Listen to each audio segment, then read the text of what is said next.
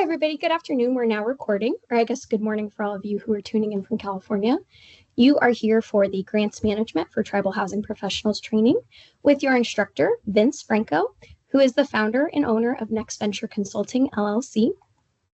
My name is Brooke Warrington. I'm the Training and Development Specialist at the Native Learning Center. We're also thrilled that you could be with us for today's training. If you don't mind, if you are not yet registered for the training, or if you're maybe sitting down with some of your colleagues and only like one person's name is showing or one person has registered, we would really appreciate it if you either email me or if you go into the chat, you will see a link to get yourselves registered. And I'm going to go ahead and put that link into the chat once again, just kind of for easy access for anyone who can't see it. Give me 1 second here. There we go.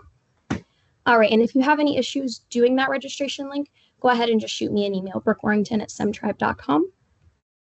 If you could follow along while I read the disclaimer aloud, this virtual training provides a summary of fundamental concepts, requirements, and/or procedures within the allotted session format. So the material discussed does not illustrate all possible scenarios that could be applicable. We also have our copyright infringement law printed here. So just a friendly reminder that the virtual training materials are protected by copyright, trademark, trade secret, and other intellectual property laws. The presentation slides are available for download on our website. I have put that link into the chat as well, and I will do so once again. Feel free to get a copy downloaded for yourself. They are available to print if you need to do that as well. And that is right there at the bottom of the chat for you. We do have mics and cams currently disabled, but we do encourage you to participate through the chat. Feel free to ask your questions, make comments. Certainly, if you're having any tech support issues, I can try to help you navigate that. If you are having trouble accessing that chat feature in Teams, it's going to be located at the top of your screen, a little bit to the left of that leave hang up button. It's a little chat bubble, just like you see on the screen there. Anything you want to type, you'll just type into that box where it says type a new message, and you can hit enter, or you can click on that paper airplane button. That'll send it into the chat for everyone to see. If you need to raise your hand, that's also an option. If you look to the top of your screen, you will see a little hand icon. It says raise directly underneath it. And you can also show some reactions. So if you hear something you like, you love, something funny that Vince says, if you go up to that top menu and you click on react, you have a list of different reactions that'll show up. They're just going to show briefly on the screen and then disappear. All right, folks. Let's go ahead and get the chat box going before I hand it over to Vince.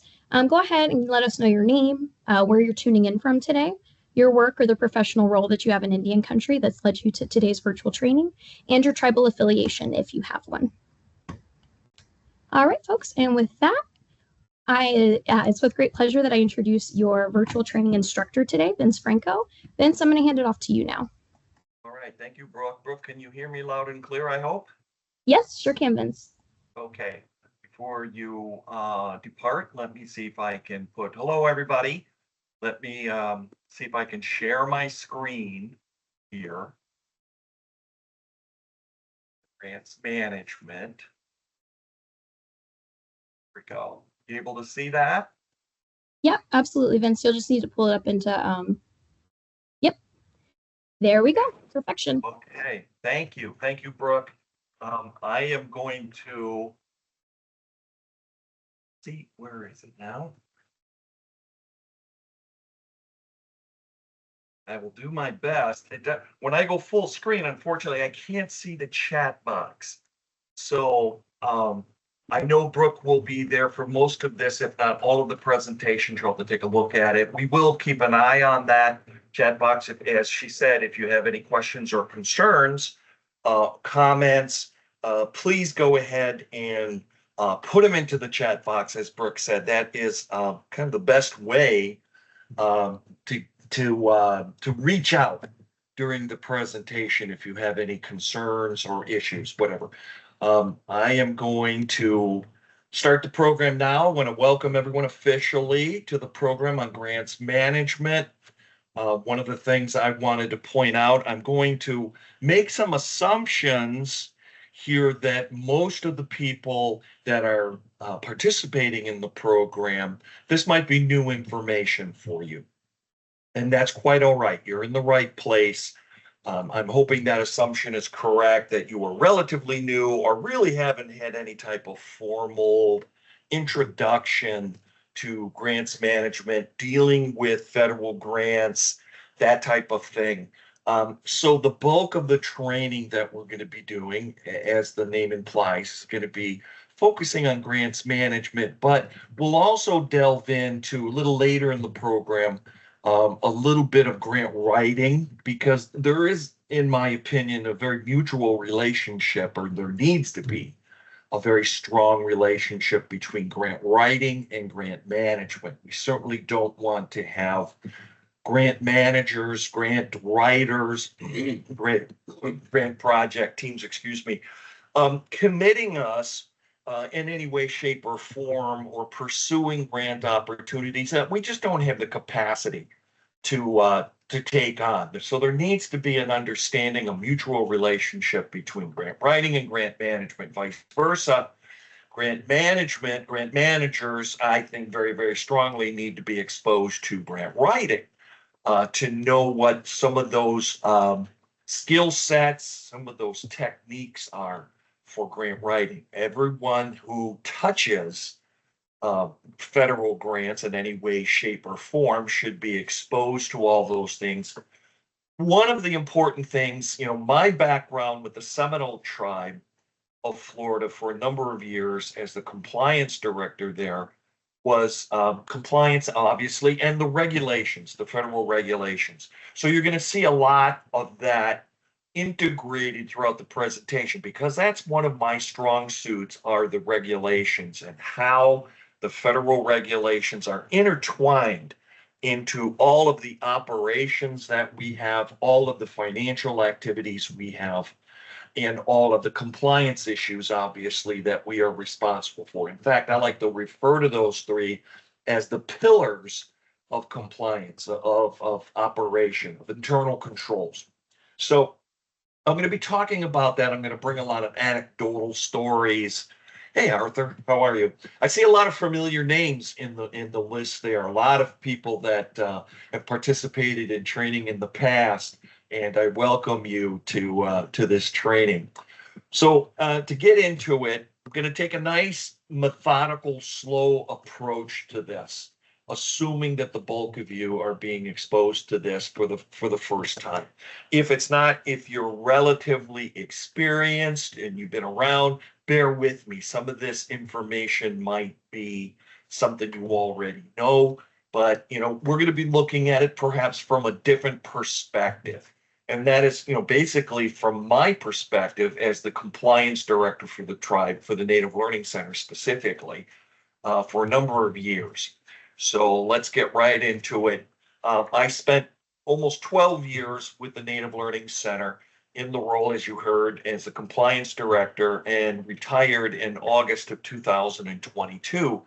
I almost immediately after retiring, started Next Venture Consulting. And in doing that, you see the email there listed under the name, my position, name of the company. That email is the best way to get a hold of me. So I want you to write that down or have that available, nextventureconsult@gmail.com. I'm sure our conversation, your questions and our conversation will go well beyond this presentation. They usually do. It's usually a day, a week, a month, 6 months after the presentation. You're sitting down and you're thinking through something that has to do with compliance for your federal grant or financial activity or operation, and you think to yourself, what was Vince saying about that? This is when it happens to me all the time. I get emails from past participants asking questions about how did this apply? How does that apply? What is your, your thoughts on this or that? Or here's our situation. By all means, do that. And I will do my very, very best to try to outright answer your question within a very short period of time, if I know the answer. If I don't, I'll try to recommend you, going in the right direction, send you in the right direction. I'm not going to shoot from the hip and try to give you an answer that I think is right. I've learned that, as a compliance director, we learn those kind of things immediately. We deal with facts and issues and concerns, and we're always referring to the regulations. That's going to be my go-to. But the next venture consult at gmail.com is the best way to get a hold of me anytime. It pops up on my smartwatch, it pops up on my lap or on my smartphone, on my laptop, everywhere. I'm going to see it and I'm going to reply to you right away. So I want you to write that down, nextventureconsult@gmail.com. As I said, number of years with Native Learning Center, retired, and then had an opportunity, as I'm doing right now, to still continue to work with the Native Learning Center more as a contract employee, as an adjunct instructor, so to speak, doing these kind of training programs. And that's how we came about doing this program today and tomorrow. So on the left, a little figurine there, I guess that's me drawing a couple things on the board there. You should have within your portfolio of information that was sent to you, you should have a student manual that was sent to you electronically. If you printed it out, that's great. At least you have it. I'll be referring to that quite a bit as we go through the presentation. There's a lot of very valuable references and resources and even some activities integrated into that student manual. It's very, I think, a very helpful document. You should also have access to this presentation, as Brooke was talking about. You should at least have a copy of the PowerPoint presentation. If not, as she said, you'll be able to get that after the presentation is over. You should be able to have access to it through the Native Learning Center's website. Not only the PowerPoint presentation, but all the voiceover and all the comments that and presentation that I am doing for you. You'll have access to that whole thing. Handouts, no, that's a little bit harder to do. We're not face to face. I will be referring to some documents. So from time to time, I might jump out of the presentation itself, out of the PowerPoint, and perhaps reference something. Like, for example, we'll probably more than once or twice come out of the presentation if I can, if I know I can get back in, and probably visit a couple regulations, some sites, probably uniform guidance, the 2 CFR Part 200, which is the federal which is kind of the mother, so to speak, of all federal regulations. If you have federal funds, even $1 of federal funds, you have to abide by the regulations of what's called the uniform guidance, or the 2 CFR Part 200, sometimes referred to as the super circular, even though that's a very old nickname for it. So we'll jump out of the presentation from time to time. I might even give you a guided tour of how to navigate through those federal regulations. Very important skill set for anyone that receives federal funding on behalf of your organization, whether you're a nonprofit or tribal entity or any organization. You receive federal funds, you need to know not only how to navigate through those federal regulations, through the uniform guidance, but also how to search, how to interpret those regulations. Because I'll be honest with you folks, there are a lot of regulations that are not very specific. They're intentionally vague. And those are the ones of most concern, because vague regulations means that the federal government does not have a definition for that particular citation. And the responsibility or the onus of that falls on us. So we need to be able not only to find it, but to interpret it. Interpret it and implement it in a way that meets the letter of the law to the best extent, but also works for our organization. That'll become more clear as we move through the presentation and I start talking about these regulations and actually showing you and trying to explain what these regulations are and how to interpret them. So navigating, searching, interpreting, and implementing. Those are 4 very valuable skill sets that every grant manager needs. So we'll be looking at, and you're going to hear me referring to what's called the uniform guidance. Sometimes and you'll see it, uniform guidance, usually right after that, it'll say 2 CFR Part 200, because that's the specific regulation. Those regulations are developed, reviewed, and implemented by what's called the Office of Management and Budget, OMB, as it's referred to, its acronym. More on that as we progress through the program. So we'll talk about these federal regulations, not only the uniform guidance, but other federal regulations that are unique to particular agencies or unique to the type of federal funding that you might be receiving. All of the federal agencies, or at least most of them, have federal regulations themselves that are unique, or at least terms and conditions that are unique to the federal agency. So we've got to be able to navigate through all of these different control factors to be able to do our job correctly as grant managers, or as the person who's responsible for operating the program, or even the grant writer. Like I said before, everyone who's touching these federal grants, think of this as the village. Everyone that's involved in this, touching this grant in some way, shape, or form, needs to know how to navigate their way, and more importantly, how to understand, to the best of your ability, understand what our obligations are, our fiduciary responsibilities, our operational responsibilities, to protect ourselves and our position, and to protect the entity that we work for or represent. So that's what I'm going to try to do. I do not have the answer to all the questions, obviously, so I have what I refer to as the parking lot. If a question or concern comes up, you're going to put it, as Brooke alluded to, in the chat box. If I don't know it, the answer to it, as I mentioned before, I'm going to put it in what I call the parking lot. I'll do a little homework tonight if I can, bring the answer back to you tomorrow. If it's a little more complicated than that, a little more complicated than just a little bit of sidebar research, then I might have to do a deeper dive and come back with an answer to that in some other mechanism beyond the scope of this presentation, which can be done, because I know part of the reason that you registered for this webinar, so we can get your email address and we can send that kind of valuable information to you if it's needed.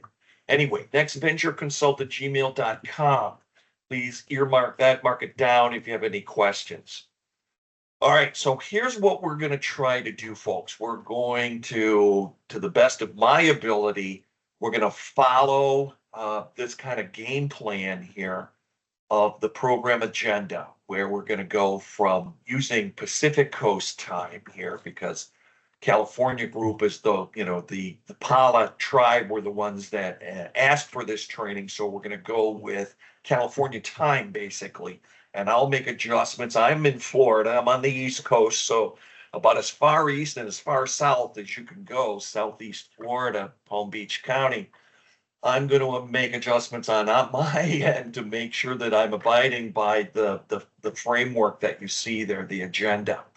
We'll have what I call class sessions from 9 to 10:15 PST, Pacific time, then a break, then another class session late morning, lunch break 12 to 1 Pacific time, which would be for our East Coast friends, 3 to 4 p.m. And then back into class in the early afternoon, a break, and then late afternoon for you folks on the West Coast into the evening for me. We'll go to, well, at least we're going to shoot for 4 p.m. Pacific time, aka 7 p.m. East Coast time, 6 p.m. Central, 5 p.m. Mountain. I'll lay them all out there. That's the game plan. But there might be changes based on where we are in the presentation, the questions you might have, the pace of the presentation. We may end a little early. We may adjust these break times. And since this is, by the way, this is a virtual class, of course, you can take breaks whenever you want to on your end. And I know you'll do that. And I also know you'll be multitasking as well, because we all do that during these kind of virtual trainings. I get that. Not a problem. All right. What shall we discuss? It says there at the bottom, this training covers a lot of different, I've got to move certain things to be able to read that because my screen is full of different operational things. So it says this training covers a lot of different federal, mostly federal grant related management topics with ample time, I'm hoping, to be spent on areas that are most important for your programs and your tribal organizations. At least, I'm going to go through here thinking about and pausing and hovering on different things that I think, coming out of a number of years working for a tribe, working on compliance and operational and financial activities, the full gamut and internal controls for a tribe that receiving federal funds. I'm going to introduce in here things that I think are important. But again, of course, if you have some questions, please put them in the chat box.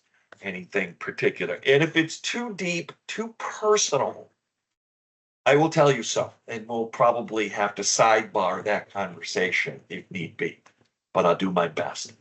All right, a little poll here. It says, and I have two or three of these scattered throughout the press. Oh, I need to go back real quick. This is a 2-day. We're going to be here today and we're going to be here tomorrow. So I'm hoping I'll have the agenda coming up in a couple slides. We'll take a look at it and I'll show you my game plan for today and tomorrow. So here's the poll. The regulations for federal grant awards that I've been alluding to are developed and mandated by OMB, Office of Management and Budget, which I'll explain in more detail in a minute, and described in this, what I'll refer to is the uniform guidance, or sometimes I'll refer to it as 2 CFR Part 200. I doubt I'll refer to it as the super circular because that's more of a street name. That's a nickname and not its proper name. So it's either going to be uniform guidance or 2 CFR Part 200. But the question for you for the poll is, how familiar are you with these requirements, A, B, C, or D? I'm going to guess, my educated guess is most people fall into A or B. A, I'm not aware of these federal grant award regulations. Tell me more, which means you're very, very new to this. And don't worry, if you're an A, then you're in the right place because we're going to be going over the fundamentals of grants management. B means you have a little bit of exposure.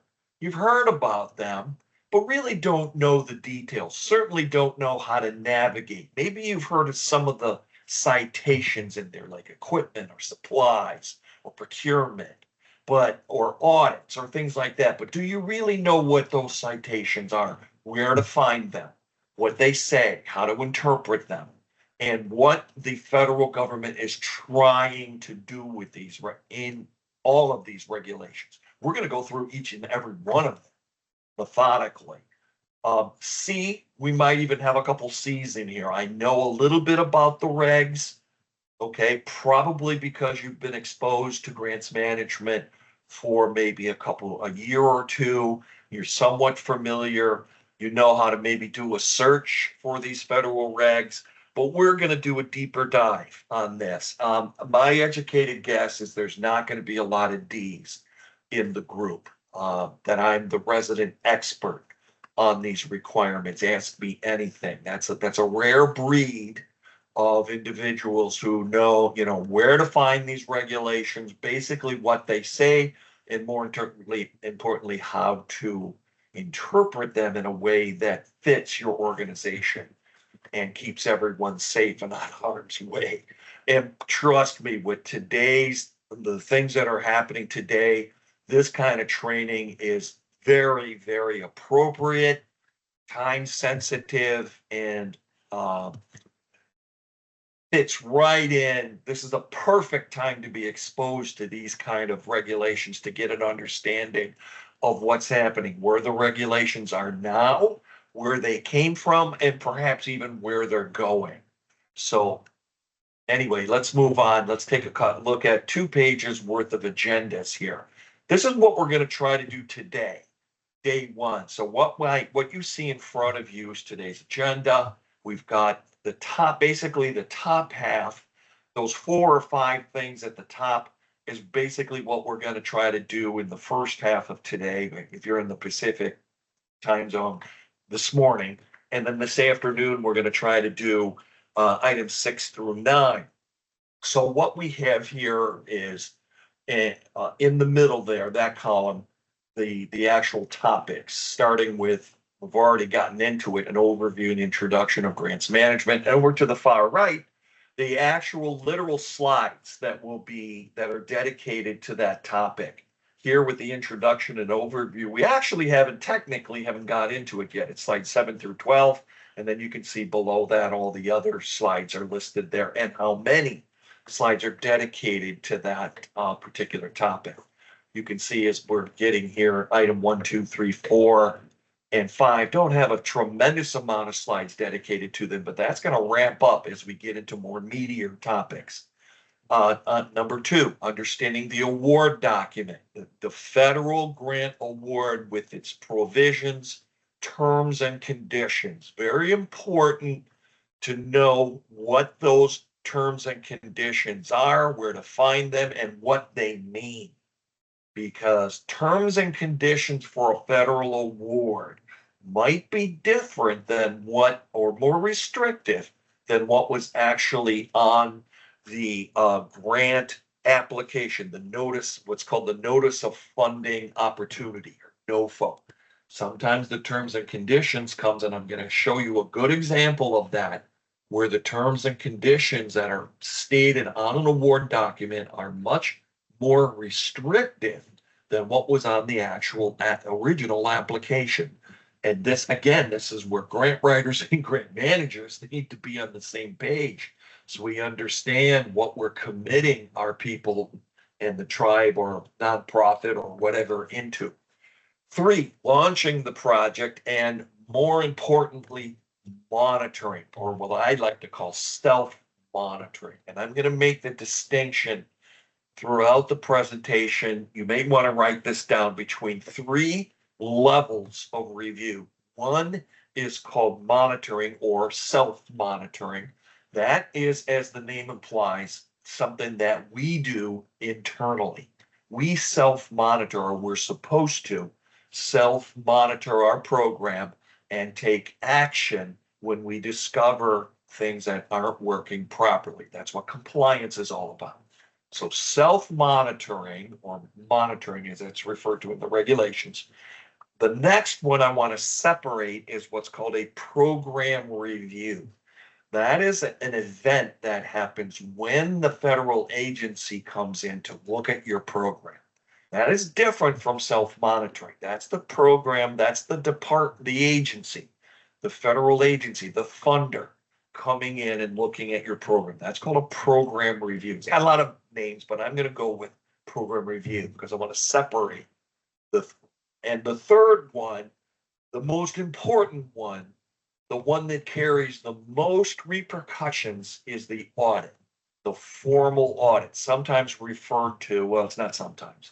If you meet the qualifications, it's referred to as a single audit. And I'll explain in detail why it's called single, but I want to distinguish between self-monitoring, program review, and audits, because the regulations do.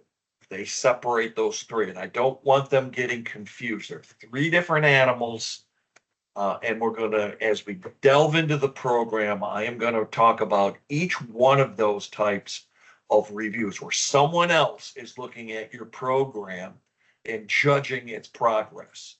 So monitoring progress is very, very important. And if we don't do it, and if we don't do it properly, those agencies that I'm talking about, those funding agencies, do have a bite. They do have teeth. They do have the ammunition to come in and do things to our program that we don't want to happen. We don't want this to happen. Same thing with the audit. Those auditors are sending that information to the agencies. The agencies might come in and do things to our program that we don't want to have done, negative things. So we'll get into the distinction throughout the program. We'll introduce it, launching the project and monitoring progress, and then a deeper dive as we progress. Then we'll get into managing budgets a little bit. This is not a financial course. I'm not going to do a real deep dive on balance sheets, but there is a section on here on basic accounting and on the type of reports that have to be generated on a regular basis, very specific reports that are typically done by our finance people. But we need to know what they are. We need to know how they are required and what they should look like. So that's all part of the budget section. And then, in my opinion, number 5 there, which might roll into the afternoon, managing grants in a regulatory environment. I've been alluding to it already. That is the section, or at least an introduction to the federal regulations. And then you can follow the little arrow there that says at that point, most likely what I'm going to try to do, if I can manipulate this wonderful presentation, is to jump out of the program and give you a guided tour of the regulations. It's extremely important to know how to navigate through that. Actually, it says when we get to slide 43, which will be later this morning specifically, that's where it's going to occur. On the far right, you can see the QR code. You're going to see QR codes peppered throughout the program. I love QR codes. I like the fact that you can use your smartphone to scan them, and in real time, it'll take you to the location that we're going to be that we're talking about or will be talking about. So that is the first QR code in presentation. I'm getting out my smartphone because I want to make sure that link works. So I just did it. Yep, it took me. If you can do it too, it should take you to where it says Part 200, Uniform Administrative Requirements. And if you scroll down a little bit, you'll see Subpart A, Acronyms and Definitions. That's what I'm talking about. That is 2 CFR Part 200. You can earmark that in some way, save the page. We're going to be spending a lot of time looking at that. So that QR code is a direct link to those regulations. We will be taking a deeper dive, and I'm going to show you how to navigate through that.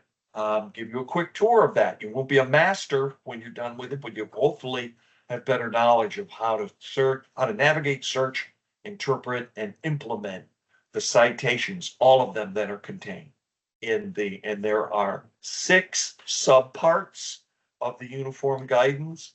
Plus, at the beginning, we have what's called statutory requirements, and at the back end, we have what's called addendums or appendix. And so you really have 8 sections that we'll be looking at. All right, when we get into the afternoon, we'll get into a deeper dive on procurement, purchasing, where you can spend your money and stay out of trouble. What are the requirements for procurement? What are the requirements for the sealed bid or for the competitive procurement or sole source? Those are terms that we use, 3 terms that we use in the procurement process. So we'll take a look at those regulations and that process. Then we're going to get into part 7 there, data. By the way, everything, all the federal requirements are moving in that direction where it says project data. Please know that the regulations more and more are moving into the realm of data projection, data management. That's the way that we're going with all the information, data driven, everything. We'll also talk about record retention, and within record retention, we'll also talk about the protection of records specifically called personally identifiable information. Very, very important, very, very important these days because of the issue of identity theft and fraud, embezzlement. More than ever before, this is becoming a burning issue on a federal level, and all of those concerns and regulations are trickling down to us as recipients of federal funds, and they're manifesting themselves into the regulations, record retention, protection of personally identifiable information, et cetera. And that's getting more complicated because we're moving into biometrics and other things that make that very, very complicated. So we'll also talk about reports that need to be done, reporting in general. Then a little bit about extensions, adjustments, and closeouts, and we'll end the day with a little bit of financial and fiscal literacy.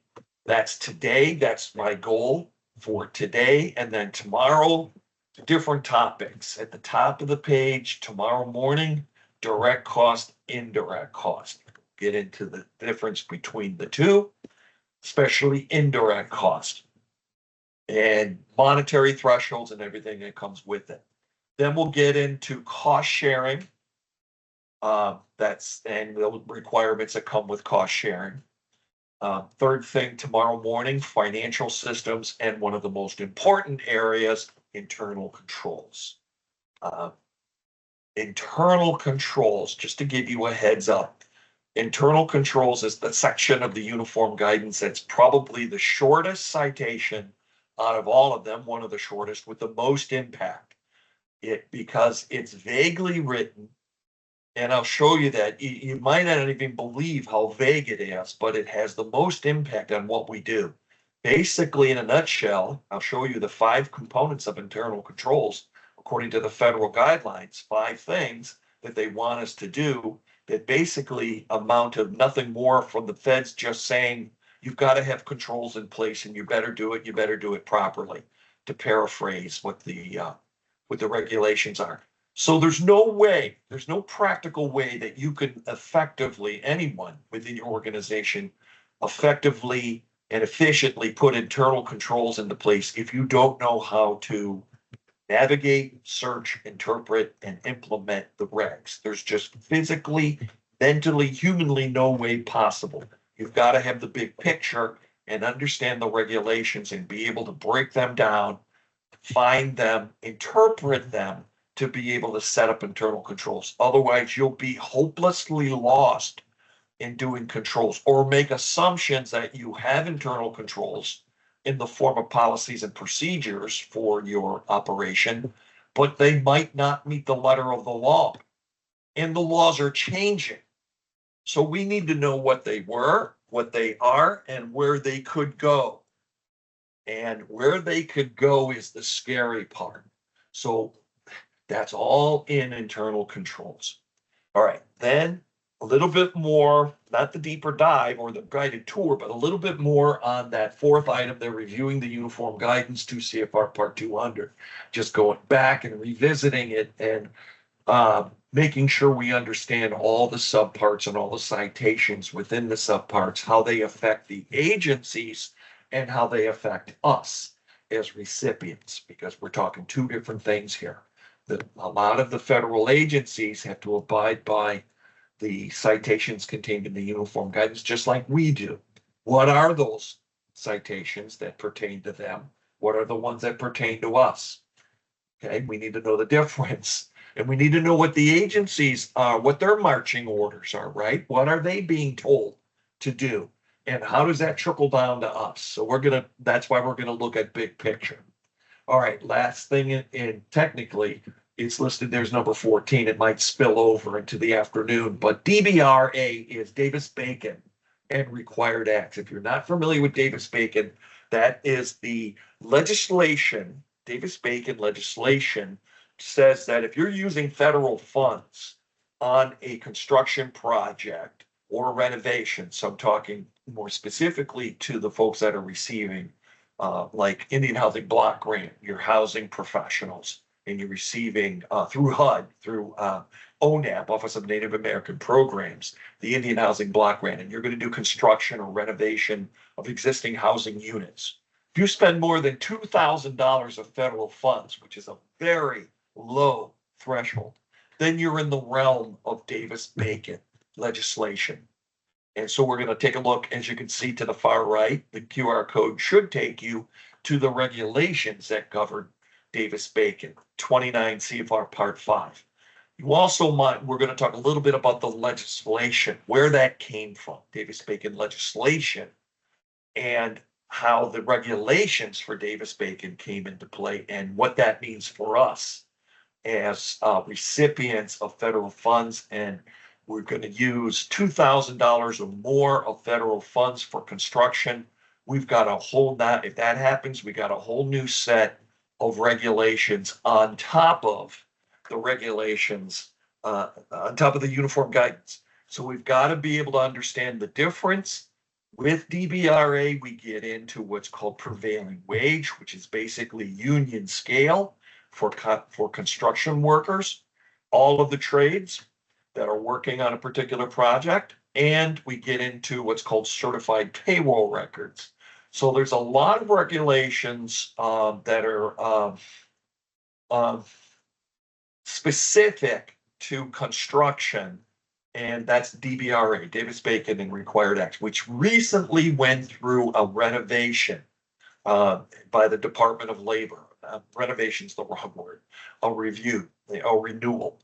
And some of the regulations have changed. We'll talk about that. What was in existence, what has changed, and do the changes have any impact on those of us that have that are having our general contractors and their subs follow Davis-Bacon regulations, which is the fact. Then we're going to talk a little bit about program income, and we're also going to talk about some other grants, specifically 93-638 grant for quite a bit. You can see there's a number of slides dedicated to that, 27 slides to talk about these special topics, but we're going to be talking about 3 different things within it. That's one of the largest chapters. That's going to be late tomorrow afternoon, but it delves into at least three, possibly 4 different special topic concerns, all of them important. Okay. Then in the afternoon, we're gonna talk a little bit. There's a lot of slides dedicated to working with project partners. I'll probably streamline that a little bit and try to move through that as quickly as possible. Then we get into mid-morning or mid-afternoon tomorrow, evaluation and outcome-based management. Outcome-based management goes back to what I was talking a moment ago about data-driven and everything moving into the realm of data-driven according to the federal agencies. So outcome-based management is going to be writing right along with data-driven management. And we'll also be talking about evaluation. How do you effectively evaluate the productivity or your program? There are certain mechanisms. These are skill sets that grant writers learn, what's called the logic model concept, where we use data-driven goals that produce outcomes that we can evaluate. It all falls into number 16, evaluation and outcome-based management. Then if we have time, we'll talk about number 17 there. We'll delve into some grant writing basics. So you get a chance in developing an application. You'll get a chance to see what I refer to as the 7 components of writing a grant narrative, a successful grant narrative. Everybody who is involved with grants in one way or another needs to know what those 7 components are and how they should be structured in your narrative, so that you can put together a comprehensive, methodically organized, successful grant narrative that has universal appeal. Once you learn these skill sets, the 7 techniques for writing a strong narrative for a grant application, you can apply it anywhere, whether you're writing a term paper or thesis or narrative for a grant. It has universal application. So we'll get into that with grant writing. We'll also get into, in that section, the certain type of word selection, how to literally write, the difference, for example, between the styles of writing, technical writing versus narrative writing. And what I mean by this kind of narrative is the storytelling. So let's call it that. Storytelling writing compared to technical writing. Storytelling, when we write using a storytelling approach, that's what we learned in grade school. That's what we learned in middle school, high school. When we were writing our term papers, we used storytelling, right? It's more passionate. That's the name implies everything. The name, That's what it is, storytelling. Uh, Native Americans are very prone to use storytelling as part of their narrative culture, narrative writing culture. We're going to learn the difference between storytelling writing and technical writing, and how to merge the two together to come up with the best ratio. It's kind of like merging science and art together to come up with the strongest approach. Um, so that's what 17 is all about, grant writing basics, developing the narrative, developing the application for success, and learning those skill sets of grant writing. And then the most important thing in number 18 there is what I call the toolkit, the grant manager's toolkit. There's 7 items in the toolkit that I think are important for all grant managers, and I'll just allude to one of them. Minimizing risk. That is a very, along with data management and data gathering and data forward that I was saying that the agencies are passing down to us. Another one is risk mitigation. And that's where compliance comes into play. That's why I'm going to be integrating compliance throughout this whole presentation, because one of the 7 most important learning skills for any grant manager is minimizing risk. And I'm going to show you where the federal funders are very concerned about this as well, and where this all came from, why it's manifesting itself, why it's trickling down from legislation down to regulation, and why we are responsible at a local level, whether you're in California, Florida, or anywhere in between. If you receive federal funds, you're going to have to, as part of your self-monitoring progress, you're going to have to explain how you are reducing risk within operational risk, financial risk, and compliance risk. Big picture, internal control risk, how you are managing that and reducing it to as low as you possibly can, and then being able to articulate that to the funder.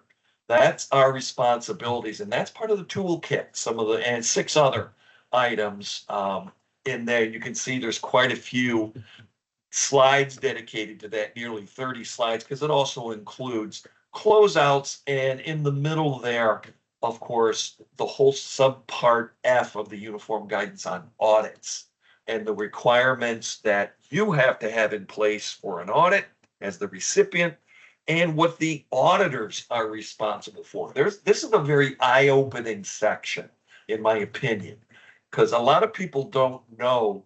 They might assume that audits that have to be done on a regular basis, usually on an annual basis or semi-annual basis, you would think that the auditor is going to come in and look at your financial documents. That is true to an extent, but it's much broader than that. And you need to know what the marching orders are for the auditors. What are they being told in accordance with these federal regulations? What are they responsible for doing?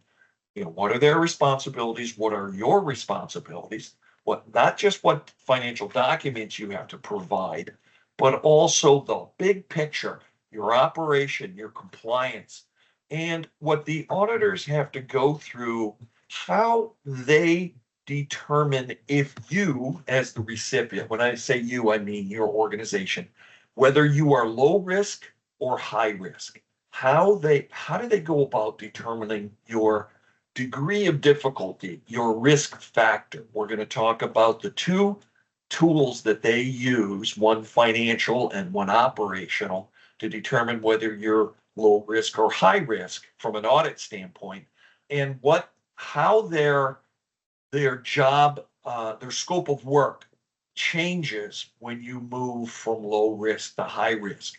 And not only that, once we understand that, then we can use that information to go back and adjust our internal controls and our self-monitoring to make sure that whatever we're doing, we are doing it in a way that meets the auditors expectations of low risk. You follow me?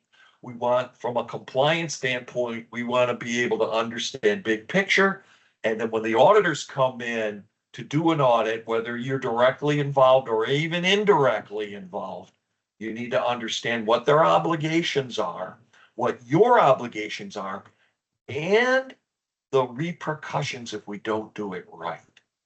The last thing you want to hear coming out of the auditor's mouth is phrases like material discrepancies, or the phrase or the word finding, or known misinterpretation, which means you knew it, but you went ahead and did it anyway. Most likely spent federal funds for a procurement or a purchase that was unallowable. So very, very, very important section. Even though it's last, I'll be talking about it like I am now, integrating it throughout the presentation because it's just that important. Okay, if you have any questions before we start our deep dive and start really get into section 1, questions or concerns or anything, please put them out there. I will do my best to try to watch that. Right now, I'm trying to change my screen so that it shows quite the chat box. I haven't quite mastered how to get it up on my screen. So I have to rely on my tech support team, on Brooke for the most part, to keep an eye on that for me. Okay. It looks like the only question you have coming in from Liz Hernandez. She is curious if you're going to cover how to navigate grants.gov as well. Yeah. Yes. Good question. That's part of grant writing. Yes, thank you for that question. Grants.gov, for those of you who are not familiar with grants.gov, let's see, that's going to be down in number 17 on your screen. Rare number 17, grant writing basics, that's where it's going to be. So it's going to be tomorrow afternoon. But grants.gov, just to give you a quick overview, real quick, grants.gov is the federal government's repository of all the federal grant opportunities, all of them, from all the federal agencies. Knowing how to navigate, how to search, how to create profiles and filters, how to get a stream of grant information being sent to you instead of doing a day search, like I call it day trading, how to get information sent to you on a regular basis to your desktop or to your smartphone, and also how to literally navigate through grants.gov and how to complete an application. We're actually going to look at an application and kind of work our way through it. Good question. Yes, we will do that. That's going to be tomorrow. Okay. Again, Brooke, thank you. Yeah, we have another one. Sorry.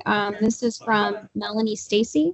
She's asking if you can cover the various federal portals that are used in the grant process, M number, login.grants, user ID upgrades, etc. We experienced a situation with not having a designated person that had all these admin rights to these portals. I had to navigate through this, and I would not want other housing agencies to experience this. Yeah, I got you. That is also part of, that's good question. If I'm not mistaken, what she's talking about is the M number. That's through HUD, if I'm not mistaken, through as part of their GEMS program, GEMS, which is an acronym. That's their new grants management system. It used to be EPIC, and before that they had a variety of different things. The GEMS systems to be able to get in and out and manipulate your way and submit reports. And this is just for those that are receiving, for example, Indian Housing Block Grant. Those housing people out there typically submitting the two most important reports under the Indian Housing Block Grant, the IHP at the beginning of the year, Indian Housing program, and at the end of the year, the APR, annual performance report. All of that flows through HUD through the GEMS program, and that's what she's talking about, the M number. Yeah, we'll talk about that. It's been a while since I've actually had to submit an APR. I'm familiar with the process and how it changed.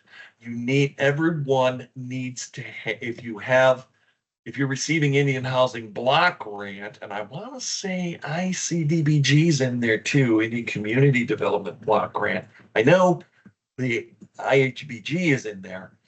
You need to have be able to navigate through GEMS, and you need to have that M number. I'll have to do a little deeper dive on that. I might look at that tonight, refresh my memory on how you go about that, but I will do that and bring information. Um, what would be helpful, Brooke, if I could ask you to do something for me, since Native Learning Center receives Indian Housing Block Grant funds? That is a question for either Georgette or for Kyle, what they had to do to get the M number that has been referred to. That is, the M number is a specific number that is assigned, I think it's assigned to an individual who wants access to the GEMS system to be able to file reports. And I don't have any up-to-date information, Brooke, if you wouldn't mind seeing if Kyle might be more up to speed on this. Information that he can share with you, then you can send it to me if there's any kind of notes that you may have. Do you mind? I want to Yeah, try. no, I want to absolutely. try to No get problem. an answer for you on that. It's a good question, but I've been out of touch with the GEMS program, and I know some of the parameters have changed. So my question to Kyle would be, how did he go? Vince, Yeah, this is, this is Gigi. I'm on this. I'll get this over to you, this evening or later this afternoon, and that way you can discuss it tomorrow. Because I handle all the GEM submissions. cool. Cool. Thank you, G. Thank you. All right. That'll be very, very helpful. We'll try to get that answer to you. It's probably going to be tomorrow, but good question on how to access the GEMS program and any updates on that. Very good. Anything else? Let me know. Otherwise, we'll keep going. I'm just going to touch on this very, very briefly. We're getting into introduction and overview. As I said, as I showed you before, function and grantsmanship, defining effective grant management. These are the things we're going to be talking about. Common terms. The screenshot on the right are some of the recent executive orders that were put in place. I'll go back and talk about some of these as we broach the subject on it. I just want you to be aware that a lot of executive orders have come out recently, and some of them have direct impact on what we're doing as grant managers under federal funds. So I'll get back to those. I'll talk to those about those as we come upon, as we're talking about a particular topic. All right. So let's move into this. Why do federal agencies, very, very important, why do federal agencies and other funders in general, but federal agencies for the most part, make grants to tribes and tribal organizations? Basically, why do federal agencies provide grants and cooperative agreements to any organization, not just tribes and tribal organizations? At the bottom, we've got the answer, part of the answer. It enables those federal agencies to accomplish their mission more effectively and efficiently. And at the bottom there, it says it enables those same federal agencies to better accomplish their objectives. So I think it's easy to lose track of why federal agencies are involved in the first place, giving us awards. We focus on the awards, right? And operating our program, and sometimes forget or don't even realize that these agencies have responsibilities too. You might have, in your opinion, your collective opinion, the best program in the world, but it's really the agency's mission. And those missions, you look at today's news and you can see some of those missions are changing, but it's basically the agency's mission. That's what they're trying to do. They're trying to meet their goals and their objectives. So let's go on to the next slide here.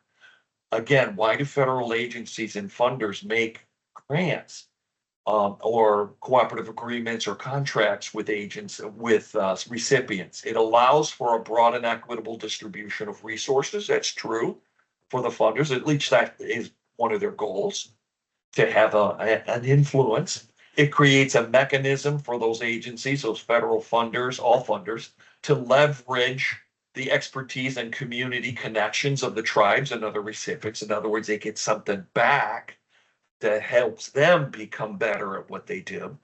And it promotes the innovations and solutions. But who's responsible for the innovations and solutions? It was said by some smart person a long time ago, it's not the federal government that is innovative. It's the recipients, it's the small businesses, it's the recipients of the funds. It's you and me and the organizations we represent that create the innovations. But to be able to understand how to operate our federal programs better, our funding's better, we need to understand what the agencies are responsible for. So at the bottom there, it says, do the federal agencies report to a higher authority? You bet they do. All of them.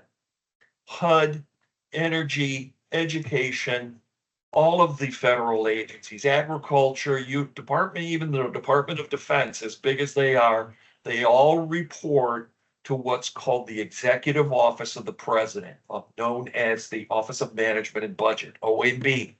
On the right, you see a little screenshot there of a typical announcement that comes from the Office of OMB. Basically, when you see something or read about something coming from OMB, Office of the President, it is just that. It is literally from the White House, from the Office of the President.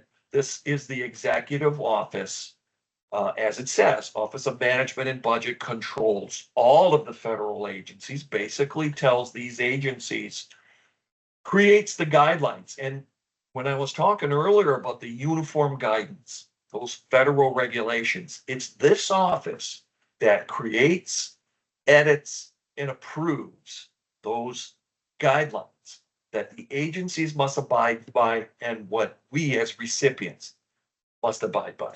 So it's the mother, so to speak, of all federal regulations. And when we take a deeper dive, I will talk about, as I alluded to before, the 6 components, A, B, C, D, E, and F. And I want you to know that the first 2 sections, A and B, of the uniform guidance, according to OMB, pertain to the federal agencies. It tells the agencies what they are supposed to do and how they are supposed to treat us as recipients. So I think it behooves us to know what they're looking for and how they want it represented, the information, and also what they can do and what they can't do if we do not meet the letter of the law, so to speak. What leverage do they have? So the first 2 sections are very important. Do not ever pass over subpart A and subpart B. A is the definitions, subpart B, and I'm even going to throw in subpart C, the first 3. A is more definitions and acronyms and things like that. B and C, B gets into general provisions and C gets into what's called pre-federal award requirements. Those 2 sections, it's more B and C than it is A. B and C pertain mostly to the agencies, and we need to know what they have to do, what O&B is requiring them. And what we'll also see when we look in those 2 sections, what are the trends? What are the agencies' marching orders that they are in turn passing down to us as federal recipients? I alluded to a couple already. Do you remember? One was data, right? Data gathering, data-driven activities, everything's moving in that direction. The GEMS program that we just came up as a question, and EPIC before that, those are all data-driven reports. That's where HUD's going because HUD is being told by ONB to move in that direction. And everything they're telling us as recipients of Indian Housing Block Grant or ICDBG or the other agencies have their equivalent, is going to be more data driven. The other one was what? Risk mitigation, right? Risk, reducing risk, which is much more of a nebulous concept, isn't it? What do you mean by risk? There's lots of categories of risk: financial, compliance, operational, reputation. Which ones? Well, it's all of them.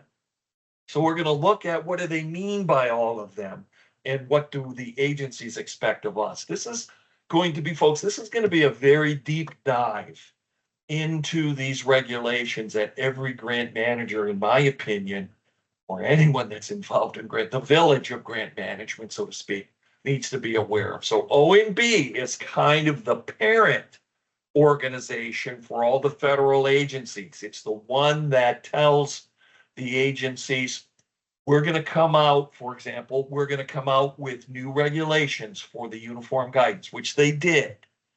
Last year in April, they rolled out updates, OMB did, to the uniform guidance. What did it tell the agencies to do? I'll paraphrase what it said. OMB went to the federal agencies and said on April 4th, 2000, or April 1st, no, I think it was April 4th, 2024, new regulations of the uniform guidance rolled out in the Federal Register. We put them out there. And what OMB said to the federal agencies, it said each and every one of you needs to adopt these regulations into your own regulations. You follow me? And you need to adopt them into your own. That's called codifying, codification, when the agencies adopt the regulations and integrate them into their processes and their reports. If we were up in Detroit and we were a car maker, it would be called retooling. You know, they come out every year or every other year with updates to cars, trucks, etc. And the all, you know, if it's a universal safety thing, for example, all the industry, all the car makers have to adopt them, and they might have to what they call retool. This is the same thing. The agencies have to codify. Now, the rub here is that some agencies are quicker at doing codification than others. They're quicker at adopting. So where the danger lies here is making sure that whatever agency you're working with, and if you're working with multiple agencies, this becomes more complicated, of course, just by sheer numbers, is to make sure you understand the regulations, as you know, we've already just started, you know what they are, and you know that your agency is going to have to codify, they're going to have to adopt these regulations, the uniform guidance, into their processes. Did they? Some, as I mentioned, some agencies are quicker doing that than other, and sometimes the changes are significant, but the adoption and integration, codification of the agencies on these regulation lags behind. What does that mean? It means that some of the reports coming from the agencies that you're using on a regular basis might not be up to speed. They might not be in sync with the new regulations that have rolled out. Now, OMB told all of the federal agencies that October 1st, this past October 1st of 2024, was the date they were supposed to codify all the regulations. Whether they did that or not, only God knows. You know, there's too many agencies out there to really get a feel. You would really have to know the parameters, the regulations, the agency regulations, and all the paper, all the reports, etc., of your particular funding source to know if they're up to speed. But I want to tell you about this so that you're aware and you look for these discrepancies. Make sure potential discrepancies. Look for these kind of things with your reports and working with the agencies. As I said, not all agencies are up to speed codifying these regulations coming from OMB. Now, recently, OMB has gone through significant changes, and they've put a lot of additional trickle down, a lot of additional changes on the agency. So heads up on agency changes to their processes. Just be aware of that. Watch for changes in the regulations. We're going to talk about the regulations as we know them. There have been, as far as I know, no radical changes to the actual uniform guidance, other than the changes that came about on April 4th of last year, codified on October 1st. They're in existence. We're going to talk about what they are, what they were, and where I can interpret any radical changes I'll mention, but none come to mind at this point in time. But I want you to be aware and kind of watch the skies, so to speak. Be aware of potential changes within your federal agencies, not just from a funding standpoint, their funding and of course your respective funding, but also changing requirements that are happening to the agencies. Okay. And when we get into the uniform guidance, particularly subpart B and C, I will intentionally point out these sections where agencies are being told to do certain things and make us responsible, and certain ways that they look, and things that they have to do for us or require us to do. All right. Without any question, I'm just going to keep moving on. Nice, slow pace moving through here. What you have in front of you here, what defines effective grant management? And this not only applies to grant management, it applies to grant writers. We want to make sure from the get-go that we have, this term is used quite a bit, capacity, that we have the capacity to achieve the proposed results within the established guidelines. What do I mean by that?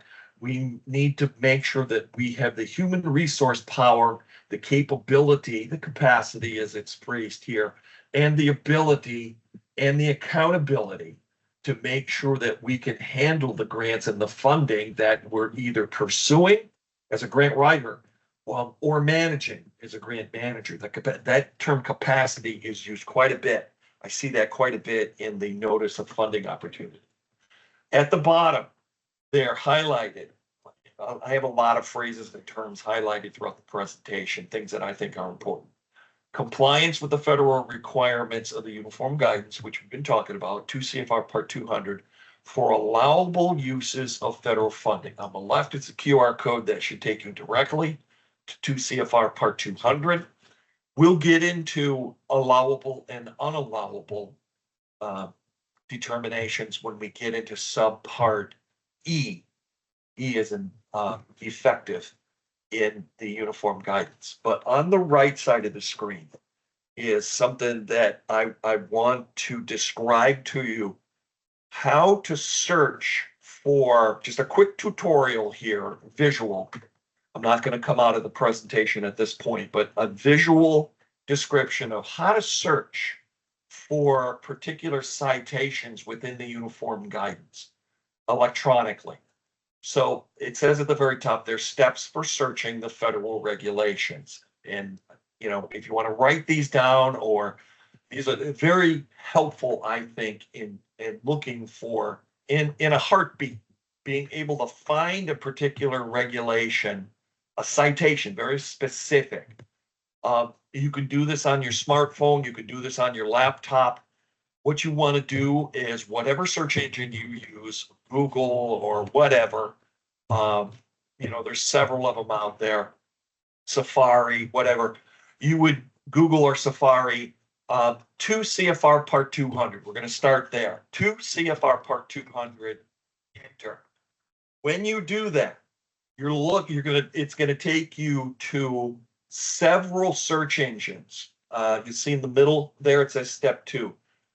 If you Google 2 CFR Part 200, you will get several search engines. I strongly recommend that you use what's called eCFR, Electronic Code of Federal Regulation, eCFR, and then of course the regulation that you're looking for, 2 CFR Part 200. You can do this for anything. You can do it for the Davis-Bacon 24 CFR Part 900. But when it comes to the uniform guidance, you Google 2 CFR Part 200, and this should be at the top of your screen, because search engine maximization puts it at the top of the screen. Use that. And I recommend that you use ecfr.gov as your search engine because of the result that you're going to get. And that is the step 3, the bottom. Once you click on eCFR, the 2 CFR Part 200, what you'll get is the Code of Federal Regulations, which I assume is what you're looking for, and you would get the full document in a narrative form. There are other options out there. You can always go to the Federal Register. That's another document that provides the same information. It's just very difficult to read. The electronic CFR does not eliminate any information. It just lays it out in a narrative format. Lays it out so that you can easily cut and paste. You can easily reference and read it. It reads like a book. You know, it's a narrative format in sentences and in paragraphs laid out very, very nicely, very easy to read. Okay, so that's what I recommend if you ever have to do a search. Now, up at the top, let's go back up to the top and start over. I'm going to Google, if I Google 2 CFR Part 200, I will get the full document. I'll get, and if I use eCFR.gov, it'll give me the full uniform guidance, all 200 pages of it, which is great. I'm going to download that. I might even print a copy of it to have it at my desk because I like to have hard copy. But if I want to fine tune my search, see the little red up at the top? You have some options. You can Google 2 CFR Part 200 to get the full document, or you can get more specific. You could Google 2 CFR Part 200 Subpart E if you want just that subsection, which is allowable and unallowable costs. It's called cost principles. That would give you the whole section, and there are about 32 citations in that subpart.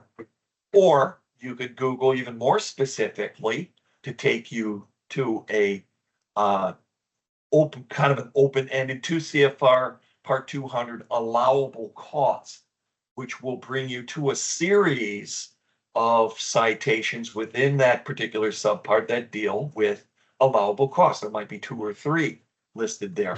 And of course, the most specific at the bottom in red there, it says 2 CFR Part 200.420. Now I'm being very specific. I want to go directly to the citation. I know it's on select items of cost.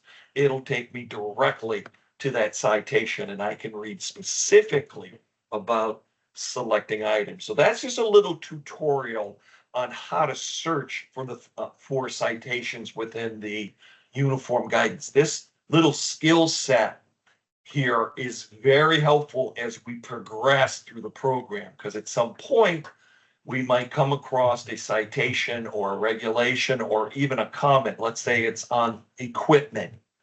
And I might say to you, where does it define what the current dollar threshold is on equipment? Where do we find that in the uniform guidance? Can anyone tell me how to find it quickly? Because that's how we deal with these things in real life. People come in and say, where does that regulation live? And you go, well, I can find it in a heartbeat. And I can show you how many times have you had to protect the program. That way you get challenged. You got to know how to find these things immediately. So this little system here, you should be able to answer that question for me. You might not know the exact citation that it's 2 CFR Part 200.413. You might not know that, but you can always Google 2 CFR Part 200 equipment. That would take you there. That would take you very quickly to that. You probably don't know that it's a 400. 2 CFR Part 200, 413 is what we would classify as subpart E. Those are the 400s. You probably wouldn't know that, but you can always Google 2 CFR Part 200 equipment. Now, equipment's pretty straightforward, but there's other things in there that would be a little bit more difficult to find just with phraseology. You know, just using a word might not take you. So you need to know how to navigate, how to do a broad search, and then how to narrow the field a little bit. Hold on, just reading something, information that I want to pass on to you. All right, I got some information here. Okay, the question came up on HUD and the M number. A little update on that. The contact, now depending upon where you are, there's going to be, if you're in housing, you would know this, Indian Housing Block Grant, there are several different ONAP offices across the country. everything east of the Mississippi, in my case, would be the Eastern Woodlands office in Chicago. And the advice here that I'm getting is to contact your ONAP office, ONAP area office. So it depends on where you're at, right, within the country, or email to, and maybe Brooke, maybe you can put this in the chat box for me. ONAP GEMS, so ONAPGEMS, ONAP GEMS at PUD.gov for an email to set up GEMS. And if you really would like some more information, I now have access to some other information on some PDFs that I can forward to you. Just send me an email, nextventureconsult@gmail.com, and I'll forward this information if you have more concerns or want more information on the GEMS program. Okay? Hopefully that would be of help to you. Great question. Gosh. All right. Everything in grant management, everything in compliance is a systematic approach. Compliance is all about systems and all about uniformity. So is grant management. Effective grant management works best when it is integrated into a comprehensive administrative system that supports it. And that makes a whole lot of sense, doesn't it? Grant projects should be initiated and consistent with what's called goals, outcomes, and results are the 3 of 4 components of what's called a logic model. This is something that I want you to write that phrase down if you're not familiar with it. The logic model system, which we'll take a deeper dive in the logic model system. It does include goals, outcomes, and results from a numeric standpoint. It's a data-driven tool. It includes a 4th category at the very beginning called the major initiative. Every major initiative needs goals. Every goal needs an outcome. Every outcome needs to be measured as a result or an impact. That's what's commonly referred as a logic model. And we are actually seeing the federal agencies, not just the federal agencies, but all funders, all of the philanthropic community is moving in this direction of using the logic model to establish SMART goals, SMART being an acronym for specific, measurable, attainable, realistic, and tangible, or time sensitive. SMART with 2 T's. Initiative, major initiative that has SMART goals, that generates measurable outcomes, that has measurable results, okay, or impact on what you're trying to do, measured as a percentage increase or decrease. That's what's referred to as a logic model, because that is one example of a data-driven concept. And the agencies are moving, all funders are moving in that direction. It was created by the United Way people years ago, and now it's been adopted, codified by all the federal agencies. Logic model. So, and then the second bullet there says the whole life cycle of a grant is anticipated, planned, including the concept, proposal, award, implementation, and monitoring and closeout. Yes, all the moving parts. Responsibility for grant functions should be shared across the tribe, if possible, rather than contained in one silo, one surface unit, one area, or assigned to one person. That's why I refer to it as the village. Okay, the village concept, whether it be grant writing or grant management, it definitely is a village concept. That's what we're talking about here. Okay, so on the right side of your screen, you have what is the first, it says page 1 through 5. If you have access to your student manual, this is the time to refer to it, because on page 1 through 5 and I have a hard copy of it right here in front of me. I also have it electronically, but I don't want to jump out of the program to show it to you. I'm hoping that you have it If you don't, I'm just gonna kind of walk my way through it. You can see in the top right, it says Office Procedure Overview. And what that is, it's 5 pages of suggested, or maybe I'll use the word typical, roles and responsibilities of different functions or departments within a tribal organization. You might already have a well-defined system in place. For those of you who don't, this document is very, very useful because it flows from tribal council, as you can see on the screen, through all the different positions. It's cut off there at Chief Financial Officer, but it does go on to talk about department and program directors, also grant writers and grant managers, and also procedural activities. It's kind of like a job description, a basic job description for the different departments. Again, you might have something in place. If you don't, this might be a very good document for you to look at and get an idea of the different responsibilities that different departments have. On the bottom right, on page 6 in your manual is my version is in color, yours might be in black and white, but it is called a tribal grant process flow chart. And it starts with, as you can see on the screen there, finding resources for funding. This is for, the progression of how things would move from grant. The grant writer would start the process. In fact, you can see the very first bullet says grant writer, or GW, routinely reviews requests for proposals, maybe in collaboration with department directors or program directors, because they are definitely responsible and kind of the first line of defense, so to speak, when it comes to grant. So it's kind of collaborative relationship between grant writers looking at different sources, and that's what it talks about here. Finding different sources. Grant writers spend the bulk of their time actually looking for matches, looking for compatibility. I'd venture to say the bulk of their time, maybe even 75% of their time, is looking for the match of the grant that fits the operation of the program or the need of the tribe.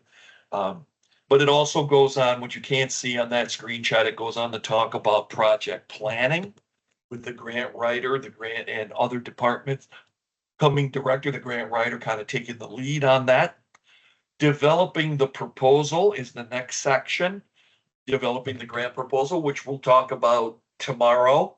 We'll get into the grant writing sections, the 7 components of grant writing. We'll also talk about partnership relationships. We'll also talk about cost sharing requirements in there, and we'll talk about capacity when we get into that when we get into that third part there of the tribal grants process flow chart. But it's a nice little flow chart in your manual, and then it's got the submission towards the bottom. And at the very, very bottom, it's just a 1-page document. At the very bottom, it talks about what to do once notification of the award, which we'll talk about in this presentation, and also what to do if you are denied the denied the award, basically. So it talks about that a little bit. I think it's good information. It's in your manual. Again, if you don't have a process in place, I would refer to it as something that might be of use. Okay, so let's get there. There we go. All right. Also in your manual, and if you don't have access, we're going to walk through this, because I have hard copy in front of me and I can read it for you and we can do our own interpretation. But what you should have a couple things in your manual. One, you should have a couple pages on what's called commonly used grant definitions. And then you should also have what you see in front of you, which is a little worksheet talking the talk, common terms that are used in grant writing. And now this is very subjective, because you'll see with the key over on the right, there's some phrases over there that you might not recognize. That's because this was donated by a particular tribe. We have a lot of their donated material in here from the Ho-Chunk tribe, very, very friendly tribe on their part for providing this information. And some of the phraseology you see here is unique to that particular tribe.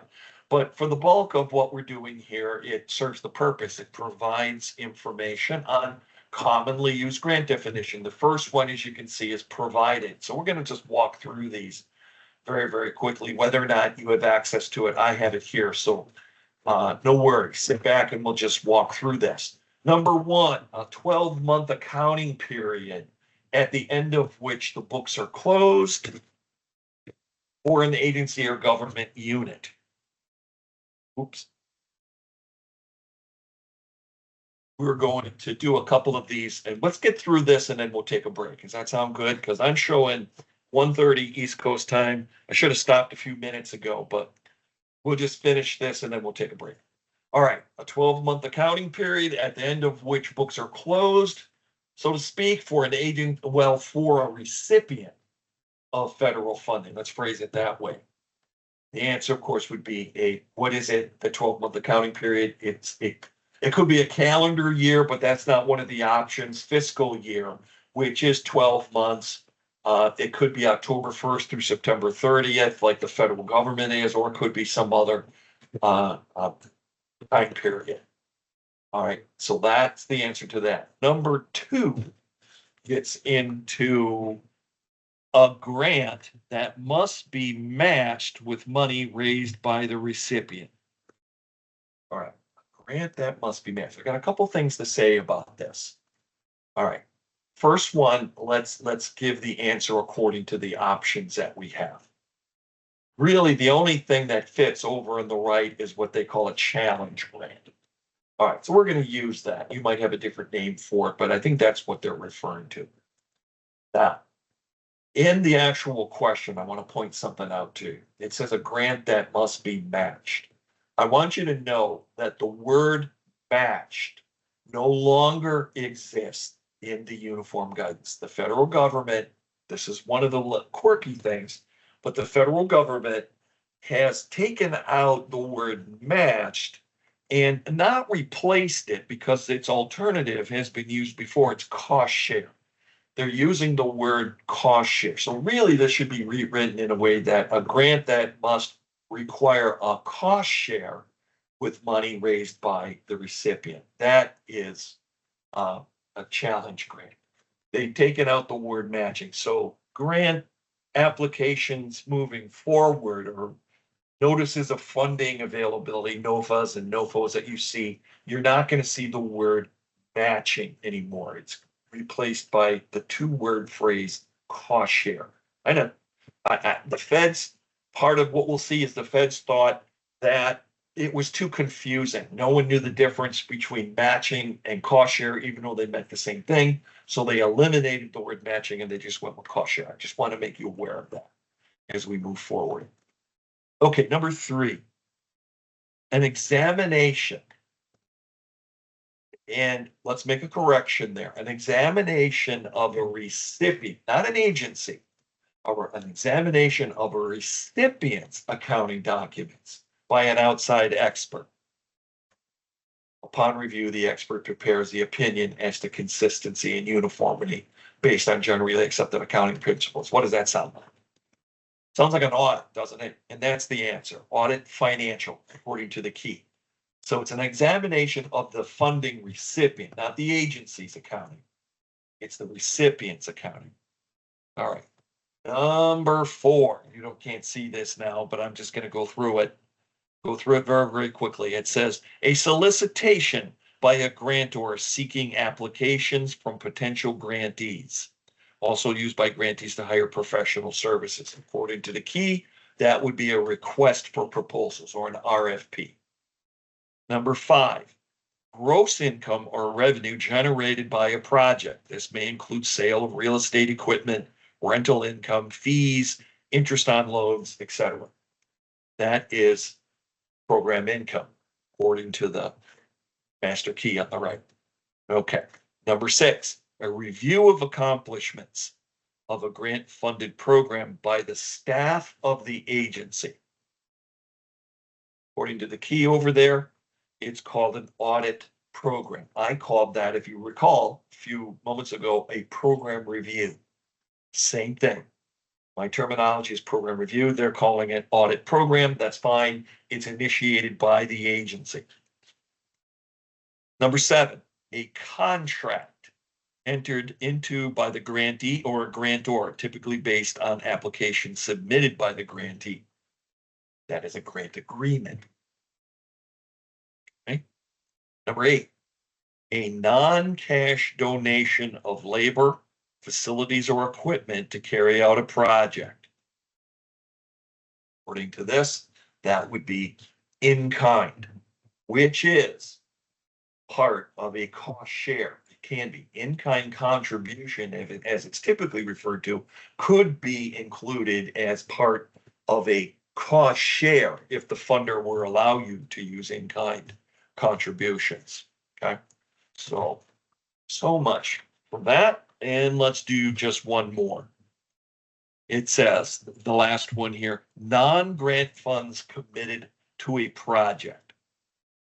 Now, what does it say over on our master key that would fit in there?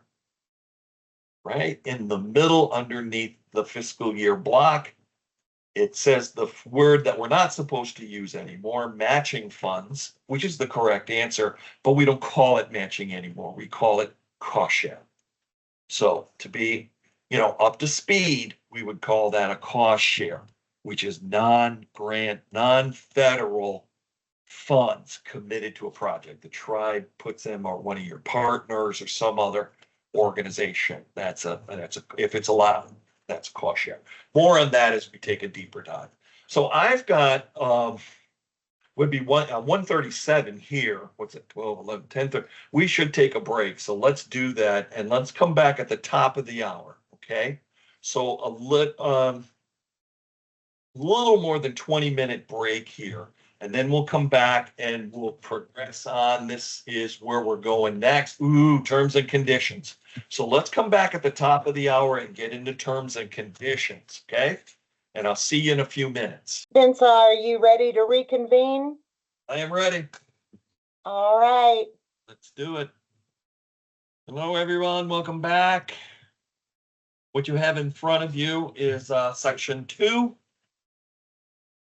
Understanding the award document. Now, granted, that screenshot on the right is a little blurred, so I'm going to walk through it with you. I have a clean hard copy in front of me, so don't worry about that. I'll walk through that with you. Section 2, understanding award document terms and conditions. I mentioned earlier that there might be some variations. The award document, remember, is a binding agreement, and it might have some terms and conditions that aren't always in sync with the application on the original notice, the original application for a particular grant. So it's something that grant writers, grant managers as well need to be very, very aware of. We're going to talk about these federal grants. I'm going to show you the example. We're going to do a little deep dive here, review an actual example. And as it said there in the third bullet, read the award, reread the award, pay attention to the term, whatever they call it, terms and conditions or provisions, same thing. How are awards accepted and processed at your tribe? Something to be aware of. And who's responsible for different things. So on the right happens to be another example from our friends at Ho-Chunk that provided quite a bit of the examples in the presentation. Appreciate that. But let me just go through here. We just want to point out a couple things. Like I said, I know it's a little blurry, hard to read. At the very top, it says United States Department of Agriculture, National Institute of Food and Agriculture. This happens to be example of what Ho-Chunk was calling a healthy harvest initiative. They were trying to increase fruit and vegetable consumption by tribal members. This was a grant that they had applied for through the National Institute of Food and Agriculture. This is the award sheet. Actually, it's several pages of an award sheet. It's not just the screenshot. This goes on for a couple of slides here. The whole top half of this is pretty straightforward information. Who the recipient is. In this case, it is Ho-Chunk Community Development Corporation out of Nebraska, and tracking numbers at the very top there. What you can't see very, very clearly, and I want to point out too, is in the middle there above the word provisions, terms and conditions, a little block on the left side there. And it is the funding amount. On the left side, on the far left, it says totals, but in the middle there, it says the federal award. In this case, it's from USDA. And it amounts to 214,000 in this particular case. And over on the far right in that block, it says non-federal, which would be the cost share. Remember, we don't use the word matching anymore, so it's the cost share, 214,000. So the first thing I want to point out is that's a 100% cost share. I've seen a lot of cost share applications, but 100% is up there. Usually we're looking at 10%, 15, 20, 25. I've even seen 50, but this one is 214,000 from that they want to be awarded from USDA, and another $214,000 that they're going to have to find matching amounts or cost share amounts from the tribe or one of the tribal entities or partners. So 100% match for a total award of 428,000. So I wanted to point that out to you. And let's take a look at the bottom part here. I'm going to read it to you because I found if you have access to your training manual, it is on page 9 through 16. I am looking at page 9 out of 16 pages, or out of whatever that 7 pages they're dedicated to the terms and conditions of this particular award. So on the very first page here, page 9 in your manual, the bottom part of this screenshot, it talks about what's called provisions, terms and conditions of the specific award. And I want to read to you a couple items on here that I found very, very interesting. So let me read. It says the award incorporates the following, right? But that's what it says right below provisions there. And then there's listed 9 things. There are actually 13 things, but they cut it off at 9, and then they picked up 10 through 13 on the next page. So we'll get to that. But the real issue is in the first couple of provisions here. Number 1 says funds in the amount of $214,000 are withheld pending receipt of an authorized representative signature, AOR, authorized organization,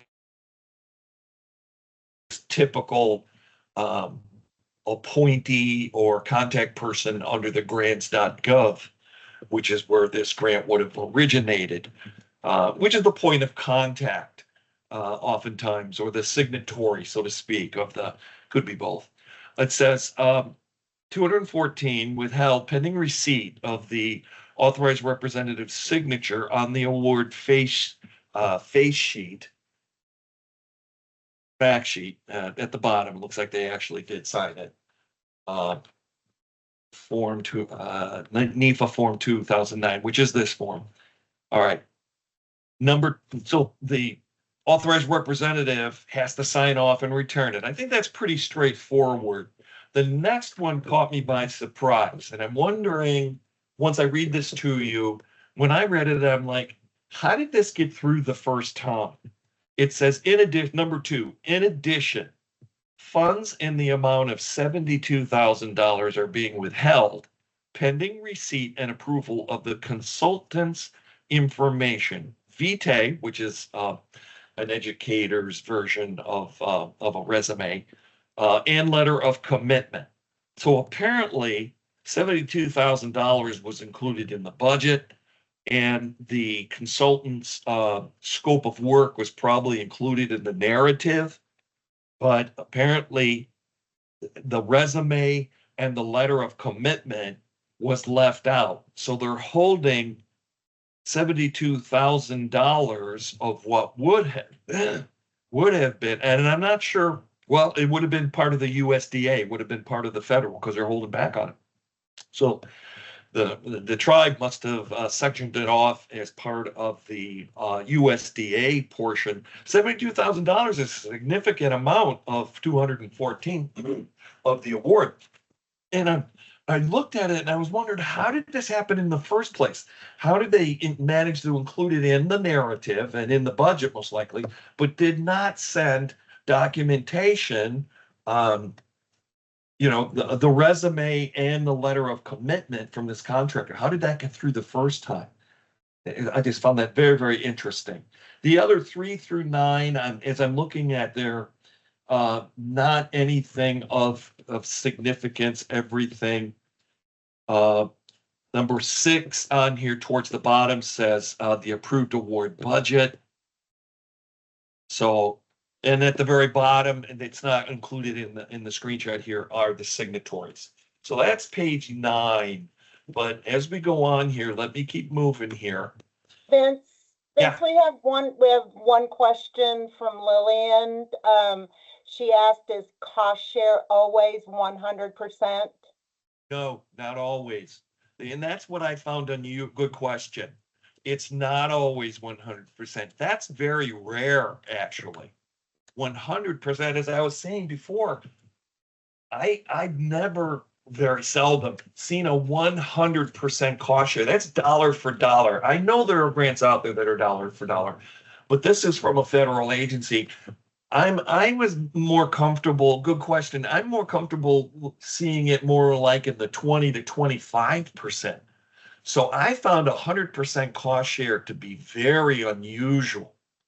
And then not only the cost share at 100%, but also this requirement here, number 2 on the provisions, first page of provisions, holding back on $72,000 from the consultant. So those 2 things, very, very unusual. But no, there is no rule of thumb on the exact amount of a cost share. But normally it's lower numbers, 10, 15, 20, 25%. And, there are some grants out there from some agencies, you got to look for this, some that have a 0 cost share requirement. But if you dig a little deeper into the notice, you find that you can get a higher score on your application if you voluntarily put in a percentage of cost share. So that's kind of a little trick there. If you don't see it, they're usually spelled out right up front. And I'll show you how we can find that very quickly and very easily when we go and we take a look at grants.gov.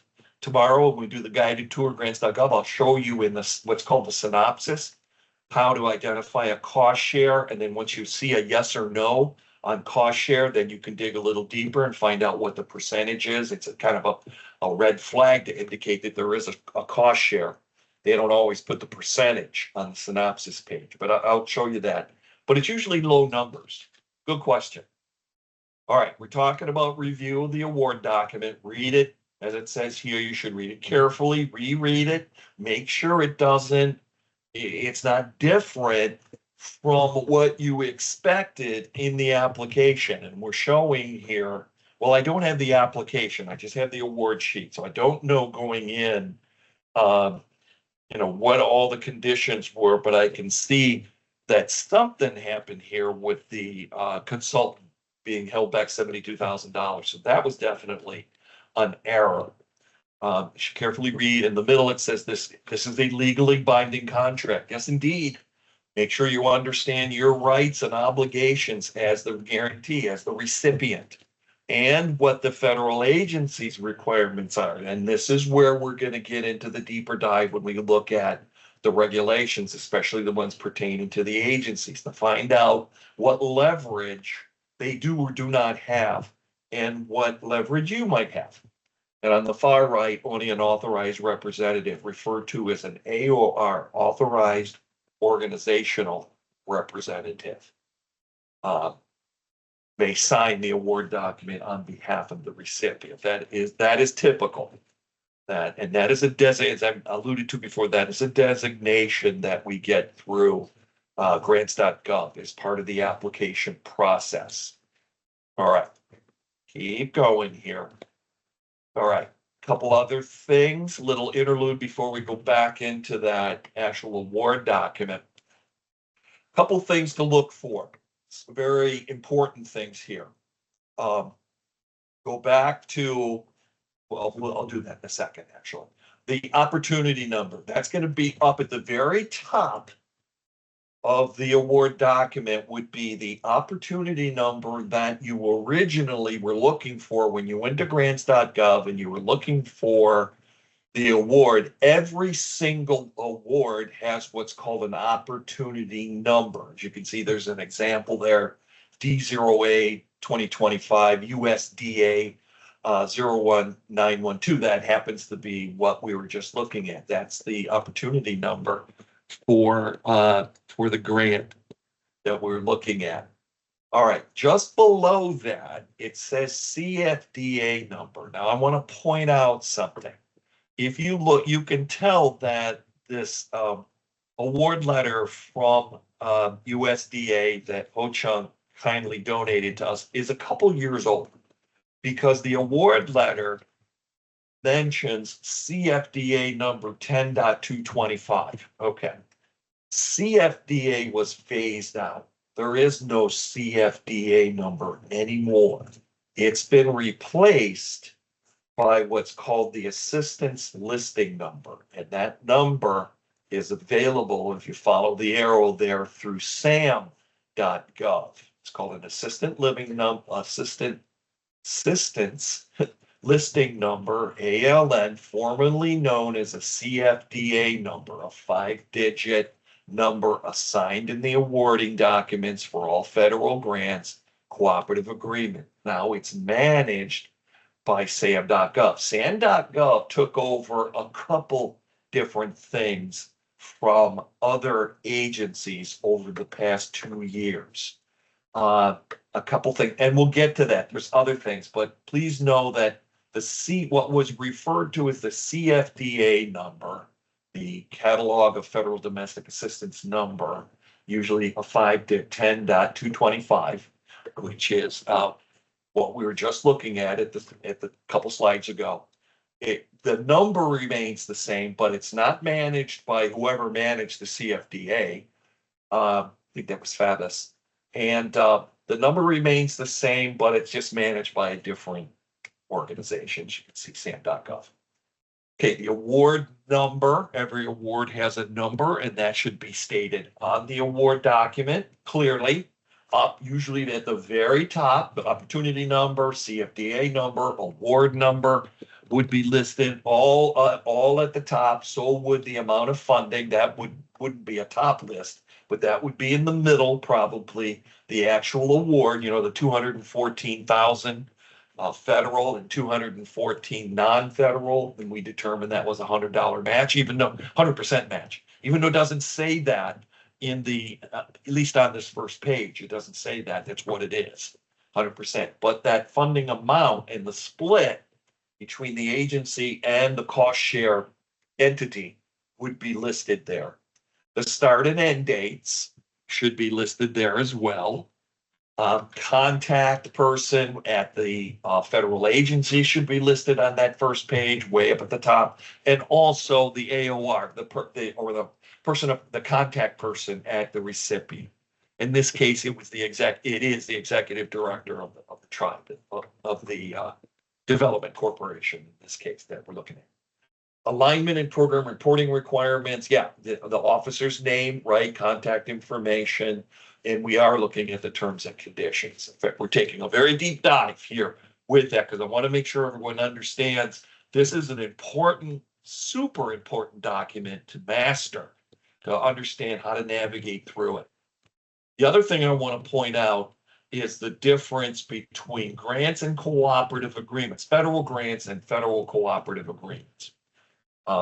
As some of my colleagues used to say, a federal cooperative agreement is like a federal grant, but on steroids.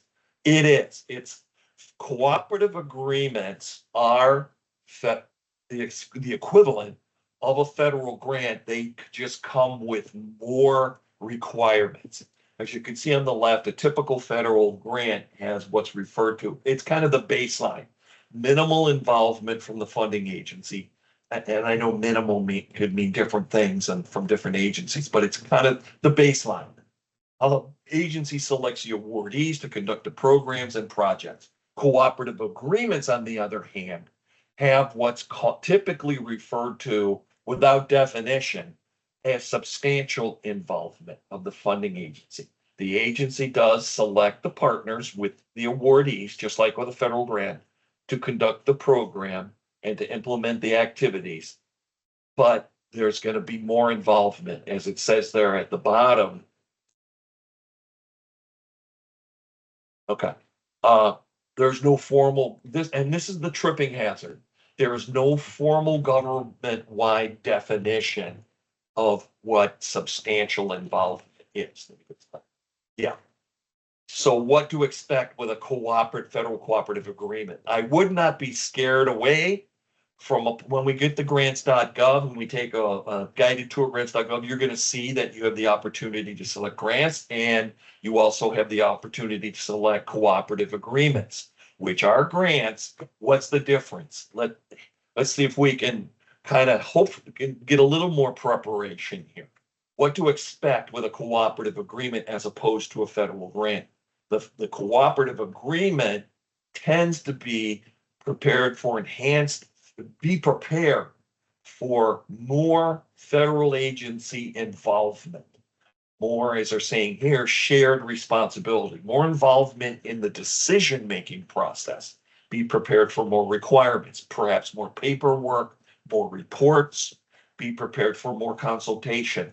The federal agency will want to have a seat at the table, so to speak, have more involvement in the day-to-day decisions with a cooperative agreement as opposed to a federal grant. Be proposed to look at it more from a negative standpoint, more intervention, more involvement in the decision-making, more intervention. Be prepared for more control actions from the federal agency. All of those things come with federal cooperative agreements as opposed. So it's more than a grant. It's a grant with some of these conditions, if not all of them. But there's no uniformity in there, and that's the tripping hazard. That's what I want you to be aware of. You might come across something in grants.gov when we start looking that looks very appealing. If it says in the synopsis cooperative agreement, this is where you need to pause for a minute and try to ascertain what do they mean by by this cooperative agreement. Where does it differ from what I quote unquote traditional federal grant?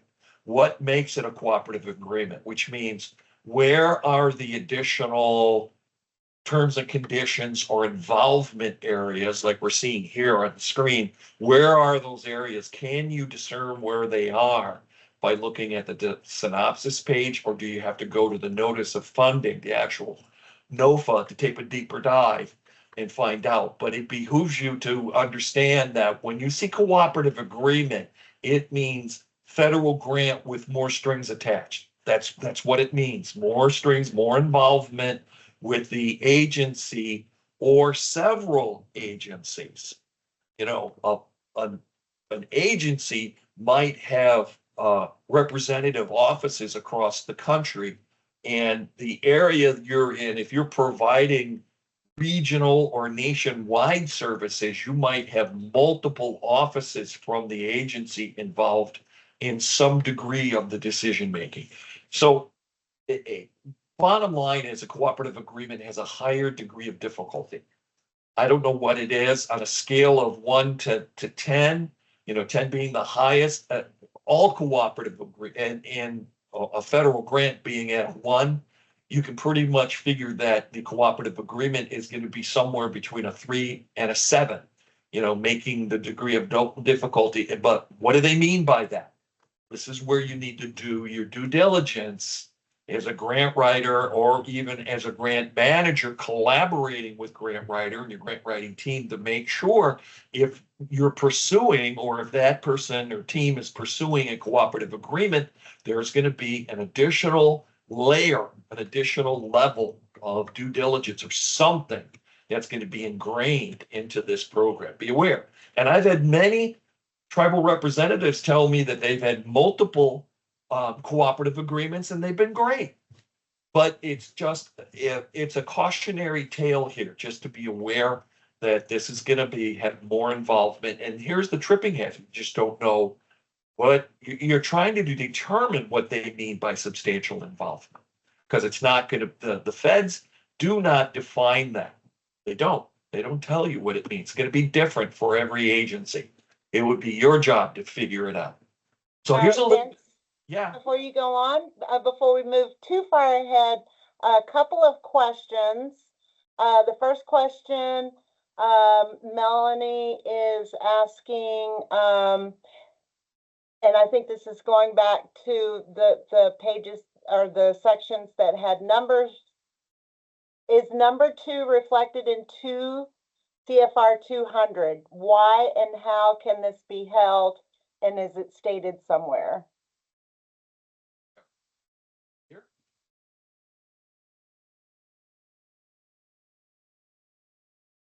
Not sure where number 2 is.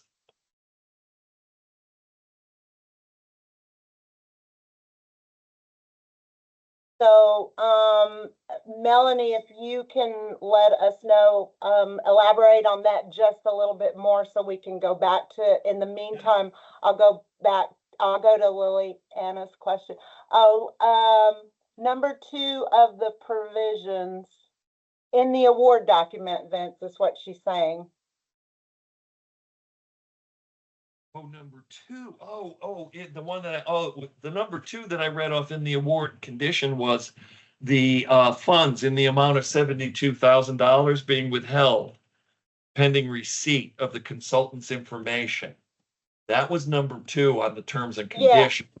She's asking why or how can this be held, and if it's stated somewhere. Yeah, it's not stated on, that's a good question. Where would this be found? I would assume it's not here on the provisions itself. And the provisions number 2 just says $72,000 is being withheld. So I have to assume, and I don't have the notice of funding, the NOFO in front of me. I don't have that for this particular grant, but I think that's where it would be, is in that notice of funding. I would assume that it's in there somewhere that any of the this is typical, if any of the requirements of the NOFO are missing, like in this case, then a repercussion will happen. Either funds will be withheld or something's going to happen to not make that particular request of the entire condition of application acceptable by USDA in this case. So my educated guess at that one is those terms, specifically the number 2 holding back on the consultant's fee, has to be included in the requirements of the original notice of application, the NOFO. Does that make sense? I hope it would be in there, that they would say something to the effect of, if you're leaving out information, probably critical information in this case of consultants and budget items, then it would be left out of consideration. And that's exactly what happened when you look at this award. If they held back on it, I wish they would have, in this provision, would have referenced where that information was found, because I get you. It forces us to try to speculate where it came from. That kind of requirement is typical, that the agency, the reviewer, the funding source would hold back or not allow if you didn't meet all the criteria. And if they want resumes and a budget and what else was it requiring? Resume and a letter of commitment as part of the portfolio of information on consultants, and they didn't provide it, this would make a whole lot of sense, and this would probably be spelled out in the NOFO. Really good question on that. Where would that exist? I'm going to say based on my experience, it's going to be in the original notice of funding. Good question. It's not really spelled out in the terms and conditions. All right, Melanie said, thank you. And Lillian had another question with regard to what happens if you don't actually use your share of costs, but all of the grant funds. For example, you do 214,000, and you use 214,000 of the grant, but 200,000 of the share. Do they adjust it and have you pay it back? Really good question there. Yes. Well, the answer is perhaps. Again, that would be something that would be spelled out in the, at least I hope it would be spelled out, so you know what you're up against. That should be spelled out in the notice of funding along with all the other requirements. You know, along with the requirement that says they're holding back on the 72,000 because they didn't provide the resume and letter of commitment. I would assume that they would, in the original, they would indicate in the application. That's what I mean by original. In the notice, they would indicate any of those penalties. If, for example, if you don't use all the funds for the non-federal share, every grant's going to be a little bit different. Some might say, and I hope this would be spelled out in the notice, because it would have put a question in my mind. Some might say, if you don't spend it, you don't spend it. And others might say, we're going to penalize you. So if it's a 214 split both ways, and you only spend 200, then we're only going to allow you to spend 200 on the USDA federal side. So it all depends on what the conditions are, the original conditions that are in the notice. Every grant's a little different when it comes to that.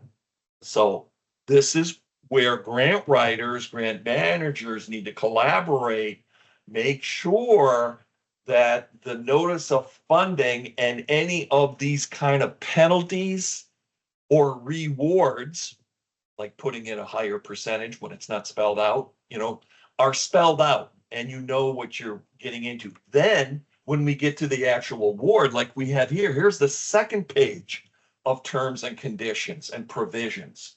Actually, that's the repeat of the first page. Yeah, this is actually the one you couldn't read. Here it is again. It's a little easier to read. Here's number 2 again. Making sure the award document fact sheet is, you want to make sure that these terms and conditions on your award document are the same as what was in the actual notice of funding availability before you have your executive director or your AOR sign off on it. This one has got a huge, in my opinion, a huge tripping hazard, that the number 2 there with the 72,000, that might have been spelled out in the original notice. They might have known this going in and hoped for the best. We don't know if that was an intentional oversight or unintentional. I'd like to give them the benefit of the doubt and say it was unintentional, but here, obviously USDA picked up on it and said, we're going to hold off on it. But what it doesn't say is, I wish it would have. I wish number 2 would have given us a reference where that came from, and they don't have it in here. That would have been nice to be able to see where that stipulation was. Okay, and this one's Brianna's comment on that was, Brianna stated that from my understanding, we are supposed to be using / spending from the grant funds and our match funds simultaneously and equally. And also it's been advised to us that we need to spend from our match funds first and more often. And she said, someone correct me if I'm wrong, but that's from Brianna, what they were told. Okay, I wonder if that's unique to the funder. That if that's a funding, because uniform guidance does not have that kind of requirement. That has to be from the funder. That has to be unique from the funder. If you think about it, uniform guidance doesn't tell you, go to the cost share first, and then it doesn't give those kind of parameters. So I'm saying that my educated guess is that's unique to the funder. So I don't know where else that would be stipulated. It's not in 2 CFR Part 200. They just don't get into that level of detail when it comes to exactly how you spend your award. Their concern with the uniform guidance is making sure that your procurement and your purchases are allowable, but it doesn't define how you spend your money. So I'm thinking that is very unique. I would be interested to know what federal agency. She said it's the Ross grant. Okay, all right, Yeah. yeah.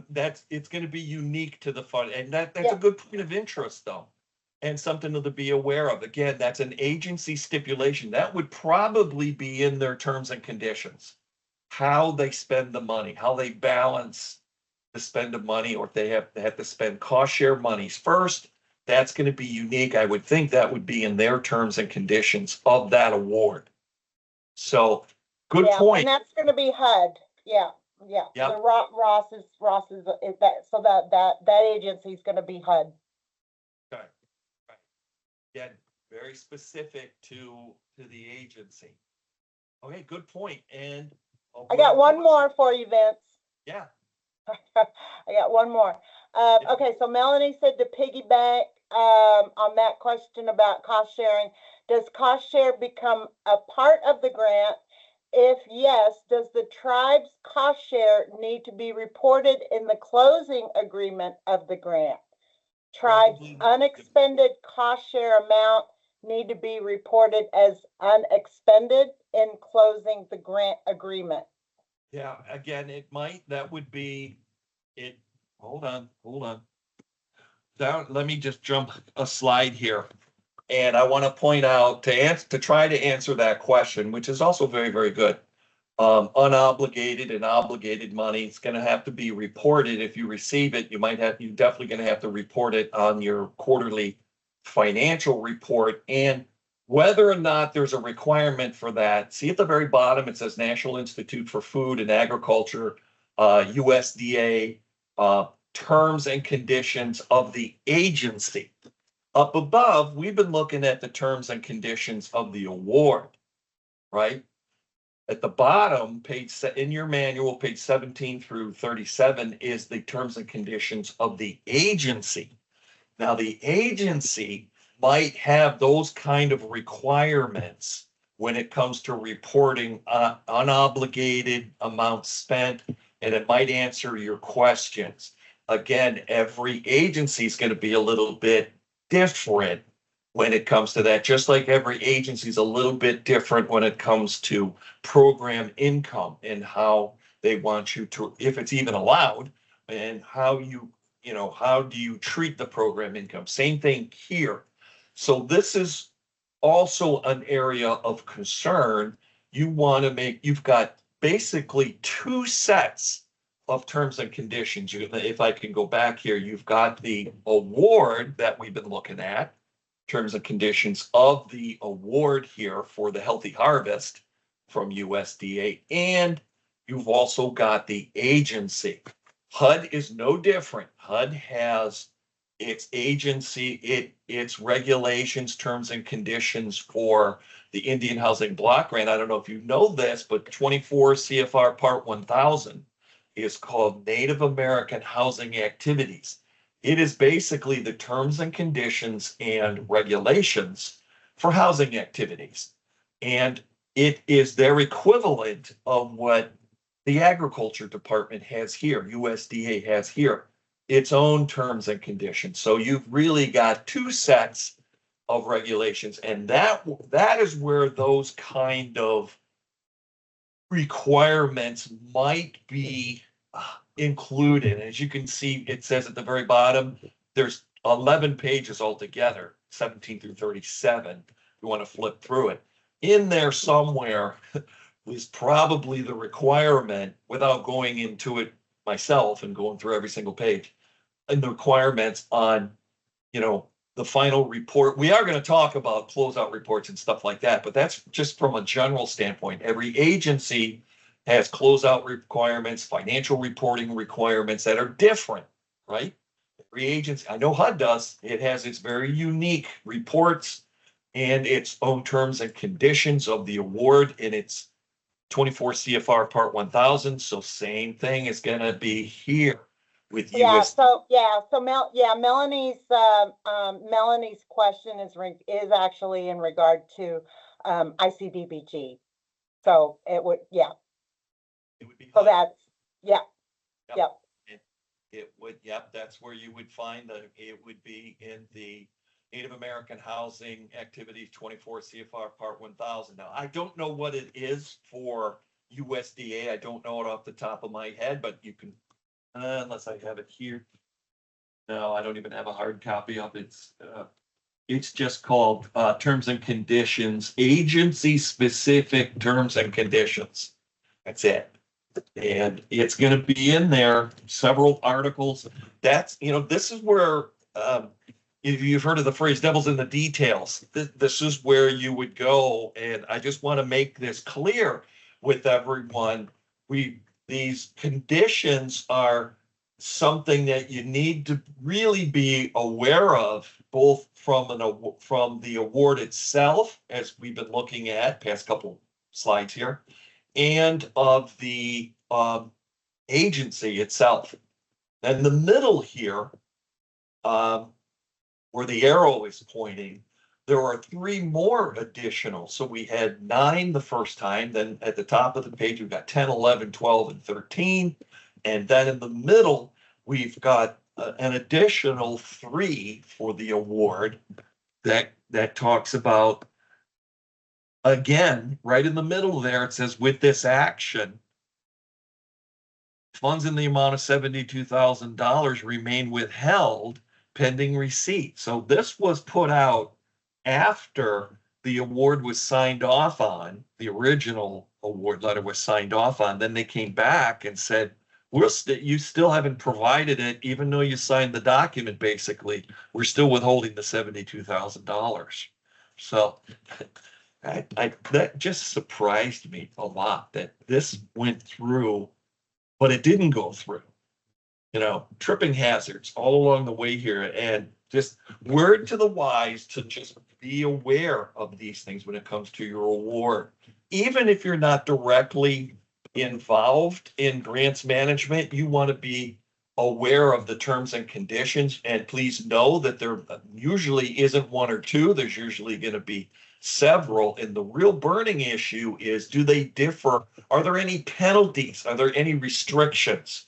Are there any anything in here that needs to be well, look at the top. As I'm saying this, I'm looking at maybe this as an answer. Number 11 at the very top there, provisions, terms and conditions, number 11, 100% matching is required. Okay, they actually say it there.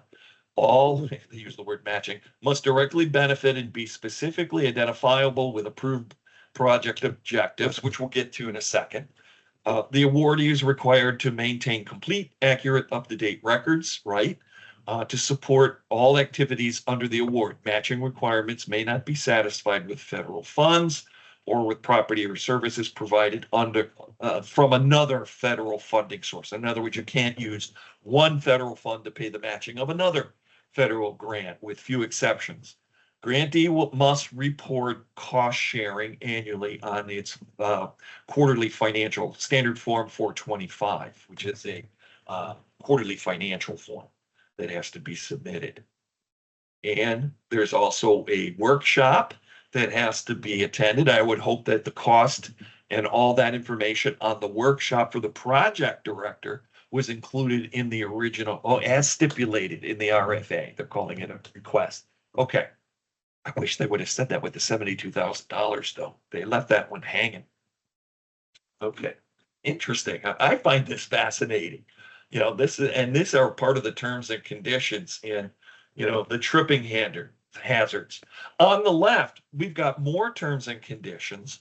And I want to point this before, on the right, we're moving into something else. But on the left, a few more terms and conditions in the way of what they're calling goals and outcomes.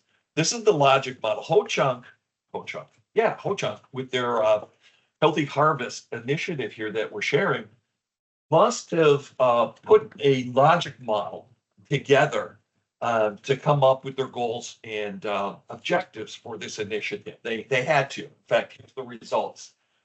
I don't know if you can clearly see it, but what the USDA has done is they've literally taken the goals, some of the goals, goal 1 at the top, goal 2 in the middle, goal 3 at the bottom, and the outcomes associated with those 3 goals and drop them into the award letter.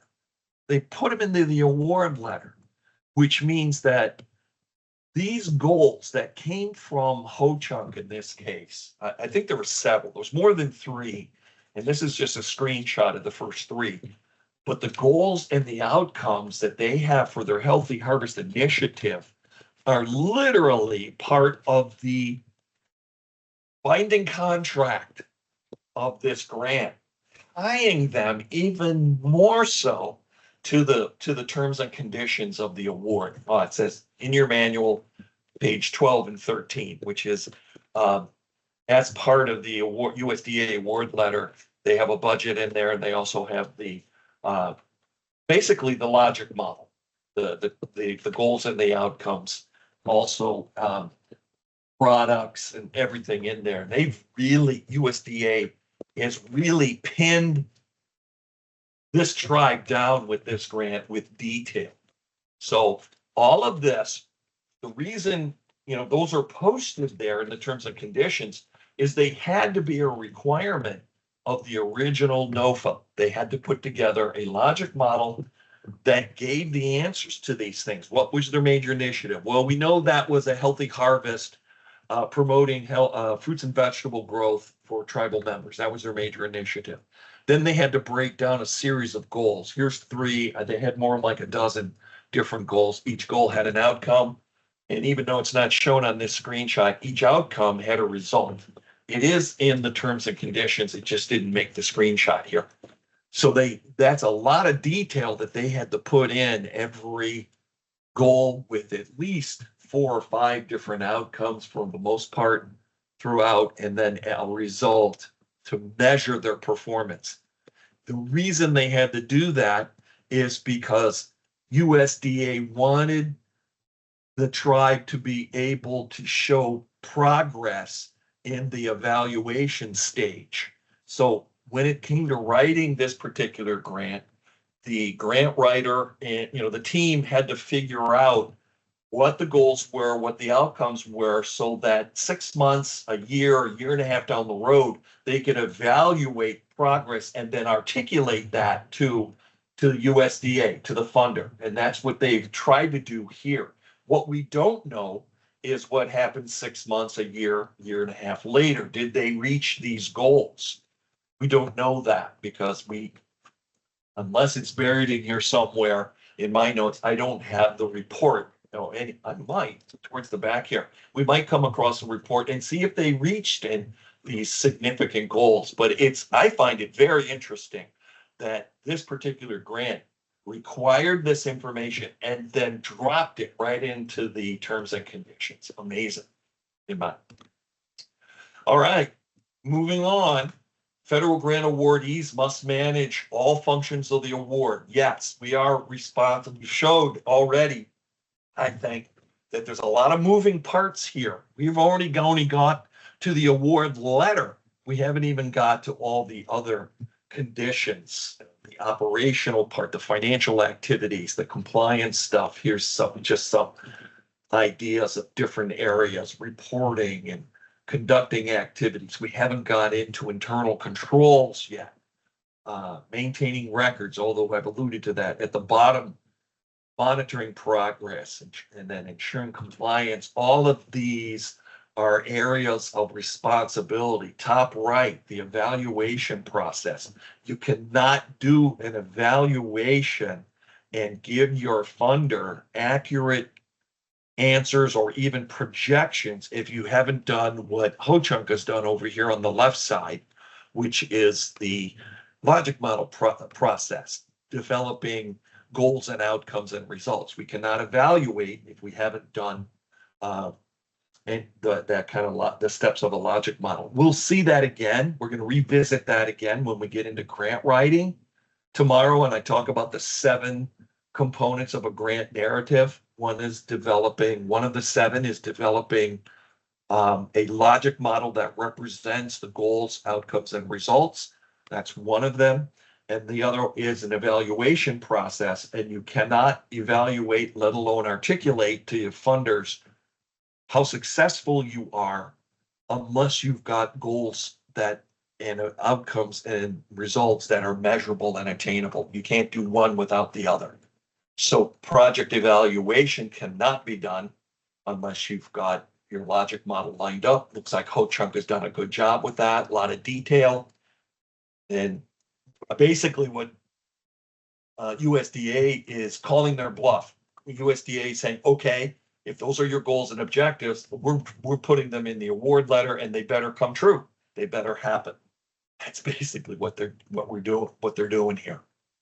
All right, planning for sustainability. That's another one that we're going to be talking about on the grant writing side. What are you going to do to move forward? What is the tribe or the nonprofit or the recipient planning on doing to sustain yourself long time? Because this one particular grant we're looking at so far, the Healthy Harvest, there's got to be more than just this. There has to be other things. And recipients need to be able to articulate the funders that they didn't put all their eggs in one basket, that they're looking for other mechanisms and other ways to sustain themselves in perpetuity, basically. That's sustainability. And we have to be able to articulate that in the grant, most of the time, in the grant narrative. So we got to do it now as grant managers, making sure we have capacity. And we also have to be able to articulate it with new opportunities to show we have capacity and we're looking for other opportunities that are in our wheelhouse that we have the capacity to operate in every sense of the word. Okay, good stuff. All right, doing great. I want to get into the 2 things that are highlighted here. Unless you have questions, we'll move on. And Vince, Maya, Urban had her hand up for a while. And Maya, if you could just type your question in the chat box. please. And I think I unmuted you if you want to ask your question directly to Vince. Actually, I tried using the chat box. I couldn't. That's why I actually raised my hand. I actually work for HUD, so I just wanted to chime in on the questions that people had for the specific grants. Just if it's any help. Great. Yes. For please ICDBG as well as Ross, if specifically for ICDBG, if you have included and you were required to include cost share, or leverage, whatever you want to call it, at any level, it has to be expended the way you planned it in your own implementation schedule, and it has to all be expended by the time your program is done. That is not an option for you to not spend, because it's one of the reasons you received the grant, because ICDBG is a competitive grant. Hence, it was part of the reason you were awarded, because you fulfilled a certain requirement. Now, all of this is pretty clear in the notices of opportunity of funding for a grant like ICDBG. So when you reach out to your contact, you can always ask these things. Recently, ICDBG has gone down as low as only 10% cost share requirement. It's not even a requirement, but you can get extra points, meaning you can be more competitive if you can contribute. But it's been very, it's coming to a point where it's very, I wouldn't say easy, but it's making it easier for you to get your funds if you really want to move forward with whatever your community development program is. When it comes to Ross, yeah, I'll finish this. When it comes to Ross, the same thing applies. If you have promised cost share, you have to spend it by the deadline when your Ross grants closes. The final point, and this only applies, and I cannot talk to other federal grants, but when it comes to HUD grants and Indian housing specifically, you can use other federal funds as your cost share. It can be your block grant funding, IHBG funding, or your program income or other federal funds. So there is a lot of flexibility. Again, it's the best way to determine this is before a NOFO is open, and I will emphasize this because it's a really good thing to know. Before there is an open NOFO, talk to your person in your field office, HUD field office that is your contact, and talk about these things, which funds you can use for matching. They will work with you to give you the best advices, because once the NOFO is out, we cannot talk about these things. But the NOFOs are usually very, very specific. So there's always an option to get that additional guidance from your person in the HUD office that you work with regularly. That's all I wanted to contribute, because this is very unique to Indian housing. I cannot speak to other federal grants, but this is specific to housing with HUD funds. I hope this was Thank helpful you, to everybody. Maya. Yep. Yes, thank you. Thank you so much. Thank you so much. You're welcome. Yes, very, very helpful. Oh, one quick thing. When you said there might be some matching, do you know if the 93,638 is one of those grants that allows for cost share with another grant? No, I will not. I can't give you that answer. I'm not gonna say no, but I will say this. Every single one of our guidances is available on Code Talk webpage, and we literally go to that page. If we're not sure, this is where we also go and read the guidance. Again, use the resources. Every one of our offices, I work in one of our offices supporting Indian housing. So talk to the people that work with you. They will know. If they don't know, they will find out. This is what we do. This is literally what I do every day. Very good. Thanks again. Awesome. Okay. You're welcome. Thank you, Maya. Thank you. You're welcome. Thank you. Appreciate that information. All right. Hope she answered some questions here. Folks, I'm within 5 minutes of the top of the hour here, pushing 3 o'clock Eastern time, which I guess would be noon your time in the Pacific, right? Lunchtime. So before we get into this, I don't want to stop and get 2 slides in and then stop. So why don't we stop, unless I hear otherwise from you guys, let's stop here.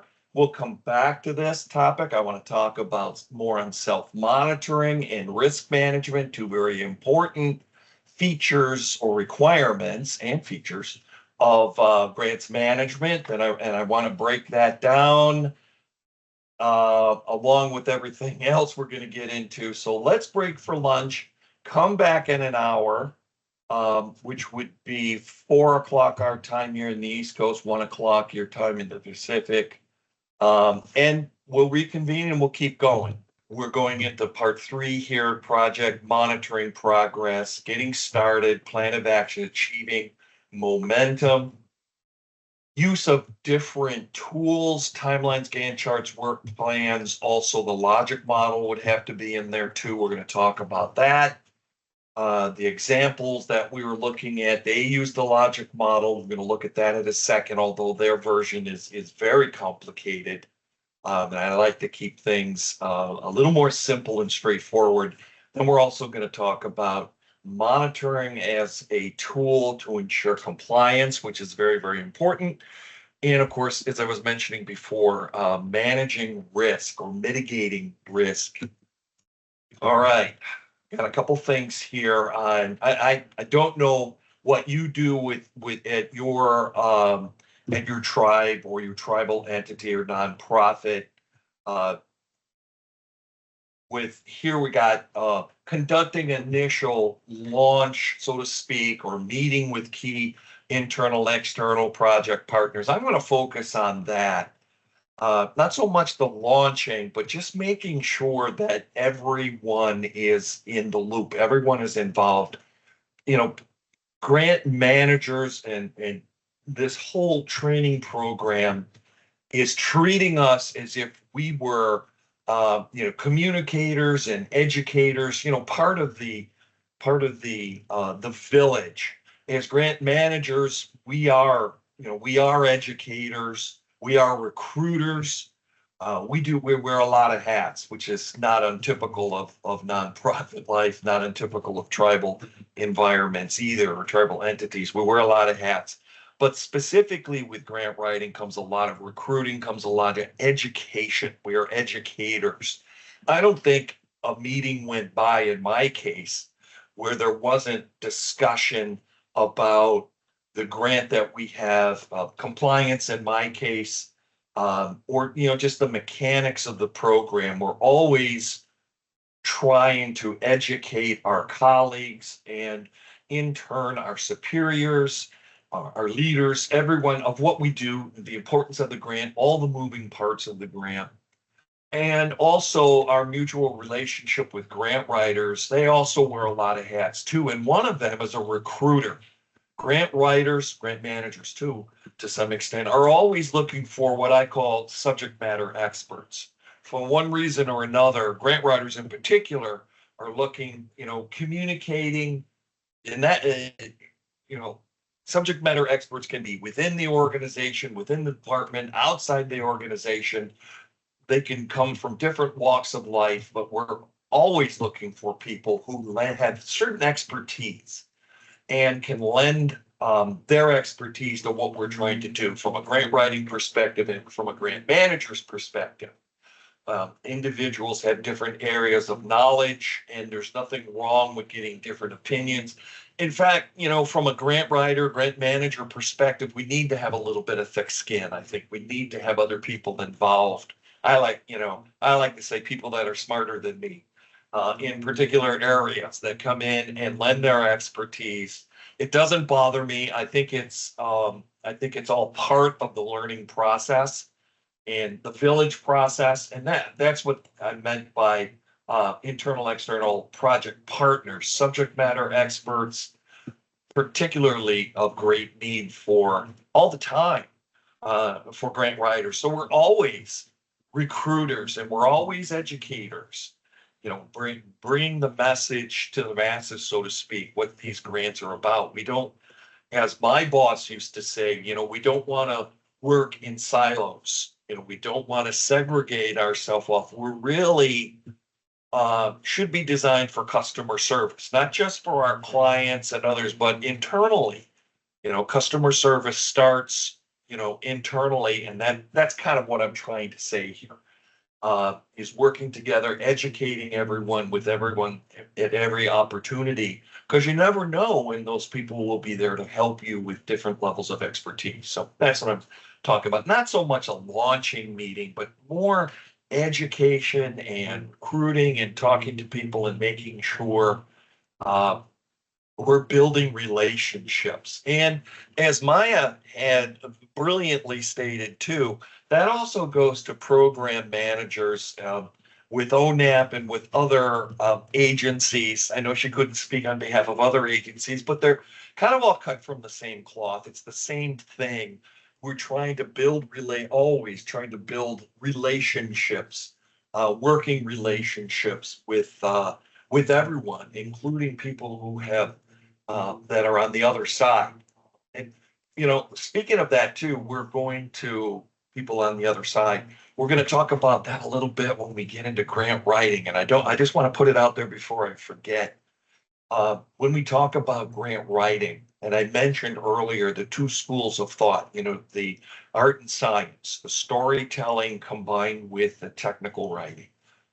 You have to keep in mind this all kind of fits together, but more so from a grant writing perspective, when we're putting grants together, when we're using our subject matter experts to bring information together, a couple things we want to keep in mind. One, if we're asking people to get involved to help us, whether it's in the writing of the grant or different components or being involved, we want to make sure that when the finished product has what I call one voice, as if one person was involved in writing it or putting it together. So whether it's a grant writing campaign or grant management campaign, we want to have a seamless look to it. This is really important for grant writers to make sure they have the one voice, as if one person wrote it using their verbiage in their style, even if 100 people had their hands in the system. You want to make sure that we do that. So one voice, and the other thing I was talking about, storytelling and technical writing. I want to put this out there before I forget it, and that is there's a third category here. Storytelling, whether we're writing a grant, a report, or uh, a grant application, a narrative, we have those two styles. We have the storytelling style, which is the art, and we have the technical writing, which is the science. The storytelling is written like a novel is written. It's written for a reader, where technical writing, if you think about it, technical writing is like, if you could envision this, like an owner's manual. Look at the owner's manual you might have for the blender that's in your kitchen or the lawnmower that you have in your garage. How are those manuals written? Typically, they're written in kind of like bullet point format. Do this, do that, step 1, step 2, step 3. A lot of them have a safety focus. Don't put your hand in the blender. Don't put it underneath the lawnmower carriage, things like that. But they're written for the user, where storytelling is written for the reader. But we have a third category that we have to keep in mind when we're putting all of this together, especially for grant writers, and that is the person at the other end somewhere out there that's going to be reading our narrative, our grant, our reports, and that is the reviewer, the scorer, and for the grant writer, the person who's scoring based on some kind of rubric scoring system. So we have a third type of entity out there we have to keep in mind, and that is the official recorder, reporter, scorer, whatever title you want to give that. So we got readers, we got users, and we got reviewers in there. And keep that in mind. I just wanted to put that up there because it's something easy to forget. But when I get into the grant writing, it'll encourage me to talk about that more. But I just want to make sure that's integrated into our talking about programs, making sure we have the one voice and we're representing our organization. This one, this is a very busy page. There's a lot going on here. Screenshot on the right, one on the bottom there, which you probably have in front of you, is right dead center in the middle there, momentum to stay on track. A couple useful tools that have been around forever: timelines, Gantt charts, schedules, logic model being, as compared to the other two, the new kid on the block. It's only been around for 20 years or so compared to the others that have been around for decades, maybe longer. And at the bottom, there's some information on, and this is not just for grant writers, it's also for grant managers, and the focus that we're moving into data management, data collection, and evaluation based on data. The logic model for a grant's implementation should, will, must include 4 components. And I laid them out horizontally there in that green box at the bottom. Step 1, the major initiative. Well, that could be anything. It could be infrastructure. It could be broadband. It could be vaccination for a COVID-19 derivative. It could be education or math proficiencies for our third grade tribal youngsters in school. It could be job opportunities. It could be reduction of methamphetamines on the reservation or reduction of teen pregnancy. And then the list goes on and on and on. It has major application to a lot of things. So the major initiative is something that leadership or tribe membership wants us to do. They might have quite a few major initiatives. But the difference between a major initiative, and this is where it gets important for putting together the remaining parts, step 2, 3, and 4. If the major initiative is not attainable and measurable, in other words, if we cannot create SMART goals, specific, measurable, attainable, realistic, tangible, time sensitive, so SMART with 2 T's, if we cannot develop the baby steps, the goals that come from initiative, then we don't have an initiative.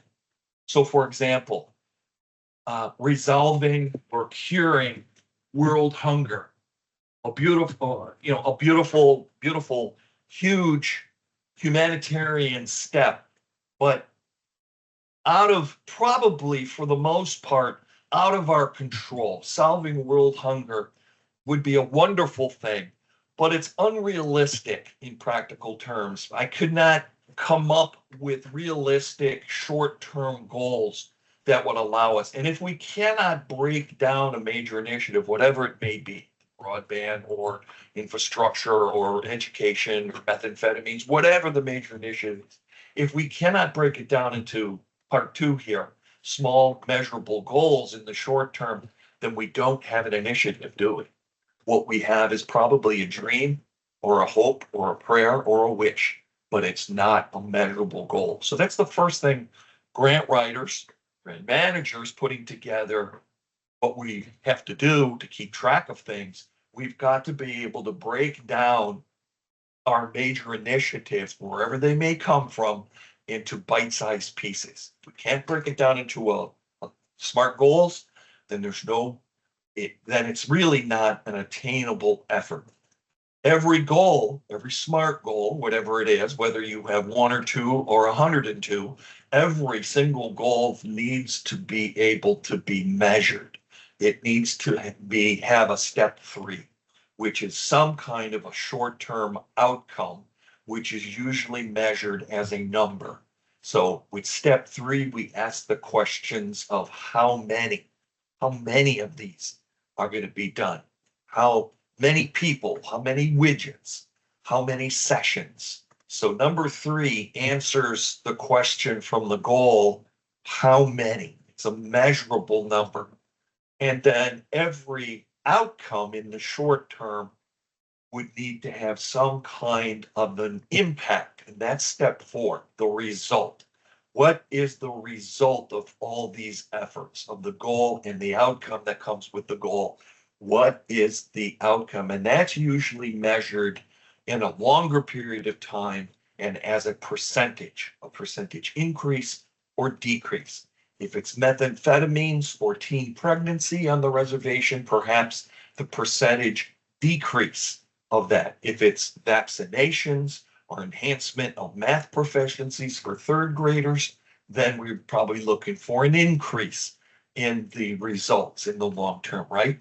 If it's infrastructure, job opportunities, things like that, another increase. So we've got to be able to measure specifically as much as possible all these things. So to break down that major initiative in step 1, we need to come up with the baby steps, whether we have 1 or 101 of those steps for that initiative, and then think through. And this is where it gets difficult, the higher level of thinking, being able to break the goals down into outcomes that are measurable and attainable, and then have realistic results. Measuring the percentage, not just saying we should have a percentage decrease in teen pregnancies or a percentage increase in job opportunities, real numbers. And this is the trend. This is where we're going in the philanthropic community, whether it's federal agencies on the public side, all the agencies, or whether it's on the private side, Bill and Melinda Gates Foundation or Bank of America on the corporate side. Or even native-centric community organizations like the Shakopee Dakota Foundation or Potlatch Fund. Those are native-centric community organizations, but they use the same concept here because it's universal and it can apply, and it helps us to separate wishes and prayers and hopes and dreams from reality, from things that we can measure and attain. So we might not ever have world hunger, at least not, on a local level.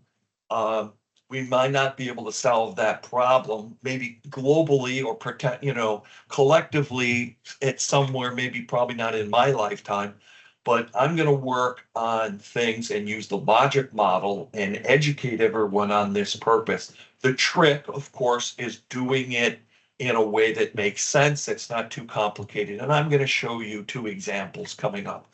One that I think is overly complicated, and another one that I think is much more user-friendly.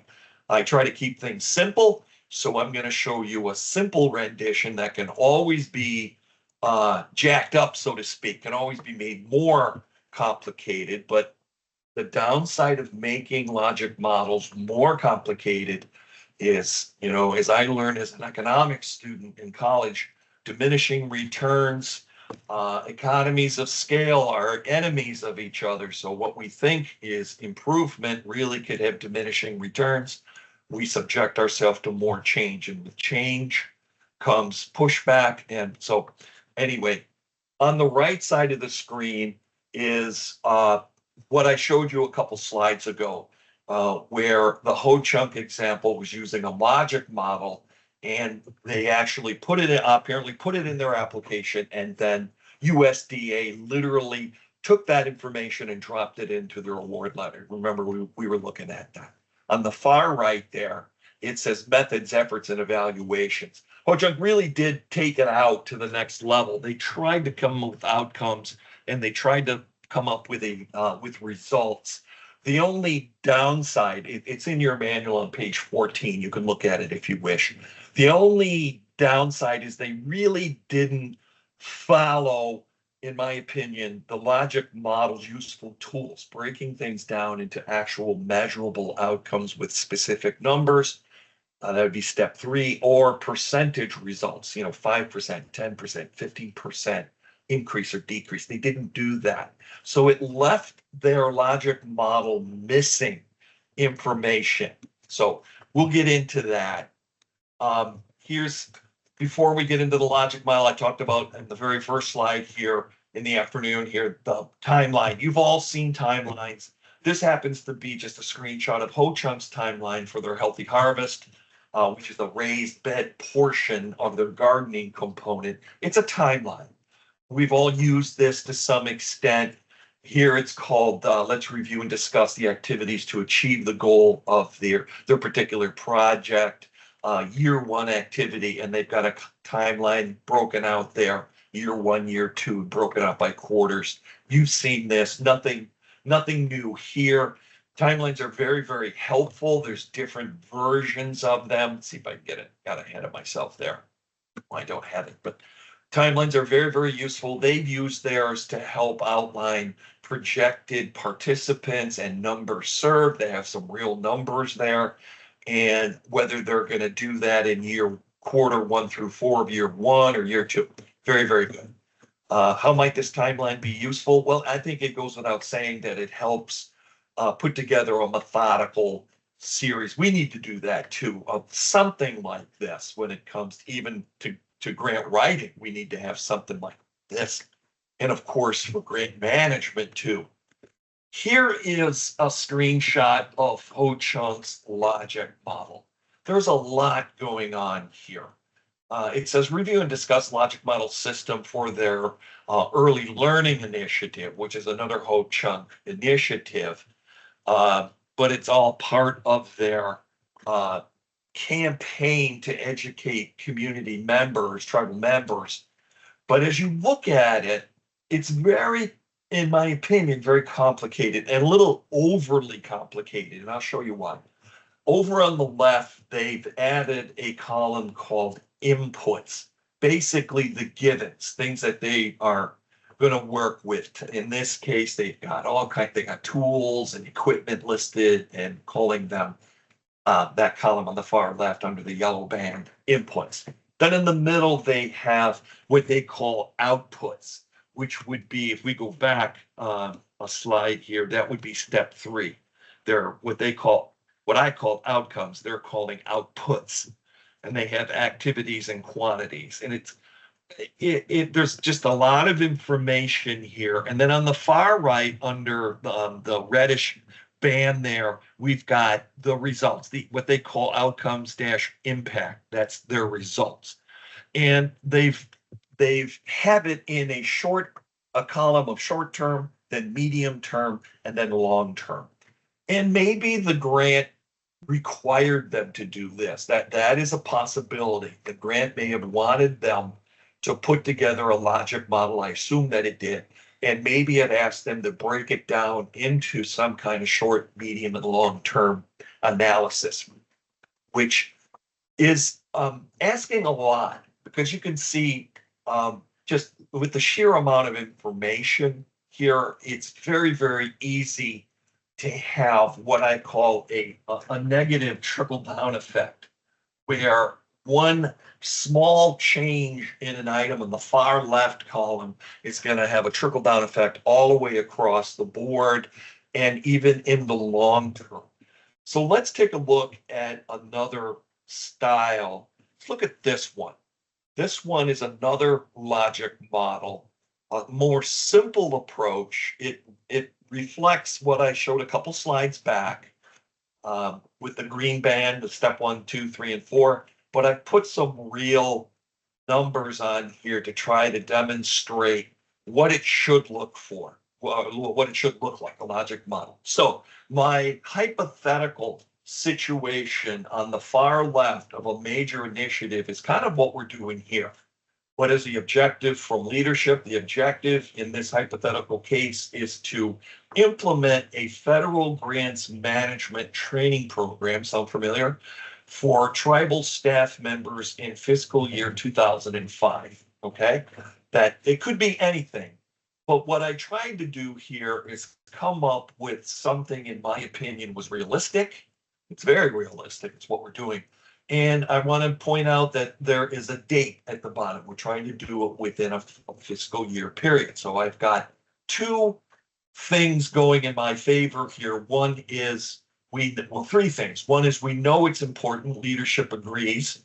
Secondly, it's specific, and I think it's measurable according to the subject matter experts I've been talking to, who think it's very appropriate. And I got a little bit of a time frame in that initiative. Always important, time frames. All right. Now, where I earn my keep is taking that major initiative and breaking it down here in step 2, the first real piece of work on my end, and that is creating SMART goals.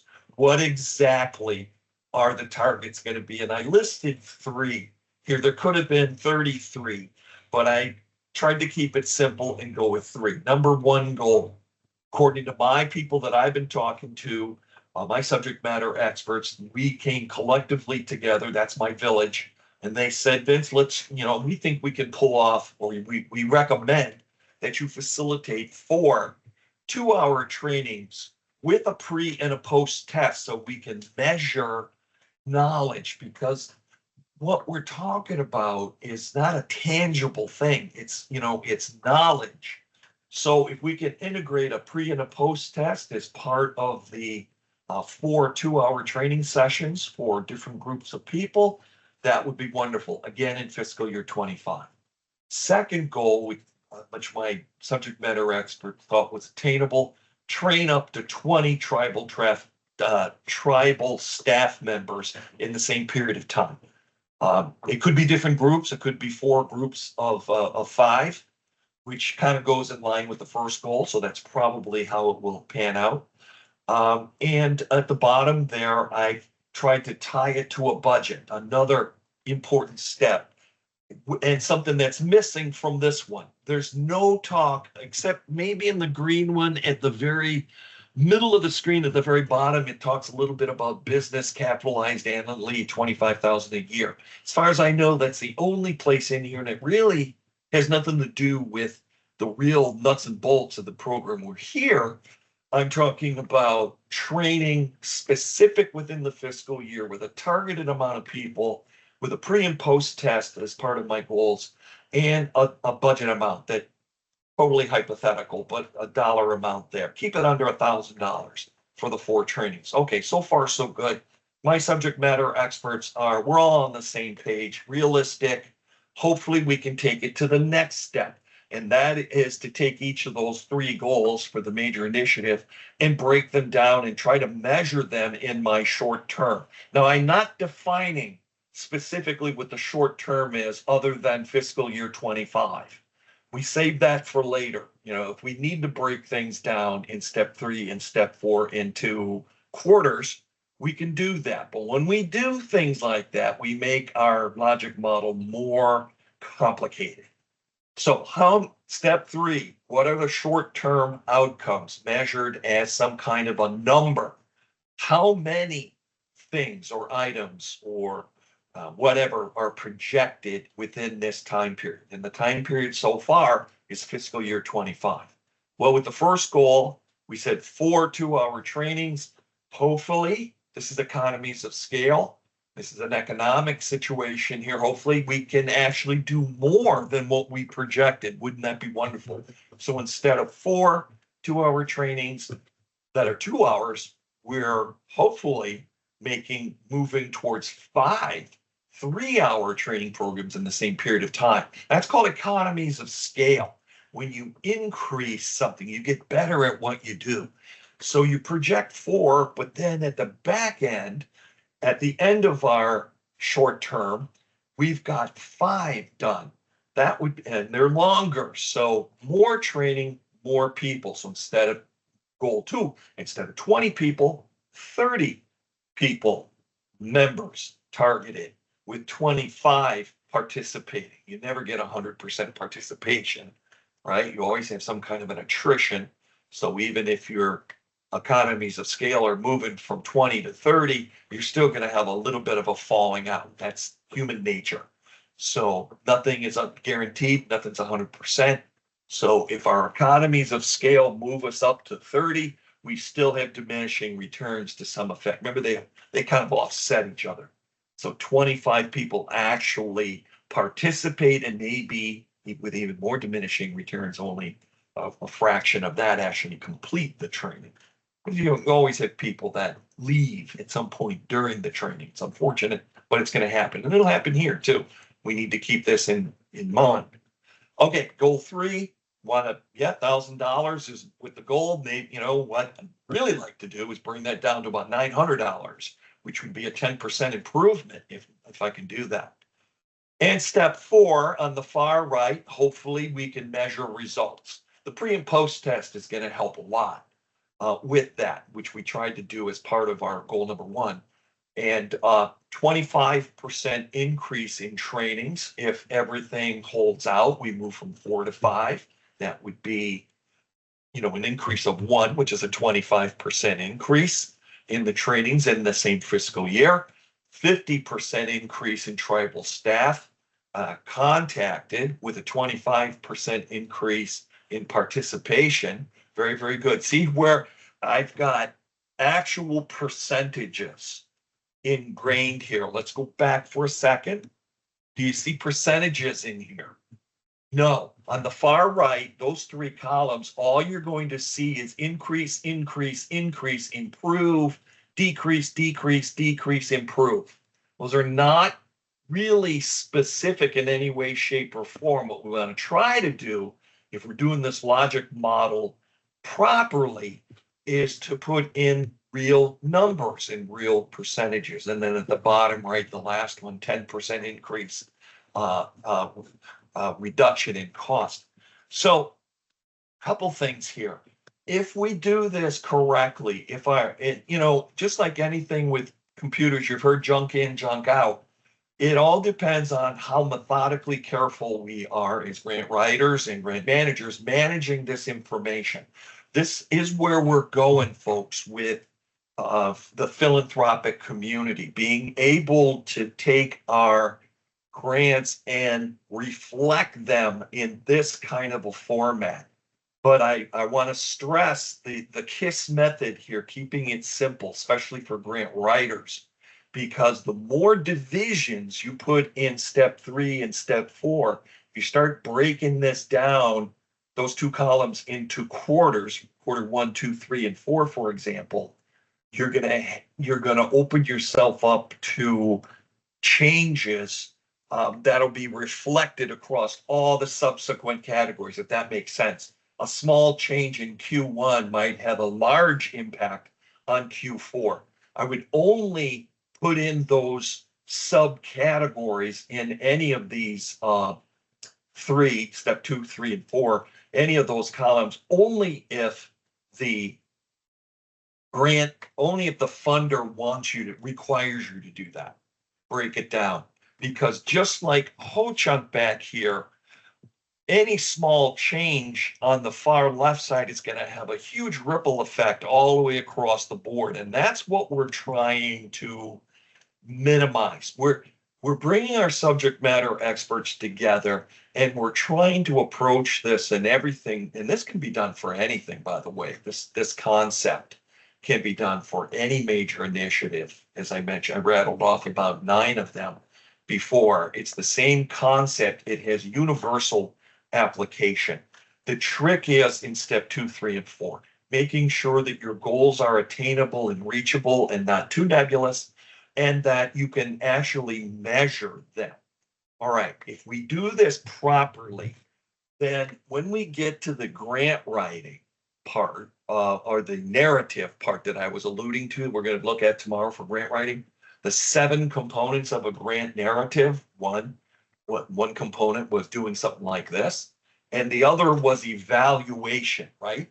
Evaluating or monitoring our progress. How can you evaluate your progress of your program if you don't have something like this to fall back on?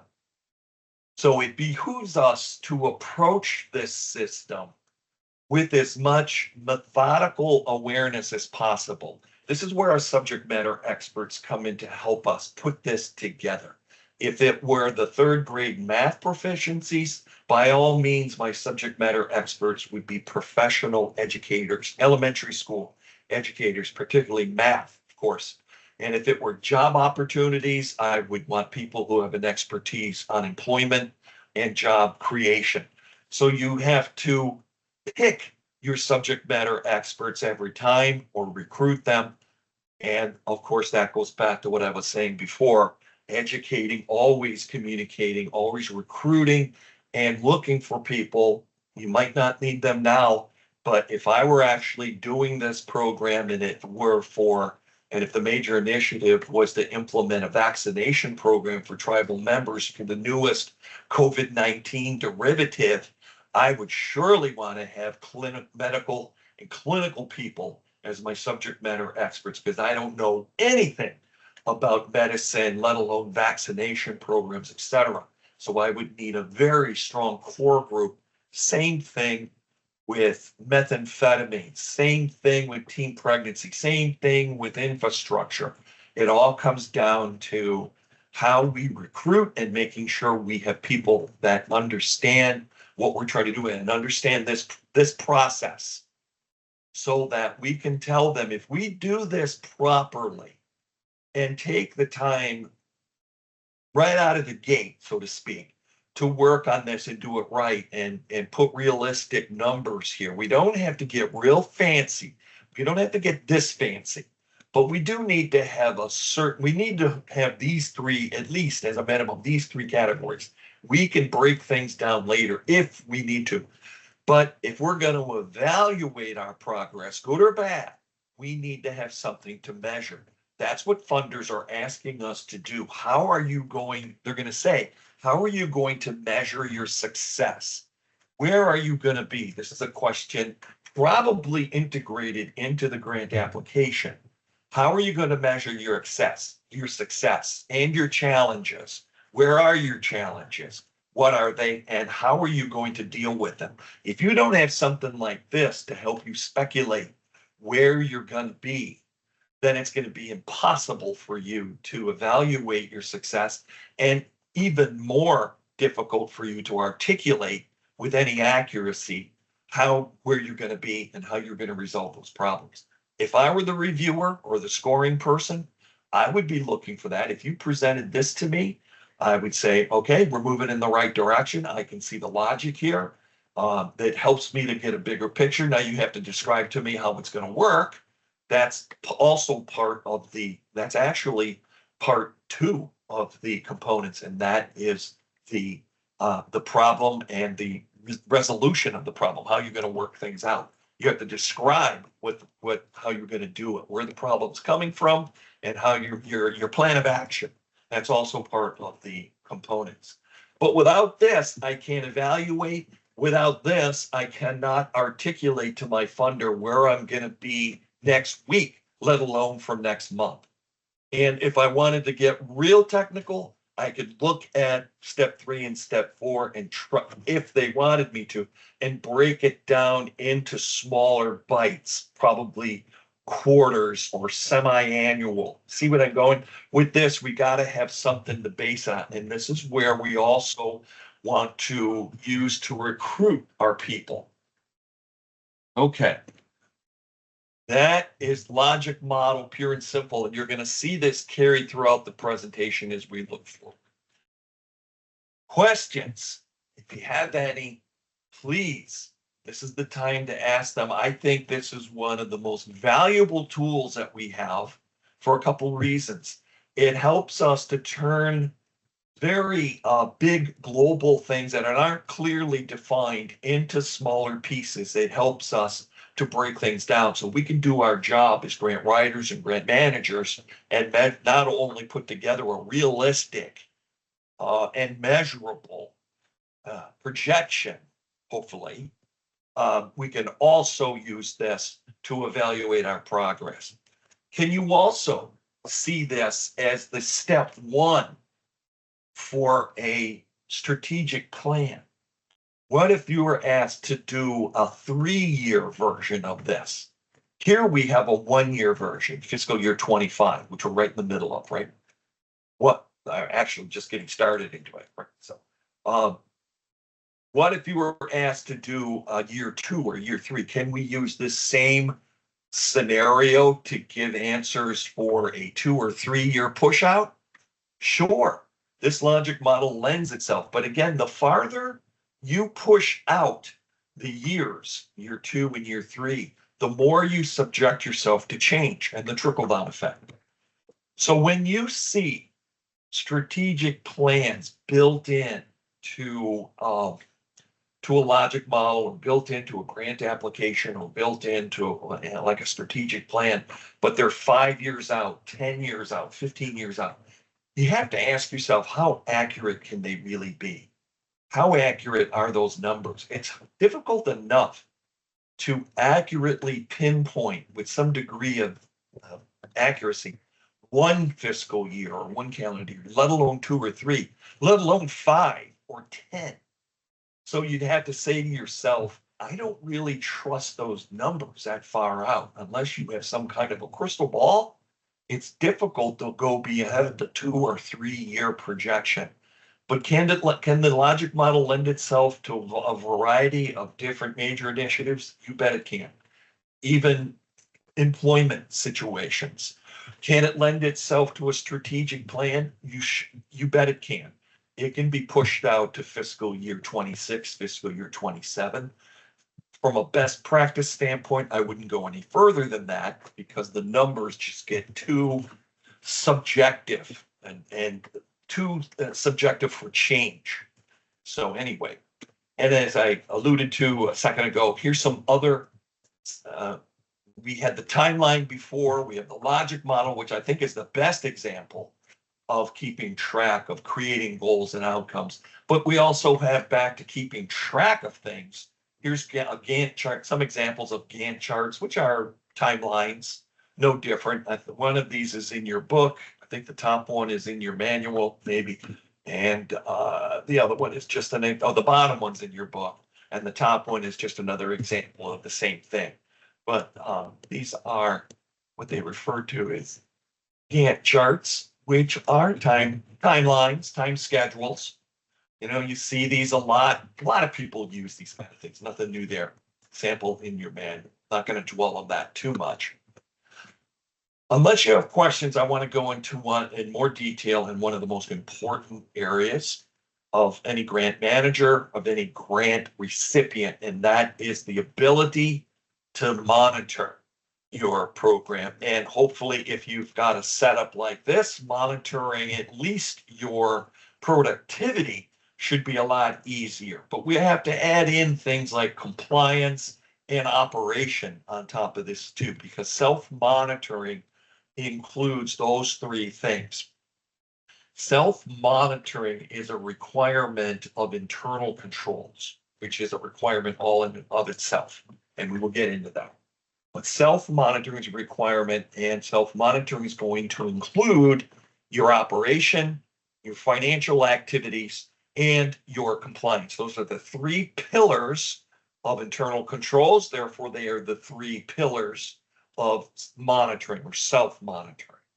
It is in addition to monitoring or self-monitoring the project to ensure that activities are proceeding as planned. Grant recipients must have oversight in place, that's internal controls, to ensure that all budgeting and procurement remain in compliance with the laws and regulations. Now, we've already alluded to a couple of the laws and regulations. The laws are the legislation, like Davis-Bacon, like the HASDA. Those are the laws. And then the regulations are the uniform guidance, 2 CFR Part 200, or in the case of ONAP and the Indian Housing Block Grant, 24 CFR Part 1000, Native American housing activities. Those are regulations specifically generated by HUD through ONAP and used for the Indian Housing Block Grant in particular, as well as terms and conditions. We know about the terms and conditions now, which may or may not be in sync with the parameters of the actual application, something we need to look for. Down below, the screenshot below is right out of the uniform guidance. In fact, you can Google this if you like. You can go there. Remember how we did that? We Googled 2 CFR Part 200. In this case, we know the citation number, 329. So you could Google 2 CFR Part 200.329, or you could Google 2 CFR Part 200 monitoring and reporting program performance, and it would take you, in either case, it would take you directly to the citation that talks about monitoring. Now, I want to point out a couple things here. This is a screenshot out of the uniform guidance, and I want to point out one change in nomenclature, so to speak. The very first sentence there in bold says monitoring by the non-federal entity, or as sometimes it's referred to as by its acronym, NFE, non-federal entity. That is us. That is, for the most part, that is us. That is the recipients of the federal award. Sometimes you'll see that phrase throughout the citations. You will also see the acronym throughout there, NFE. And when you see that, they're talking about the recipient of federal funds. That's my understanding in the newest version of the uniform guidance. The phrase non-federal entity and the acronym NFE has been removed, and it's been, to make a little note here, it's been simply replaced with the word recipient. So it would say, the new version of this would say monitoring by the recipient, period. So I just wanted to give you the heads up. It's like matching and cost sharing. It's just phraseology that is fallen out of favor. Non-federal entity, I think, was thought of as being confusing. NFE is even more confusing, so they replaced that with the word recipient. So every time you see that, think of the word recipient. So the recipient is responsible for oversight of the operations of the federal award, of their federal award, and its support activities. The non-federal, the recipient must monitor its activity requirements and performance expectations are being achieved. What, did I skip a line? Its activities under the federal award to assure compliance with applicable federal requirements and performance expectations are being achieved. Yes. And we're going to look at the citation that tells us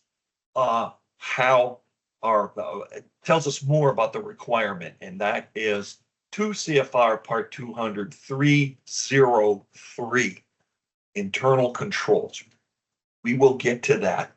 It is one of the shortest with the most influence of grants management. It tells us basically that we have to have internal controls and that we're supposed to do it. When I get to it, I'll read through the 5 components. It'll only take a minute to go through the 5. The concern is, if you don't know what the regulations are, it will be extremely difficult, if not impossible, for you to monitor let alone establish internal controls for your program as a recipient. Even though you're mandated to do it, it doesn't tell you how to do it. And that is probably one of the most eye-opening parts of this. This is one of the regulations of the most importance in the uniform guidance with the least amount of direction. It's very open-ended and nebulous. And this is where we have to make interpretations that protect the program, your program, but yet meet the letter of the law. So how are you going to meet the letter of the law? The only way to do that is to get comfortable and understand all the citations, where they are, what they say. That's the navigating, searching, interpreting, and implementing of these regs. So here we're just getting started with it, with monitoring. And remember, there's three kinds of program reviews. There's monitoring, which you do. That's why I call it self-monitoring. The second one is the program review, which might have different names to it, but it's basically when the funding agency comes in and reviews your program. I'm calling that a program review administered by the funder. And then the third one is the independent audit or single audit that is done by an auditor or team of auditors coming in to look at your program. We will look at that. There's a dedicated section in the uniform guidance that talks just about uniform guidance, and we'll get to that. We definitely will, because you need to know the ins and outs. So 3 different kinds of monitoring, and you've got the internal controls. Some other things, unless you have questions, I want to keep moving on, because now we're starting to break down some of the most important portions of the uniform guidance. Here we talked about self-monitoring, program reviews, and the audit a little bit. And now we're going to talk a little bit about, it's still in the same area, monitoring to ensure compliance. Grant expenditures need to fall into these. They're mandated. So I call these the 4 horsemen of the apocalypse. Not to get all biblical on you, but the 4 horsemen of the apocalypse, if you remember your biblical studies, they're feast and famine and death and all that. But I don't mean it that way. I mean, these are the super important things: allowable, necessary, reasonable, and allocable. What I mean by that is every procurement, every cost item must meet the test. Your procurement for a particular item must be allowable, not according to your standards, but according to the uniform guidance standards of allowability, which we'll get into. It must be necessary, which is a little bit nebulous, necessary, reasonable, and allocable. Allocable means that it can be assigned to a budget item in your master budget. All right, and over to the right, a little screenshot there of the 4 specific citations. Actually, there's 3 listed there that talk about the 4 horsemen, the 4 required processes for each procurement that you have. 200-403 talks about factors affecting allowability of cost. You can Google that at any time and look at your own leisure, do a deeper dive on your own, go to 403, 404, and 405. They're all in subpart E, which is the section on cost principles, where the regulations go into a very deep dive explaining those 4 things: allowability, necessary, reasonable, allocable. It also goes into direct and indirect and other things that are pertinent, very, very important for procurement. And of course, we've got, as the section here is talking about, compliance. So I'm going to talk in more detail about those 4 things. Every cost needs to be allowable, necessary, reasonable, allocable. But what do they mean? So we're going to look at that. There's the minimized risk again. I'm not just making that up. You can see on the right, 2 CFR Part 200-206, the citation. It's a 200, so it's going to be in subpart C. And it is talking about the federal, remember I said subpart C is the agency's requirements. And here you can see it says the federal agency's review of risk posed by applicants. That's us. Federal agencies are mandated by OMB to establish a risk assessment on us as potential or ongoing recipients. It says, number one there, section B, number one, the federal agency, all of them, must establish and maintain their own policies and procedures for conducting a risk assessment to evaluate the risk posed by applicants before issuing or renewing federal awards. So they are mandated to assign a risk factor to us as recipients, either as a new recipient or as an established, reoccurring, renewing recipient. That's one, and then there's some subcategories under it. Financial stability is one of the things they look at. Do you submit your financial reports on time? Are they accurate? Second, number two, Roman numeral there, management system and standards. Do you have internal controls? Do you manage your program properly? And then the third one, your history of performance. Do you have any findings, audit findings? Do you have program reviews that are less than stellar? That is your history of performance. They're looking at all of those things and they're mandated to do that. So it's not just us looking at our potential vendors and trying to calculate their risk as suspended or debarred. We're being looked at just as much. And the federal agencies, as you can see, are mandated to do risk evaluation on us in operation, financial activities, and compliance. I don't know if you knew that, but they are mandated to do it. Then down below, we've got the debarment and suspension issue that we are supposed to do when we are looking at vendors. And also, it's in the 200s here, 2 CFR Part 200, 214. Here they're talking about us, recipients being on the debarment list, your entity, your tribe or your tribal entity being debarred or on the suspension list. The agencies, per those executive orders there, those are old, those are not new orders. Those are from prior administration. Executive orders 12,549 and 12,689. You can Google those. You can take a look at that. They're going to deal with obviously suspension and debarment. The one I want to point out to you, if you want to take a deeper dive on where did this whole suspension and debarment thing come from? Why are the agencies all fixed on this? Why are we obligated to look at suspension and debarment of our vendors? Why do we have to do that? And why could we possibly be on that list? You can go to the regs that the feds use, 2 CFR Part 180, which is all about suspension and debarment and where it came from, what it is. And that was kind of the mother of regulations that the uniform guidance used along with those two executive orders to create the suspension and debarment requirement that you and I deal with in the uniform guidance, which is in here. We'll get to it. They're very specific. It's not in the 200, it's in the 300. So we'll get to that. Okay. Allowable, necessary, reasonable, allocable. 4 terms that you should be familiar with, and not only familiar with, they should be incorporated in your internal controls. I'm going to tell you how to do that. And they should be in your policies and procedures as part of your procurement activities. And we'll talk about that too, because your internal controls have to come out in the form of policies and procedures. All right.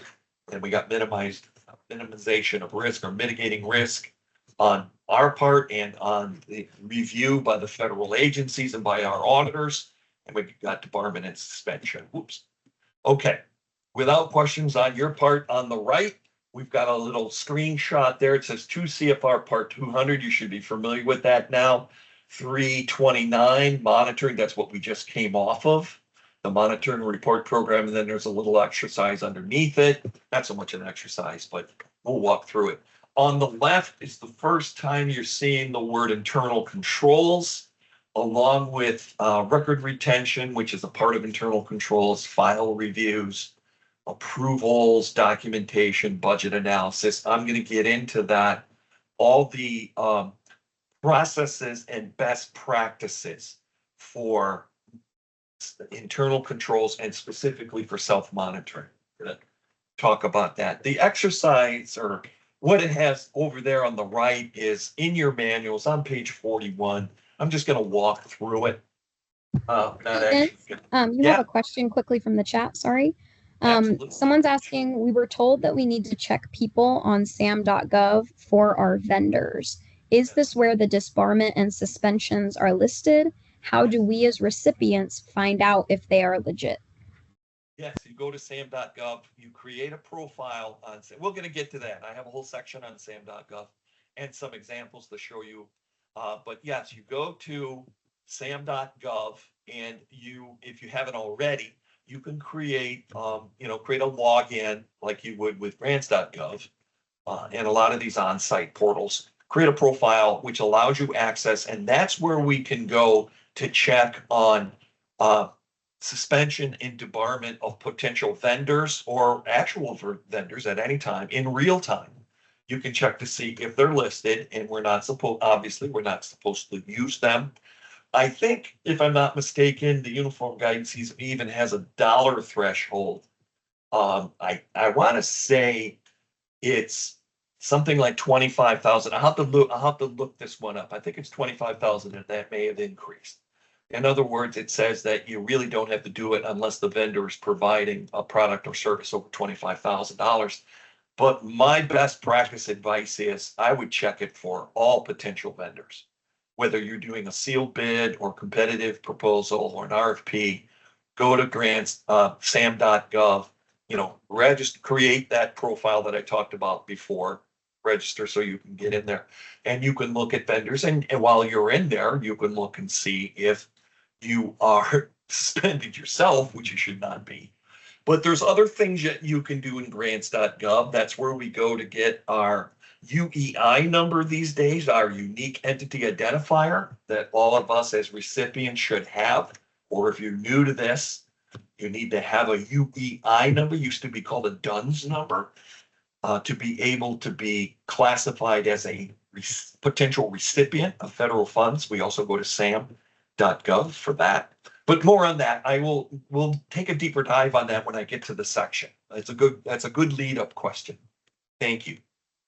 I was looking at this monitoring to ensure compliance, but we're not really going to spend a whole lot of time on this exercise. We are going to 5:30 my time. I'm constantly trying to make sure that my time's in sync with West Coast. We have another 30 minutes until we take a break.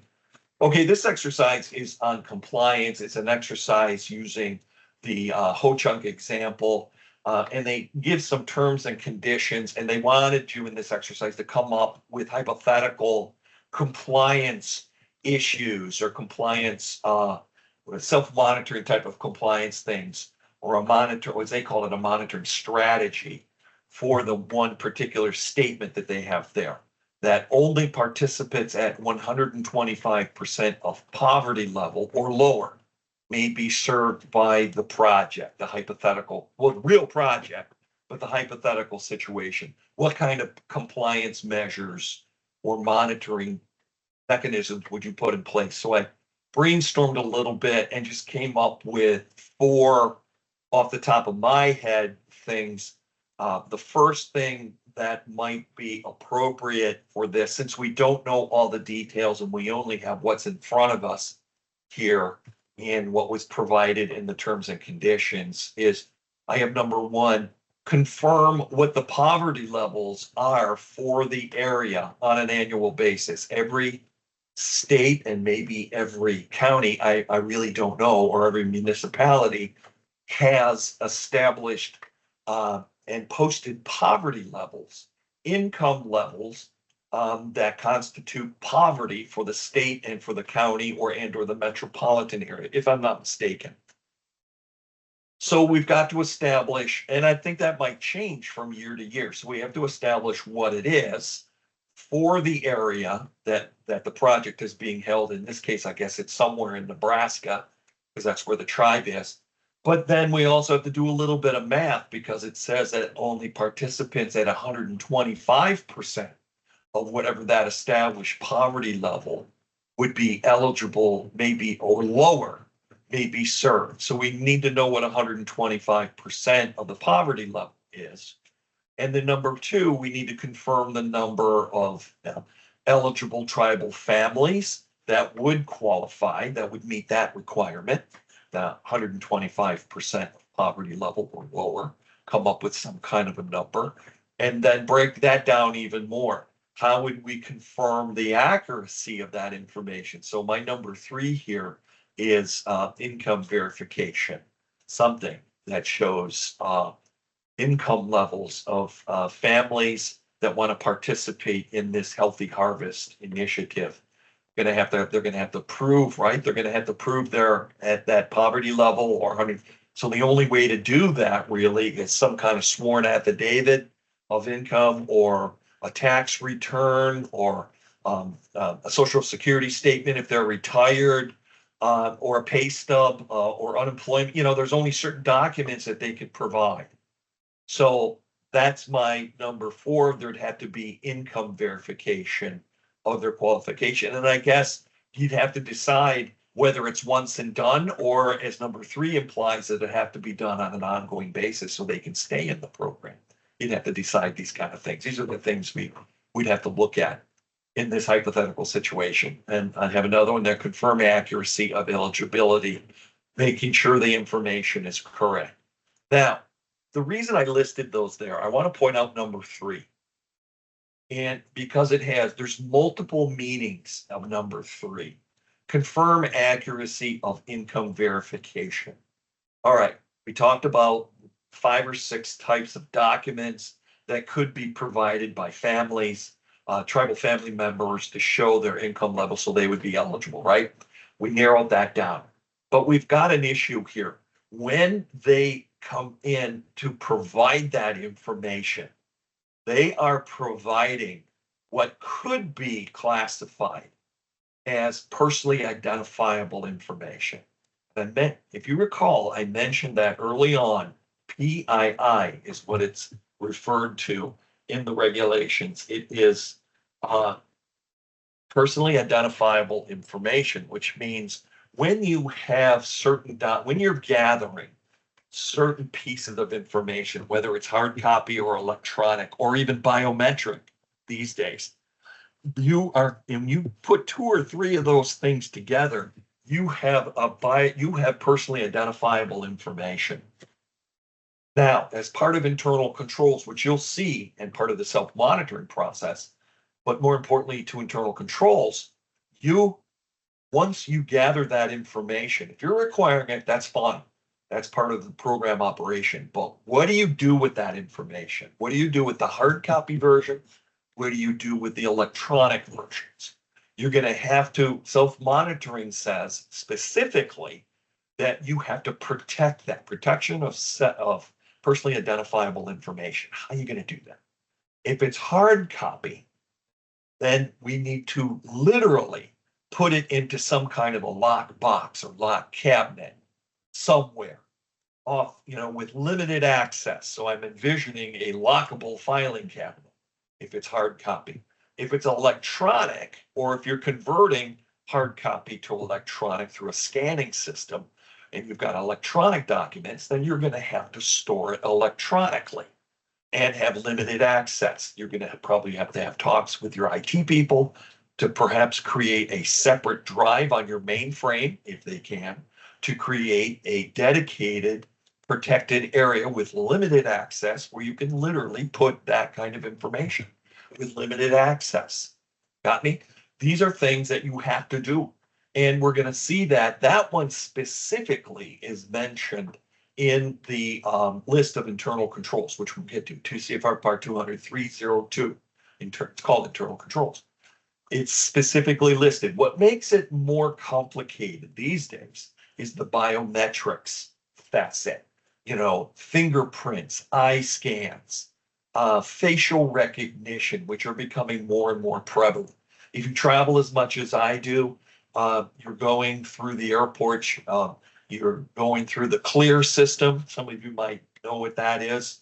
The airlines I fly on, I use CLEAR, which is a biometric system. It scans my face and it allows me to literally walk through TSA basically, a guided tour through TSA. It allows me to do that. Global entry is another one. If you go overseas, like I have relatives in the Bahamas, when I go there, when I come back, I go through what's called global entry. It's the same thing. It's a biometric system. Now, Seminole Tribal Florida had what was called the Chronos system, which was, I think, a first generation biometric system that had fingerprints along with a 4 or 5 different digit employee number that everyone plugged in every morning. They did the scan of their finger for the fingerprint, and that was the mechanism, that was the biometric system. So that complicates things. If you're asking for information that is being generated through a biometric system, we've got even a third level of protection. So I want to put that out there. Number 3 is important. When you're gathering information and you're using federal funds to pay for this program, then we've got the internal controls and self-monitoring requirement in place. I mentioned a couple trends early on. Remember, risk mitigation was one, data was the other. The third one, moving from paper to electronic. This is becoming more and more of more than a trend. It is becoming, when we look at the agency requirements in subpart B and C, especially in C, we're going to see that the federal agencies are being mandated by OMB to move their reports and their processes away from paper to electronic. Now, Reduction in Paper Act has been around for a long time, but this is a new, relatively new trend and much more aggressive. The agencies are being required to move in the form of electronic record keeping and electronic data gathering, et cetera, and they in turn are passing that on to us in the internal controls. We are being pushed in that direction. So if you're still doing paper trails, that's okay, but the trend is going to be more and more moving to scan those items to create electronic PDFs and electronic information, and or 100% totally going to electronic formatting for everything. That's where the agencies are going. That's where the philanthropic community is going as a whole. So you see it on the private side too. Got me? So we've got the logic model, we got data, we got moving towards electronic record keeping. A couple agencies are way ahead of us, or industries are way ahead of us when it comes to electronic record keeping. The medical industry, electronic medical records, they're way ahead of the curve. We're way behind. They're way ahead. Every time you see a physician now, everything's electronic, isn't it? The nurse pulls in the telemedicine upright, everything's logged in electronically. The doctor that you see, everything's on an iPad.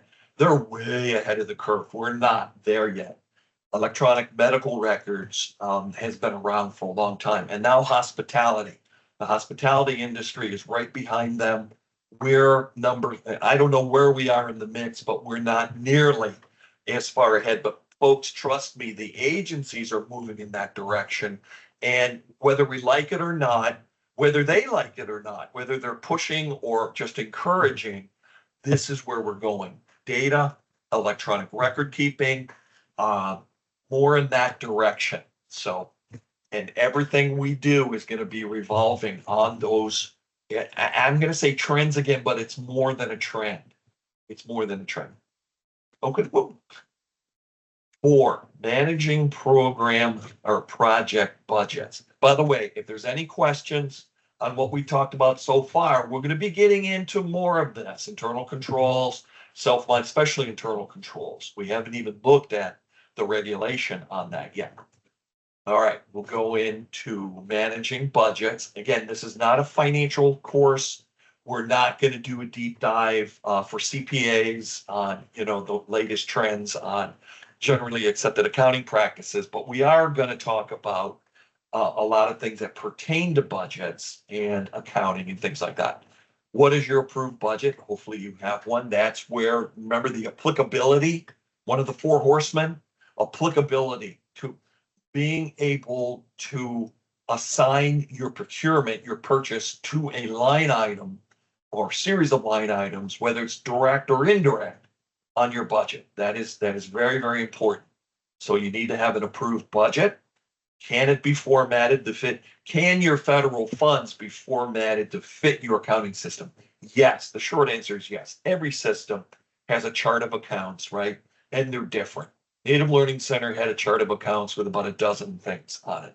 Seminole Tribe, on the other hand, had a chart of account with about 9,000 things on it because it had all the gaming and all the agriculture and all the other, all the departments. Native Learning Center was one out of 11 departments there. So there were all kinds of things on their chart of accounts. But to answer the question, can your funding, which usually comes from the federal government, we didn't see it on the award letter, but it's usually only broken out, we will in a few minutes, into, maybe a dozen different categories on the federal budget, but you need to be able to break it down and fit it into your operational budget. Can you do that?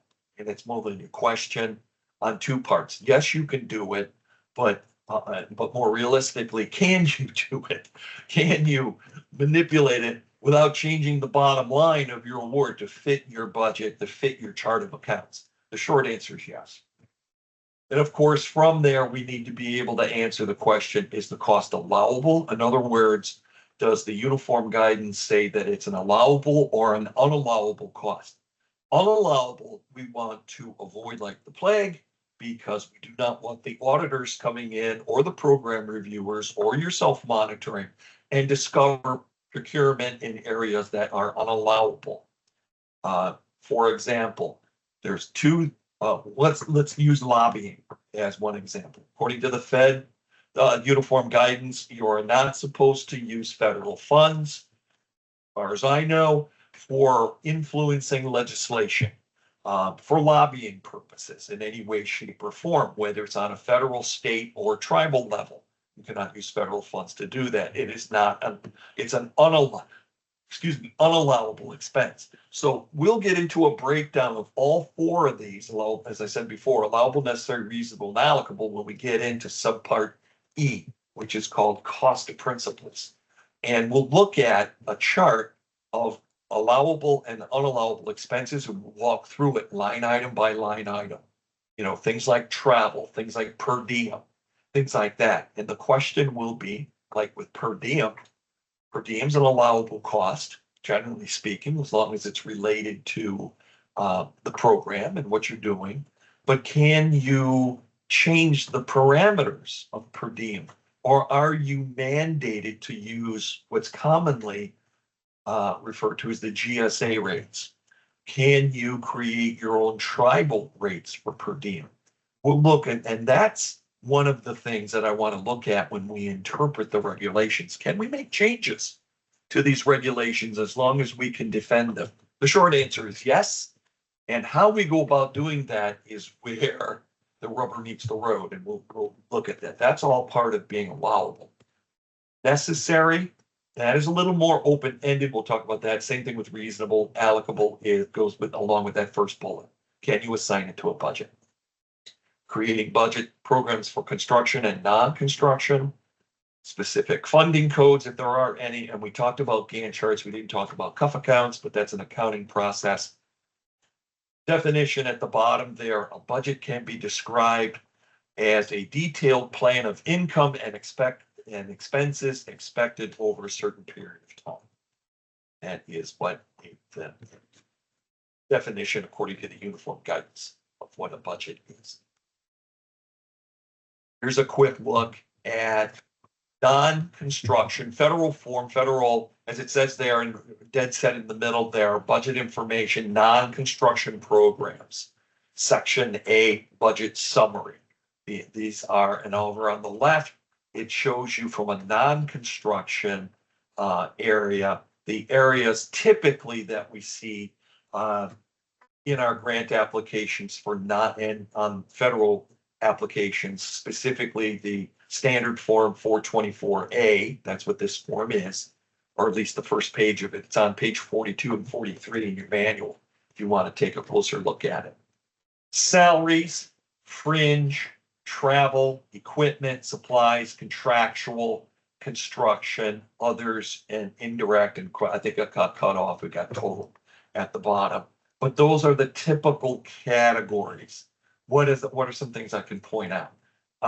Fringe benefit. Every organization, every tribe, every tribal entity, and every organization has a different fringe package.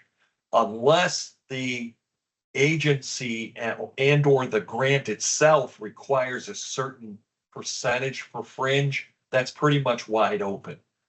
Somewhere around 30%, I think, is the usual fringe. That would include all the federal deductions and the usual things like a 401k or 403b, things like that. Then we got travel. We'll talk about that as an allowable cost when we get to that section in subpart E, cost principles. And supplies, there's been some changes in equipment and supplies. I want you to mark those. The thresholds for equipment and the dollar thresholds for supplies have increased with the new revision to the uniform guidance that came out on April 4th and codified October 1st. Both equipment and supplies moved from $5,000 to $10,000. So just make a note on that, and I'll explain what that means when we get into those particular areas within the uniform guidance, basically what it means. All right, contractual might be construction, construction's dedicated. It would be like the contractor. We saw the $72,000, for example, on the consultant that Ho-Chunk had on their application that was being held. That would be an example of contractual. And then we've got other, which would be other direct cost, and then below that, indirect cost. And there's some variation here with indirect cost. The indirect cost could be a variety of different percentages. You might have something that the tribe uses as an indirect percentage, and in some cases, the actual funding source, like, for example, HUD, for example, with its Indian Housing Block Grant, has an indirect percentage that does not exceed 20%. So no matter what your tribe has, it could be much higher that the tribe has. Like with Seminoles, it's closer to 30%. But with the Indian Housing Block Grant, that specific grant tops out at 20%. So whether you're in California, Nebraska, or Florida, and you're receiving Indian Housing Block Grant funds, your indirect cost rate cannot exceed 20%. So if you receive $1 million, 200,000 would be your threshold for indirect cost. What you put in there is really the deciding factor, but you cannot exceed the 20% for that particular grant. So you want to make sure you understand the parameters of your grant early on. This is the grant writing tip too. What are there stipulations with the agency and or with the funder, or with the actual funding source, the award, that has a different indirect cost rate for you? That might be different from the tribe. And just a little bit of a heads up, because this is always a tripping hazard.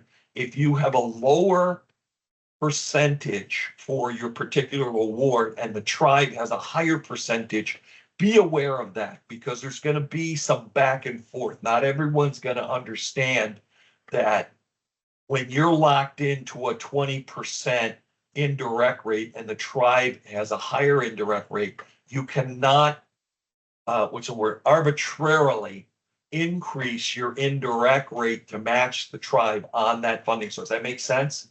If you're locked in at 20%, you're locked in at 20%. And even if the tribe exceeds that, it doesn't mean that I can give the Seminoles an 8.2% differential.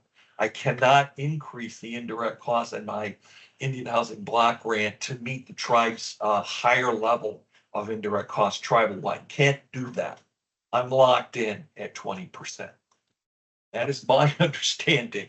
I mean, I suppose you could appeal the 20%, but I don't think that's a good idea, and I don't think you would be successful in going to your ONAP office or HUD office or HUD in general and try to appeal that Indian Housing Block Grant, because that's locked, it's kind of universal. That's my understanding of it. All right, so that is for non-construction budget, and then we have the next one, and then construction. Oh, by the way, on this one over on the right are also in your manual 45, 44 and 45 are the instructions. A little screenshot there of the instructions for it. Now here is for construction. It's got more standard form 424C. Now here we've got some additional items that are typical in construction, administration, legal fees perhaps, structures, land relocation, architects and engineers, other professional costs there, inspection fees, which are typical site work demo. So there's a lot of categories on the construction side that you're not going to see. And you want to make sure. Yeah. Sorry, yeah. Question from the chat. Okay. Ray is asking, is there still a fixed rate option?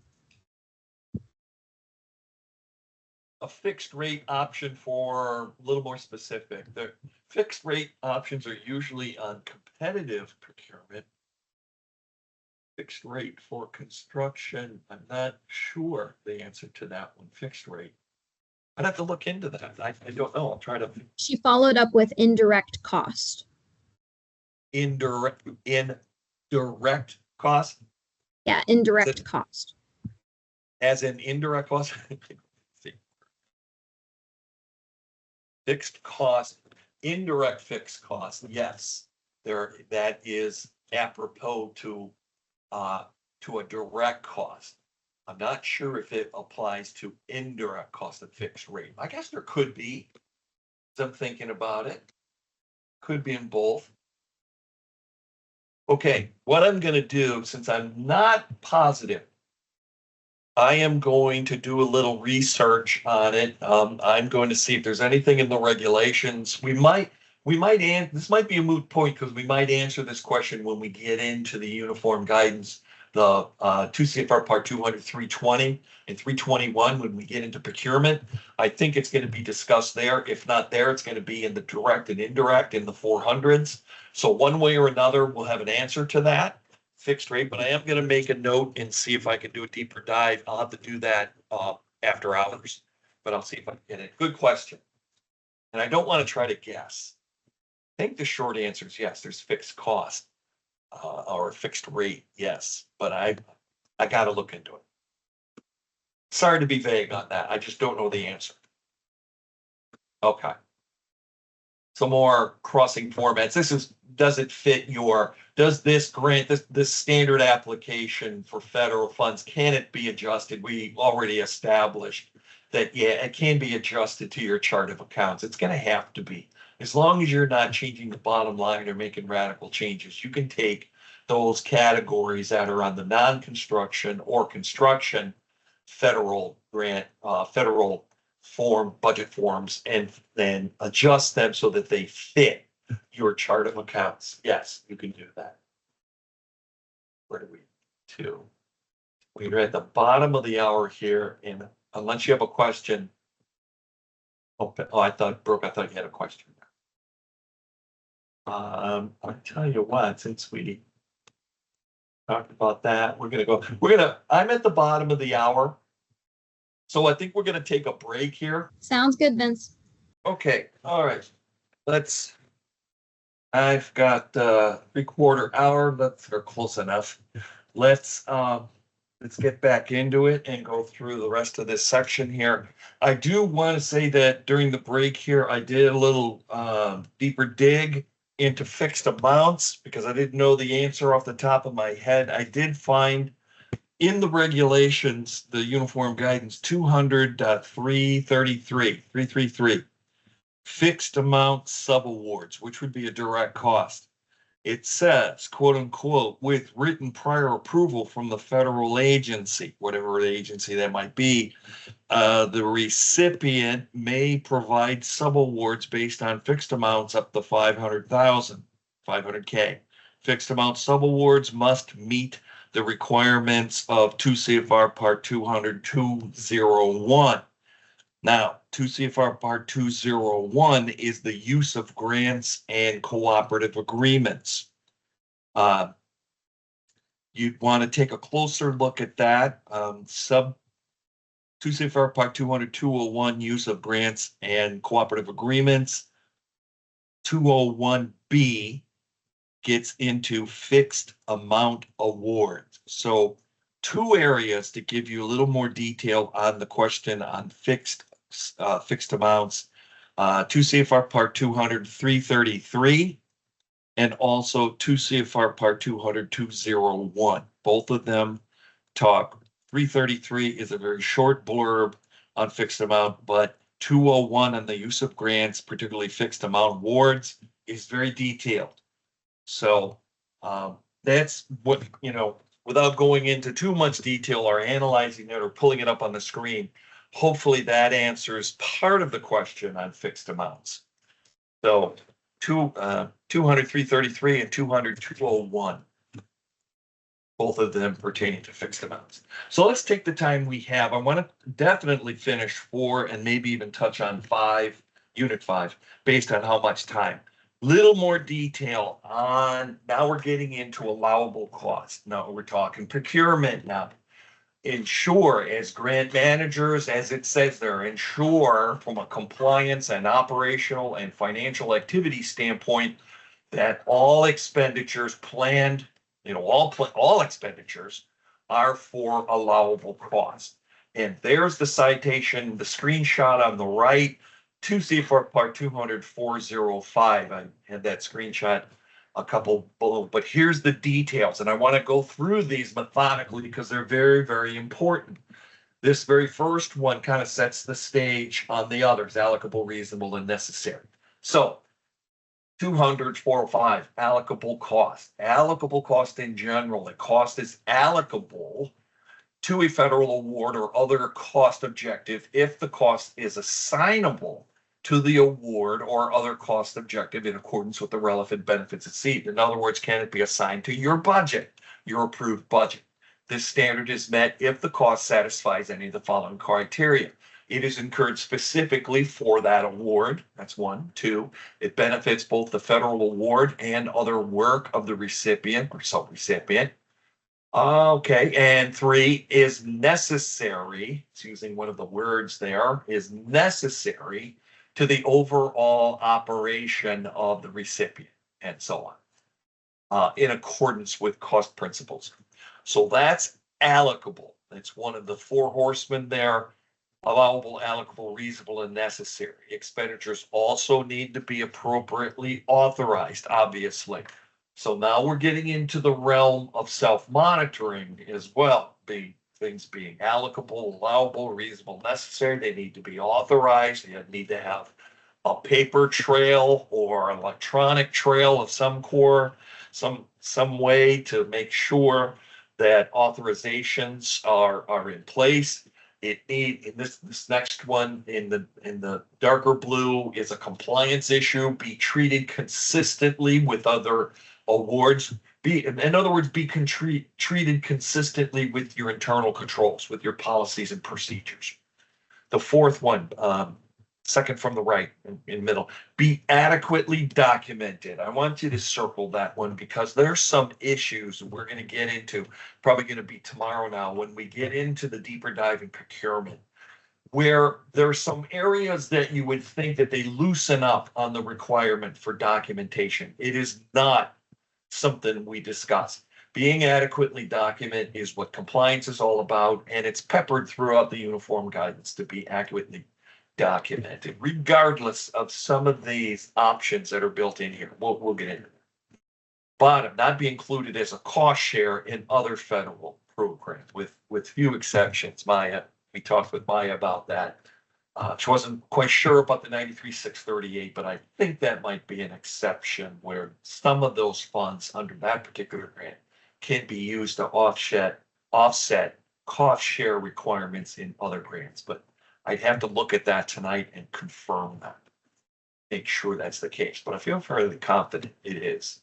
We talked about the budget versus actuals. I mean, this is a typical, generally accepted accounting practice, and it should be included in your self-monitoring from the financial standpoint, is reviewing your general ledger, reviewing budgets, budget versus actuals, or last year versus this year. It says the budget is only helpful if you use it to guide spending decisions on your grant project. Well, very, very true. How do you monitor whether actual expenditures are in line with your improved budget spending plan? Well, you want to make sure that you're reviewing your general ledger. We did that at the Native Learning Center. We reviewed it on a monthly basis, making sure that all the expenditures that were posted to the general ledger were for activities or expenditures that were Native Learning Center, for the Native Learning Center. And every once in a while, from time to time, we'd find an expense that the tribe, on the tribal side, and we'd have to have it backed out by the accounting department. But to monitor it, you need to do your monitoring, your self-monitoring on a regular basis to look for these things, budget included. General ledger would be a good thing to look at, and maybe not all the other financial documents. The 425 that we were looking at before, yeah, that one needs to be looked at. How do you deal with overspending, underspending project requirements which are not anticipated in the budget? I don't know if we can answer that question very easily. That's a difficult one, right? A lot of this depends on how the federal agency and how the particular ward deals with carryover. We need to know, you need to know how the agency, federal agency, and the ward itself deals with these underspending. If you're going to be penalized in any way, program income fits in here as well. What if you're generating program income above and beyond your award?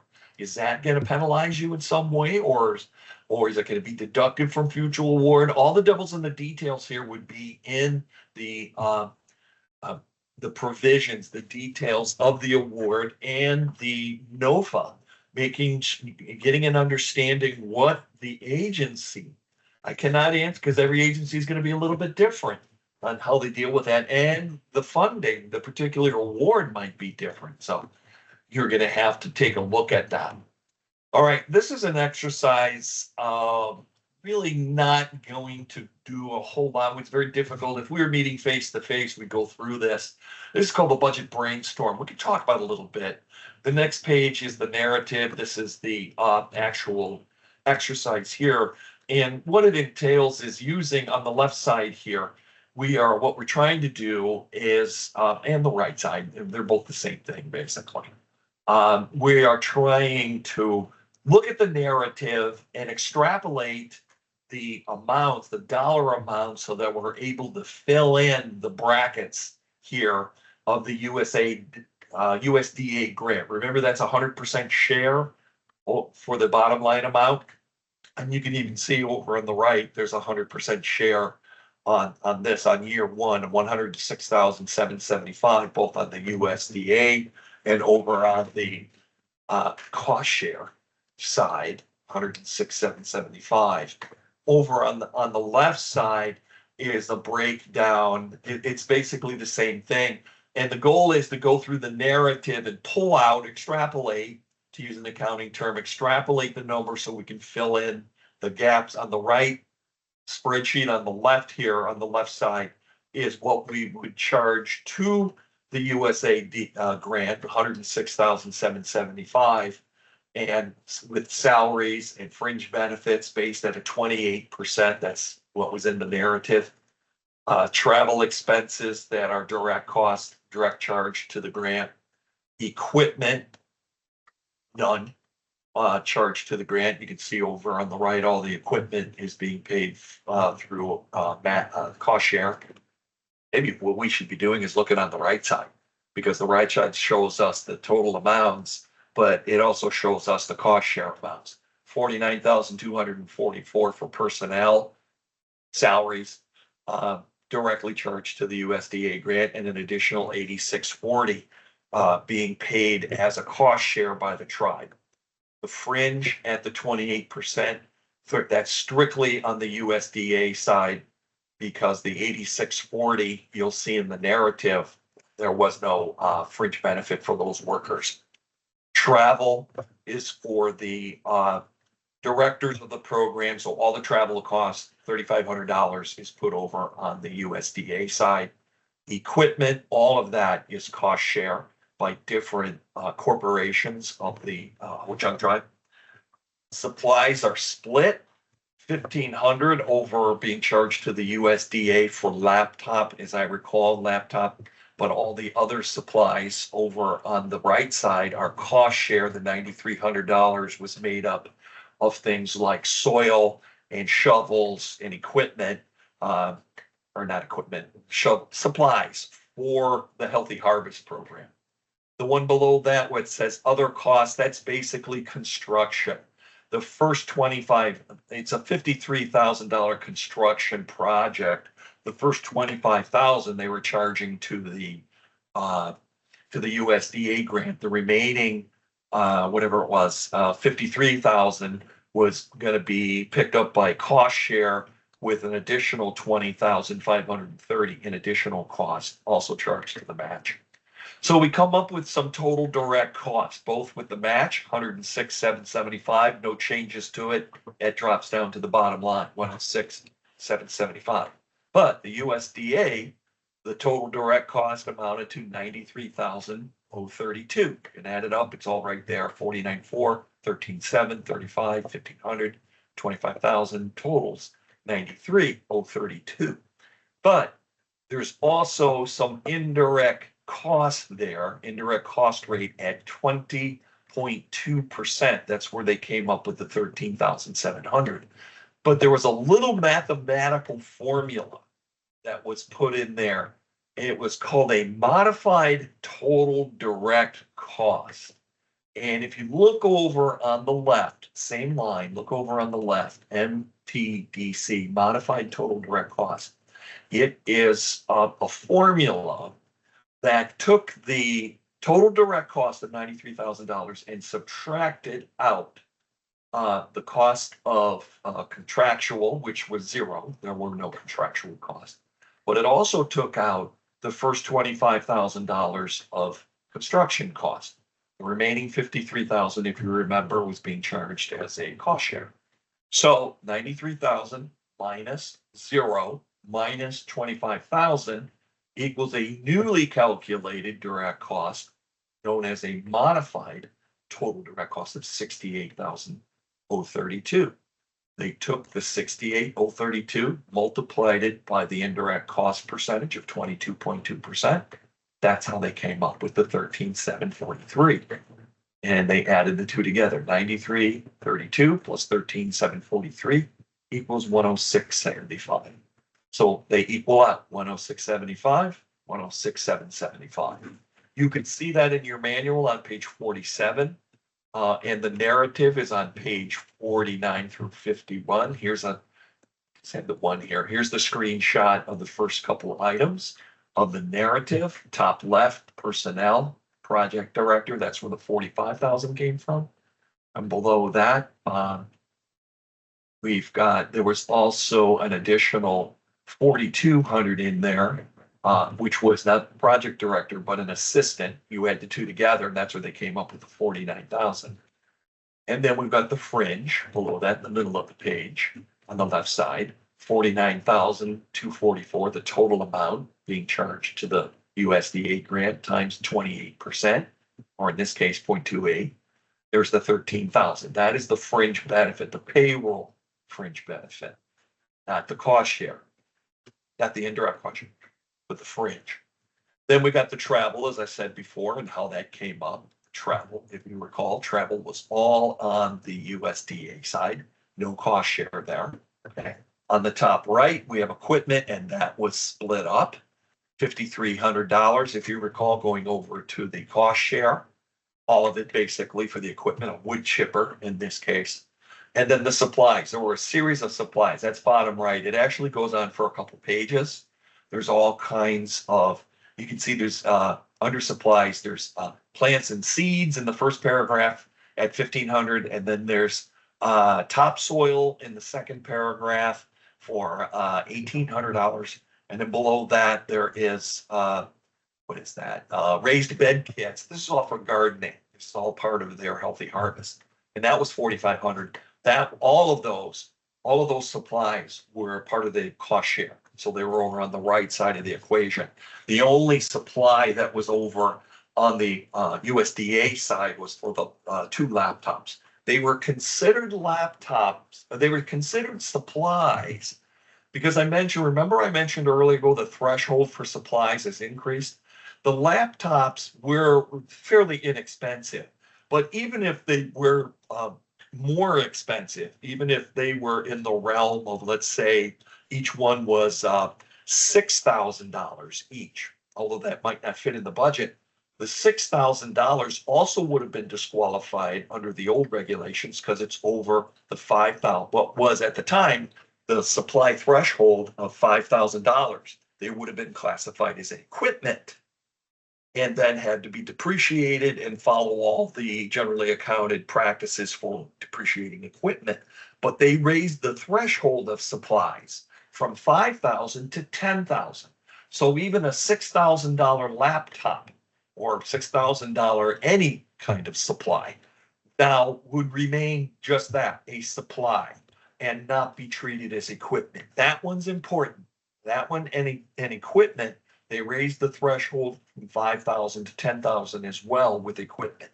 You want more information on either one of those, go to 2 CFR Part 200 313 for supplies, 2 CFR Part 100 314. They're kind of matching the one side by each, as I used to say. That is the one for supplies. First one is, first one's equipment, second one's supplies. 313 and 314 for more details. But they raised the threshold up above from 5,000 to 10,000 for supplies. So what used to be considered equipment because of the dollar amount now could be considered a supply. I think that's a real win for us because most of our purchases probably are going to be in that realm under $10,000. Now we can treat the bulk of that as a supply, which is great. Okay, we didn't really, another accounting type system, cuff accounts. I think there's a little spreadsheet here. Yeah, typical cuff account example. Not really going to get into that. Single entry accounting. Good, another tracking system more from a financial standpoint. Here's another example of probably a better example, I think, of a blank cuff account. Nothing here, it's in sync. You can see the expenses on the left, personal fringe, travel, equipment, supplies, contractual, construction, more in line with a construction grant. And then across the top, we've got the months, and you can see it starts in October. So it's on a fiscal year, October 1 through September 30th. It's got a column for your budget, and then you would fill in the amounts as you move along. It's a real nice, it's an internal working document to kind of keep track of expenses, total expended year to date, any balance. Hopefully you can project that out, troubleshoot any areas where you're going to have expenses that exceed expectations. Very useful tool from a financial standpoint. One of many, though. All right, this is the infamous page 43. But I don't think we have time to do the deep dive now. I think I'm going to save that for tomorrow. I'm not even sure I can actually get out of the presentation to do it. I would have to pull out of this presentation and go to, I'll tell you what, 6.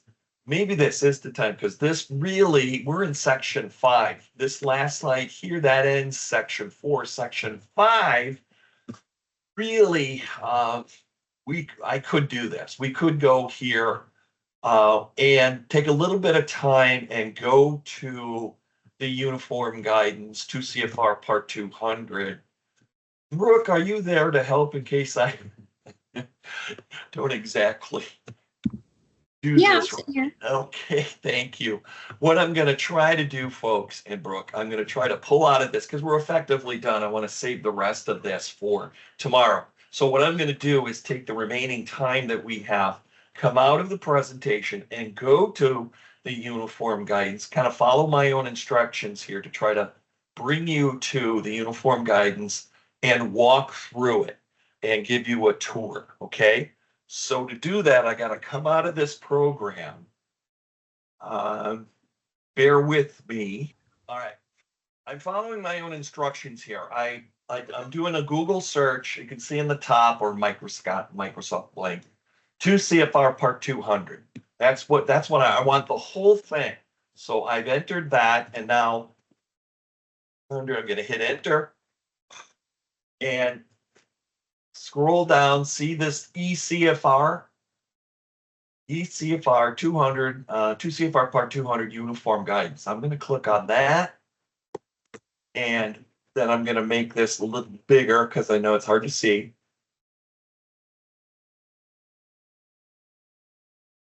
All right. Might even be able to make it even a little bit bigger. All right. This is where we want to be. All right. A couple things. Now I'm at the Code of Federal Regulations. I've used ecfr.gov to bring me there. And now that I'm actually on the site, as I scroll down, I can see this is where, so far, this is where I want to be. Part 200, Uniform Administrative Requirements, Cost Principles, Audit Requirements, everything. Okay, Subpart A, and okay, very, very good. All right, a couple things I want to point out to you before you even get into it. I'm on the site, which is very helpful. It's going to help me look for certain citations, or all of them in this case. But see the baby blue band in the middle that says Display Title II. This is the first thing you want to check for. Make sure that the regulations that you're looking at are up to date. You see the date there? It says March 24th, 2025, just a couple days ago. Last amended January 3rd, 2025. Not bad. Pretty good. You want to make sure you don't have anything that shows 2024 or earlier. So always check to make sure you've got the most recent version of the federal regulations. In this case, the 2 CFR Part 200. Now that I'm here, I can scroll down. I've got the whole thing here, all of it. This is a very big document. So I'm just going to walk through very quickly using the time that we have to kind of guide you through the different sections. It starts off with subpart A. Remember, there are 6 subparts, A, B, C, D, E, and F. Subpart A is called acronyms and definitions. Acronyms is not so exciting, but definitions is very exciting. Definitions is referred to as 2 CFR Part 200.1. All of the definitions that the OMB and all the federal agencies use are contained here in alphabetical order. So if you see 2 CFR Part 200.09 or 10 or 11, you've got an old version. All of them are in alpha order, all the definitions in 2 CFR Part 200.1 definition. Then it falls into alpha order. So just scrolling through here, we've got auditee, auditor, budget. These are the terms.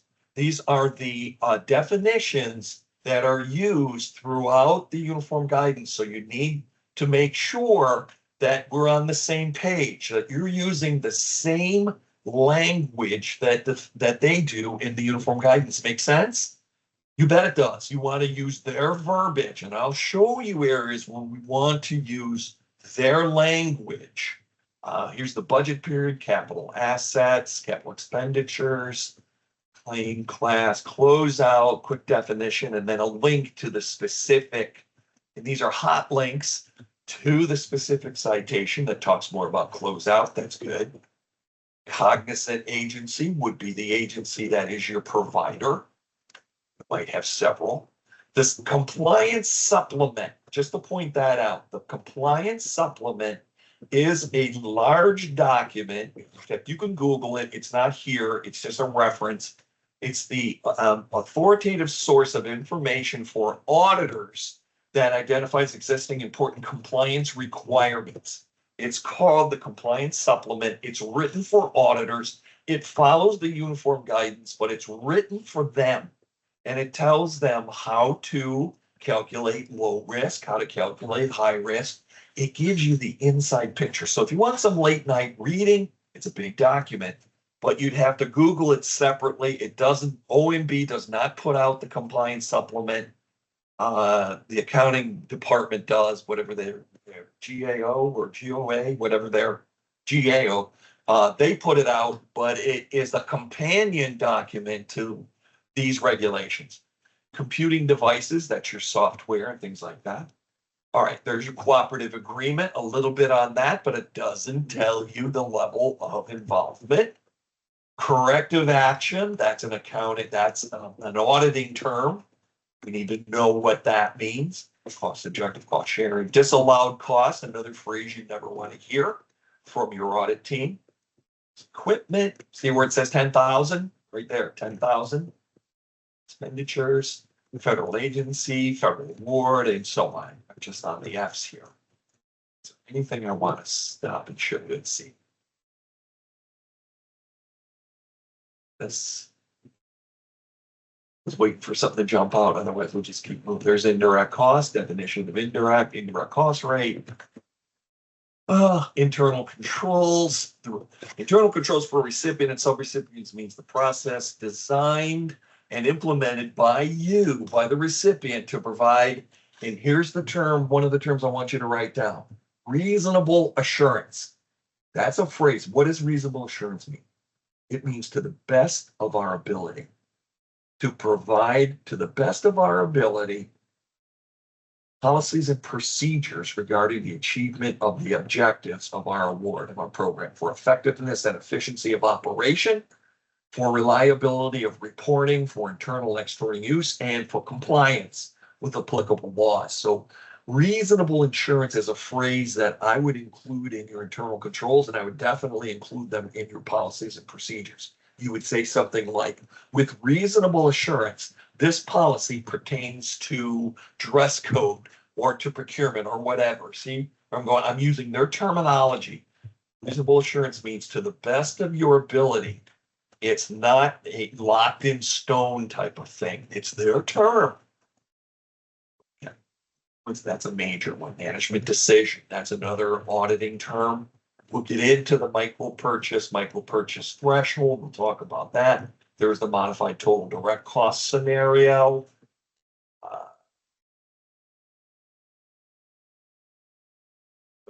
Prior approval, program income, protection of personally identifiable information known as protected PII.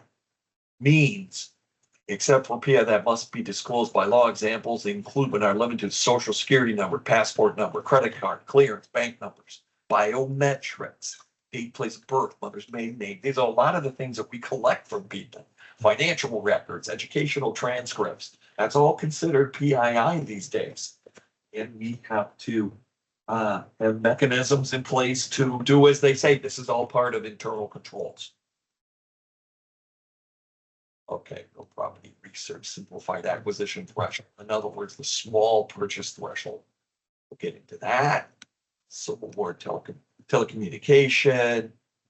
Okay, so that is, it's worth the time, in my opinion, to go through the definitions, make sure you understand like reasonable assurance. You wouldn't know that unless you go through these definitions, that is a term that and you're going to see that term when we get into the deeper dive with allowable, the four horsemen.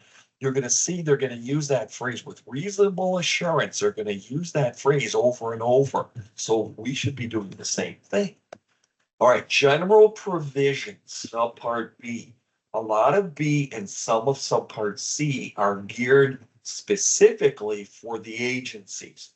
It's good information to know what the agency requirements are.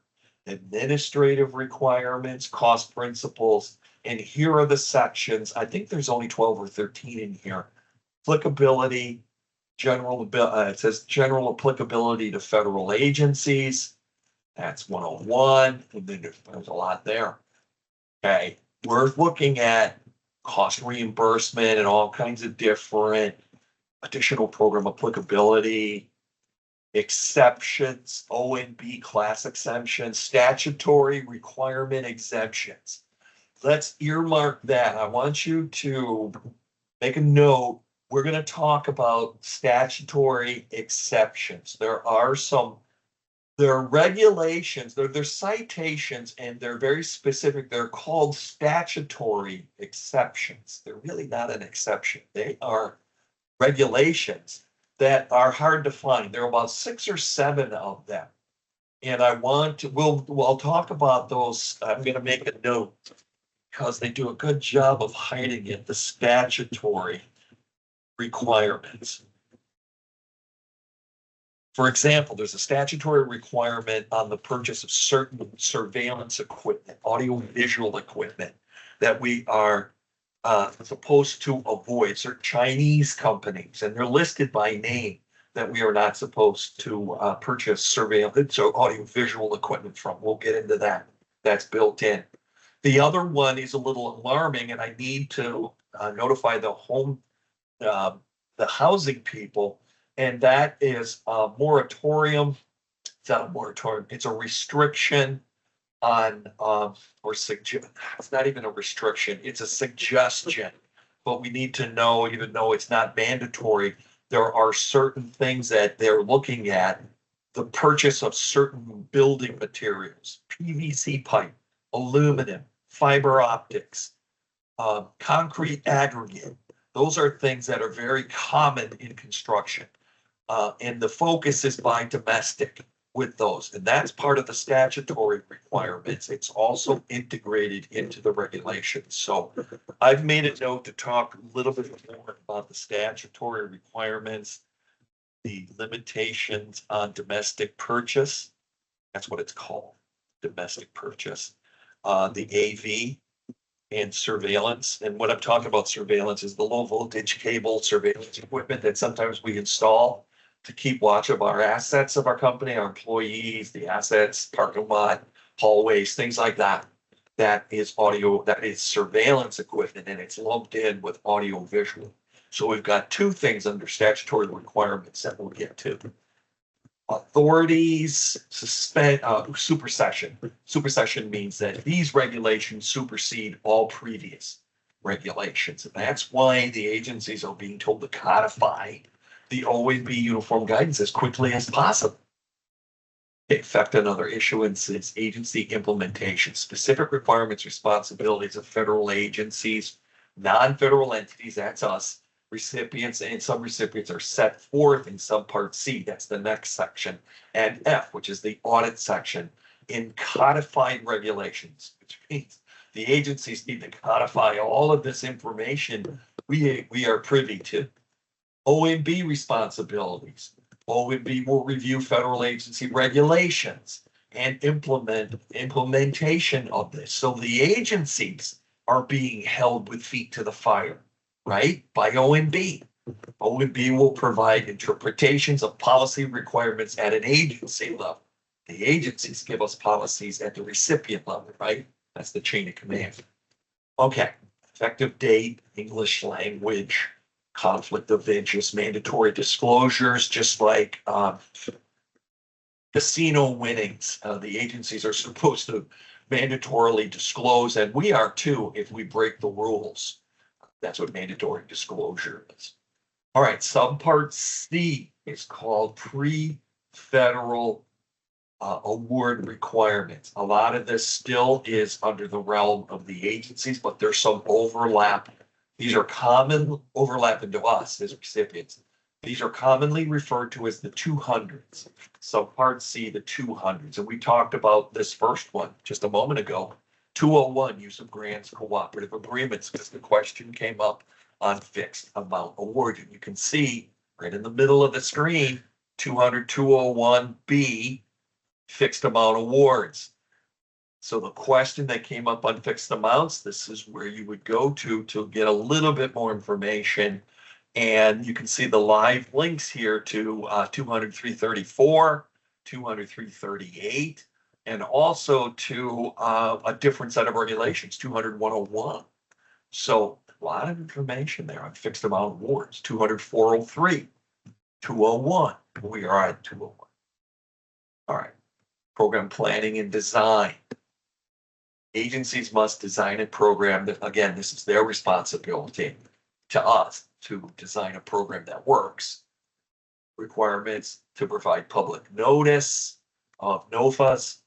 They're trying to streamline that process. I can tell you, notice the funding opportunities. You're trying to do a better job with those. They can be notices of funding availability can be very long-winded. They're trying to streamline that process. Good for them.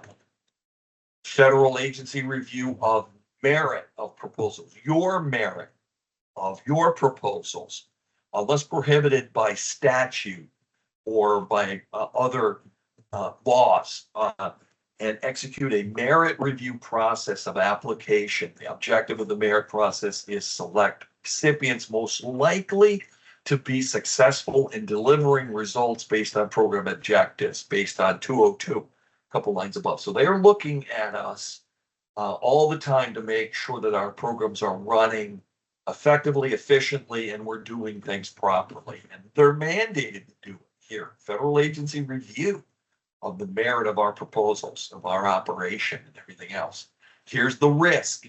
206, federal agency review of risk proposed by you as the recipient. Here is that. And what I want to point out is B here, risk assessment. The federal agency, all of them, must establish and maintain policies and procedures for conducting a risk assessment to evaluate the risk posed by applicants before issuing or renewing federal awards. This assessment helps identify risks that may affect the advancement towards the achievement of products and goals. Risk assessment assist. So you bet there's going to be communication between the agencies and the auditors.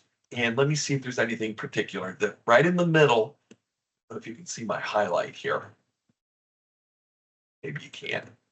It says this assessment may incorporate elements such as the quality of the application, award amount, risk associated with the program, cybersecurity risk. That is another one of the new focus. That's where this whole risk thing is blowing up. Identity theft and cyber threats, cybersecurity threats are becoming very much of a concern. And then it goes on to talk about fraud risk and impacts on the job and the community as a whole. So they're very much concerned about cybersecurity, identity theft. That's why PII is becoming a burning issue, and we need to be aware of that. Here's the marching orders that the agencies have that they in turn will pass on to us because they are being obligated or mandated is the word I'm looking for. In evaluating risk posed by us as applicants, the federal agency should consider the following. And they're talking about us, our financial stability, our management systems and standards, that's our internal controls, our history of performance going back who knows how far, our audit reports and findings. Hopefully you don't have any findings on current or prior reports. And the big catch-all, the ability to effectively implement these requirements that we're supposed to know how to navigate through. Okay, to actively implement statutory, regulatory, and other, best practices, tribal protocols, et cetera, et cetera. Adjustments to risk assessment, suspension, and debarment compliance. The federal agency must comply with the government suspension debarment guidance. There's the mother of all compliance issues for debarment. The 2 CFR Part 180, a separate set of regs. And the Code of Federal Regulations, that's where we are right now. Title 2, that's what we're looking at. Title 2, 2 CFR Part 200. Application requirements, specific conditions. Federal agencies are responsible for ensuring that specific federal award conditions and performance expectations are met. OMB designated repositories, that would be, for example, grants.gov. That would also be the audit clearinghouse where your single audits will go, and that's a repository of those audits. That's another one. That's an OMB designated repository. History of compliance.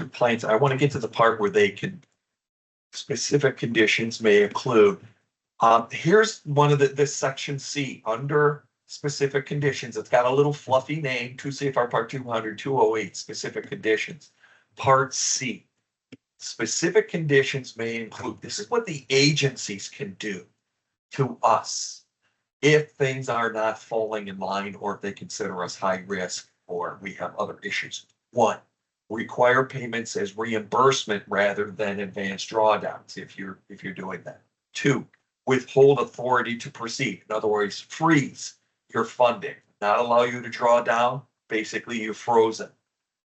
Three, require additional or more detailed funding reports. You can do that. Four, requiring additional monitoring. So we talked about self-monitoring. Your agency might come in and say, instead of doing it quarterly, you need to do it monthly and provide us the reports. Right now, self-monitoring reports are mostly internal. You don't have to do them except on an annual basis. Most likely, I know ONEP requires that with its APR, an annual self-monitoring report, but I would recommend doing it quarterly if you can. Here, they're saying they could require you to do it even more frequently. Five, requiring the recipient to obtain technical and management assistance. That means training. Coming to a class like this, being mandated to come to a class like this, not voluntarily, but being mandated as part of a finding or a high risk resolution to your operation, might be required to get a training. Six, establishing more prior approvals, having to get permission from the agency in more than the usual areas. Prior to imposing specific, and then it goes on to how they're supposed to notify. All right, that is very alarming, and it's buried in here in 2 CFR 208, 208C, the exact 1 through 6. These are what they can do to basically slow us down, shut us down. These are the repercussions of not doing things properly, not doing self-monitoring, not having internal controls, and or having poor program reviews, having findings on your audit, and being classified as high risk. All of those would be candidates for having any or all of these specific conditions put upon us. Now you know what they are. There could be more that just aren't listed here. Okay. And here we go. Then we continue on. Information contained in the federal award. We talked about that. This is the award letter, name, entity number, and so on. I want to see if anything jumps out at me here. There's unique identity, the UEI number, date, start, budget, amount, funds obligated, cost sharing, if any, budget. Okay, nothing that I'm not already aware of. Okay. Terms and conditions, we know about that. And, we know we have to look at, be mindful of this, the terms and conditions. Public access to federal award. This is for the agency. They need to make information available. All responsibility, I'm looking at B, and qualification records posted at sam.gov will be publicly available after a waiting period of 14 days. So they are obligated to make information available, reporting a determination that an applicant is not qualified for a federal award. This is what they do when they've determined that us as recipients or potential recipients do not meet qualifications and do not qualify. So things that they can do. Here's suspension and debarment. More on that with links to 2 CFR Part 180. Here's one of the statutory requirements. The next two, 215 and 216. I talked about 216. That's the telecommunication and video surveillance. Never contract with the enemy. Seems ridiculous that this would be in here. First of all, we're receiving domestic monies, so we don't have enemies, international enemies, right? We could never spend our money, our domestic monies for our grants for overseas operations. So why would this ever be in here since we're receiving domestic federal funds, right, for domestic programs? Keep in mind, or maybe you didn't even know this, but the uniform guidance and all these regulations aren't necessarily written just for tribes or for nonprofits. The list of entities that receive federal funds is very large. It includes universities and colleges, or as they refer to as institutions of higher learning. It could include churches that have a nonprofit determination from the IRS. It could include a lot of other entities, nonprofits in general, 501c3s, 506s, 509s, et cetera, all those IRS determinations. It definitely includes tribes, tribal entities that have nonprofits, 501c3s, tribe themselves as a sovereign nation, and also as a 7871 IRS determination as a nonprofit. But the biggest one, and the one that confuses people as to why citations like this are included, is the biggest recipient of federal funding is the United States military, to the tune of billions, if not $1 trillion. And most of the regulations in here, like this one, 215, ever contract with the enemy, pertains to them, not necessarily to us. It pertains to the largest of, and it would, what other entity would ever be in a situation where they would be sending their federal funds and contracting with an enemy nation or entity? Only the United States military, with a congressional approval, would be able to do that. And I'll point out other things like that as we're going through that really aren't designed for us. They're in there, and you may wonder, why is that in there? And that's because these regulations are kind of a broad scope pertaining to all the entities that are eligible to receive federal funds, not just tribes and tribal entities. Keep that in mind. So we have things that are unique to colleges and universities in here. We have things that are unique to nonprofits in here. Yes, tribal entities can be a nonprofit, but for the most part, these regulations are very broad in scope, and that's part of the reason why some of them are vague as well. Here's the one, 216 is the audio. It's not so much telecommunications and audio visual equipment. It's the surveillance stuff that's built in here. Equipment. And here you can see B1, there's a specific company that's listed there. Several companies are listed in 1 and 2. They're all Chinese companies. And for whatever reason, those companies are listed specifically as companies. So do you need to do anything? No, other than make sure that your audio visual equipment and any contracts for products or service agreements are done with companies that are not mentioned in this citation, which is also a statutory requirement. Okay. So this is another one, whistleblower, and this is the last one in section C, whistleblower protection. Those of us of a certain age probably remember the Enron situation back in the year 2000, 2001. Enron was a big financial organization, capital venturist type of thing. And what it turned out to be, long story short, is it turned out to be a huge Ponzi scheme to the tune of billions of dollars. There was a lot of destruction of financial records. There was a lot of persecution of the people that were trying to warn leadership and other authorities that something was amiss. That was where the whistleblower protection came in. All of this manifested a couple of years later in legislation called Sarbanes-Oxley, SOX for short. Sarbanes-Oxley was created, that legislation was created somewhere, I want to say 2004, 2005, in direct response to the fallout of financial destruction, of financial record destruction. That's also why we have retainage of records and things like that. And that legislation over the years now has manifested into whistleblower. This is the very newest of the citations, 217, whistleblower protection. And its roots come in Sarbanes-Oxley legislation of financial record, anti-record destruction, and whistleblower protection. And now we have it incorporated into our regulations that we have to deal with. Okay, now we're going into subpart D, and I have to give you warning. D, E, and F are the areas of the uniform guidance that pertain mostly to us.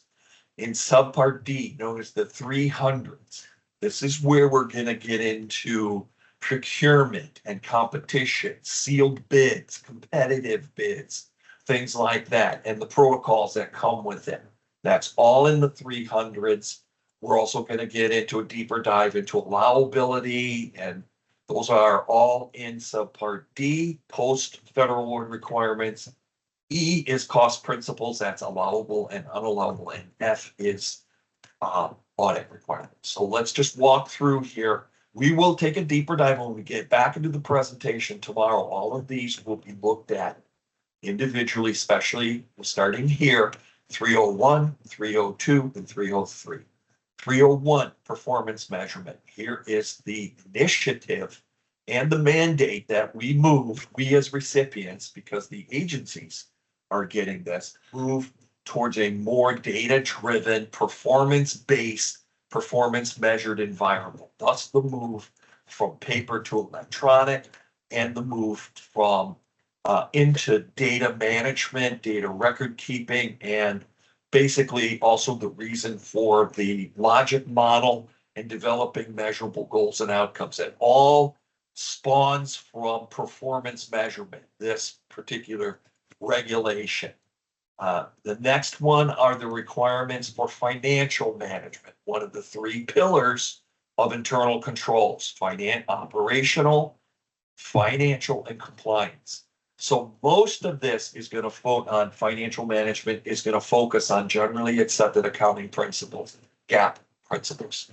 So maintaining financial records, that type of thing. There's nothing really unusual in here. This normally follows normal accounting protocols, but we've got to have a financial management system in place.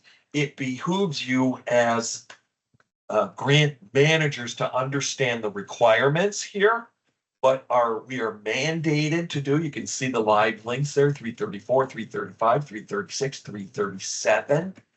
And what are the requirements? B, number 2, accurate, current, complete disclosure of financial results as indicated in 328, 329. Number 3, towards the bottom of the screen, maintaining records, and so on. But nothing alarming here, nothing. It's pretty well spelled out, but I do want to point out a couple things at the bottom before we get into the next one. The very bottom ones here, especially 6 and 7. Look at number 6 and number 7. Number 6, written procedures to implement the requirements of 305. Get to that in a second. And basically written procedures in general. Those are your internal, those are your policies and procedures. All right. And then the bottom one, written procedures for determining the allowability of cost in accordance, what's it say there, guys? I'm blind. In accordance with subpart E, which is the very next subpart, cost principles, allowable, unallowable, and the terms of conditions of the award, and any statutory requirements that we talked about, et cetera.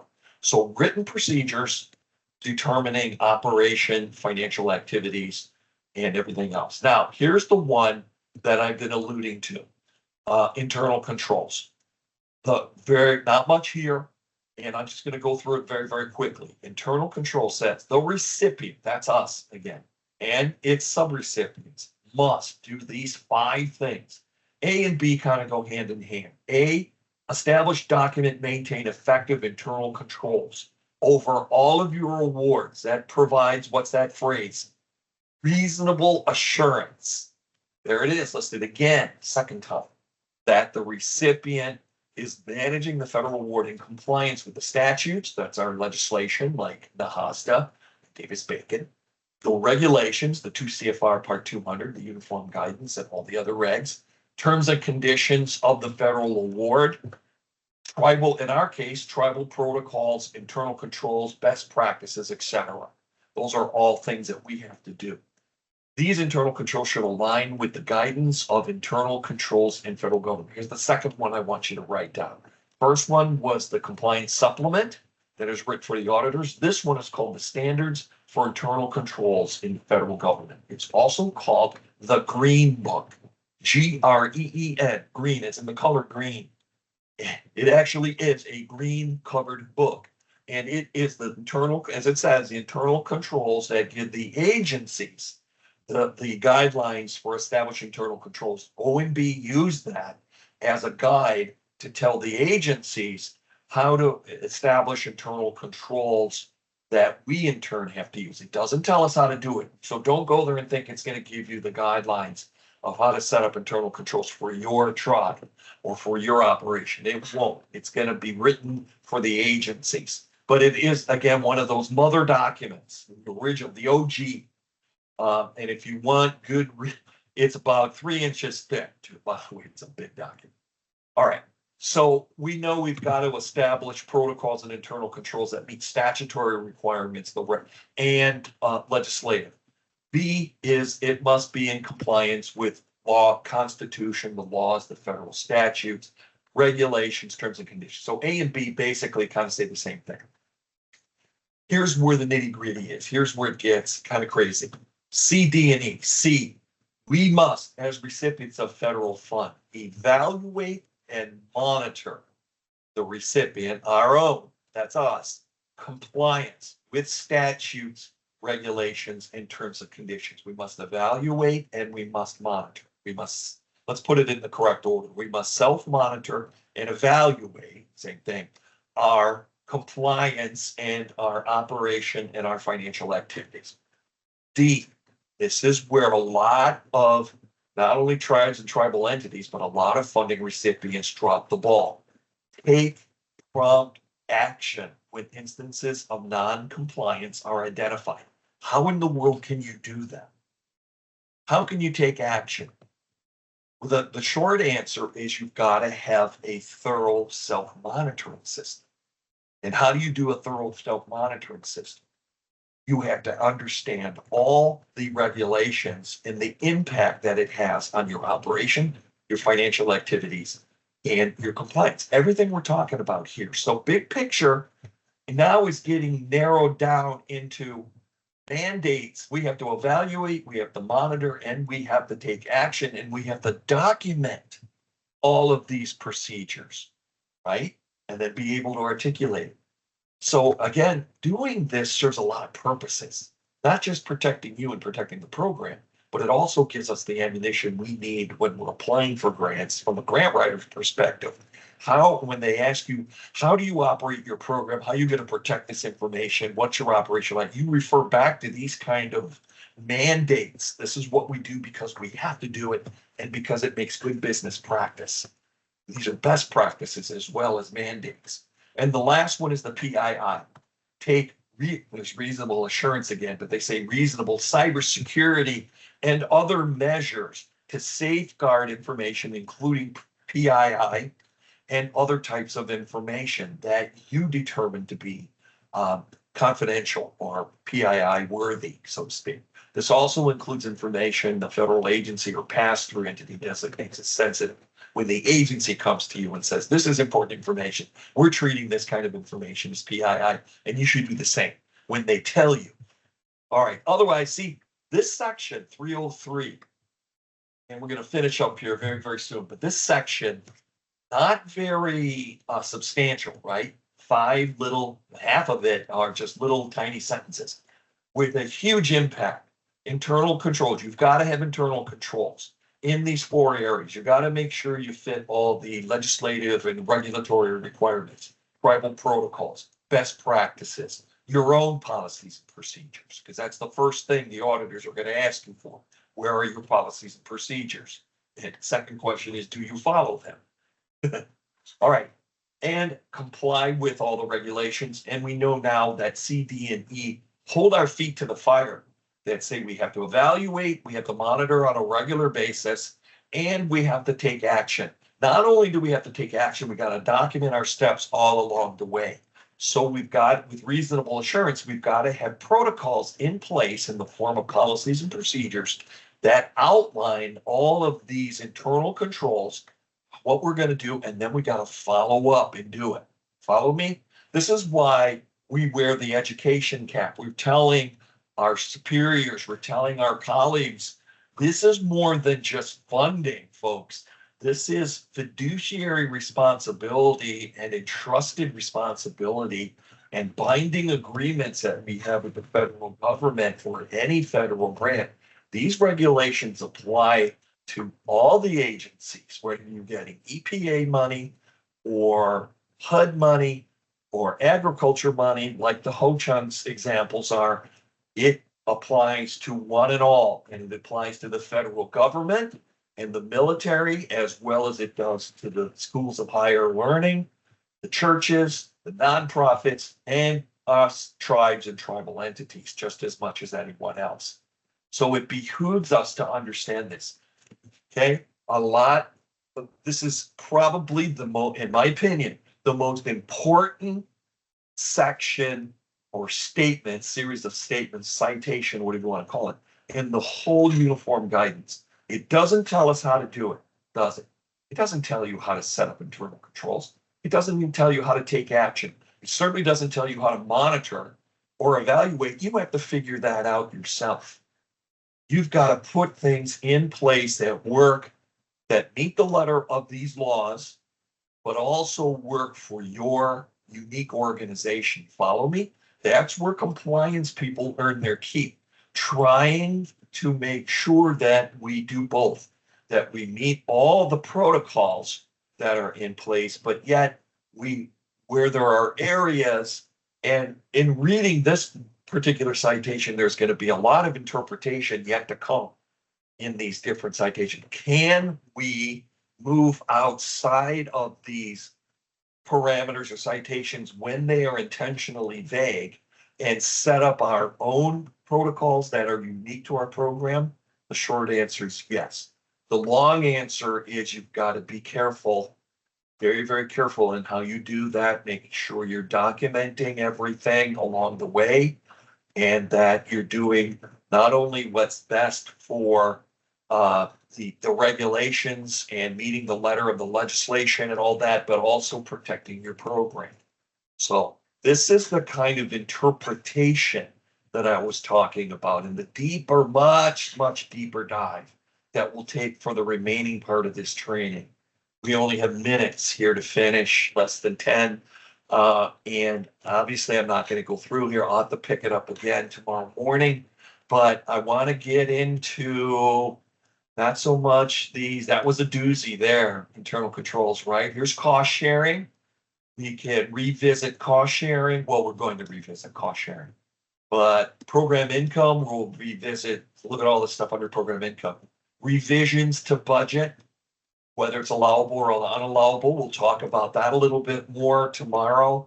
But here we're getting into property standards now. Federally owned and I don't know. Here's equipment, 313, and its twin sister. Supplies, 314, more on that.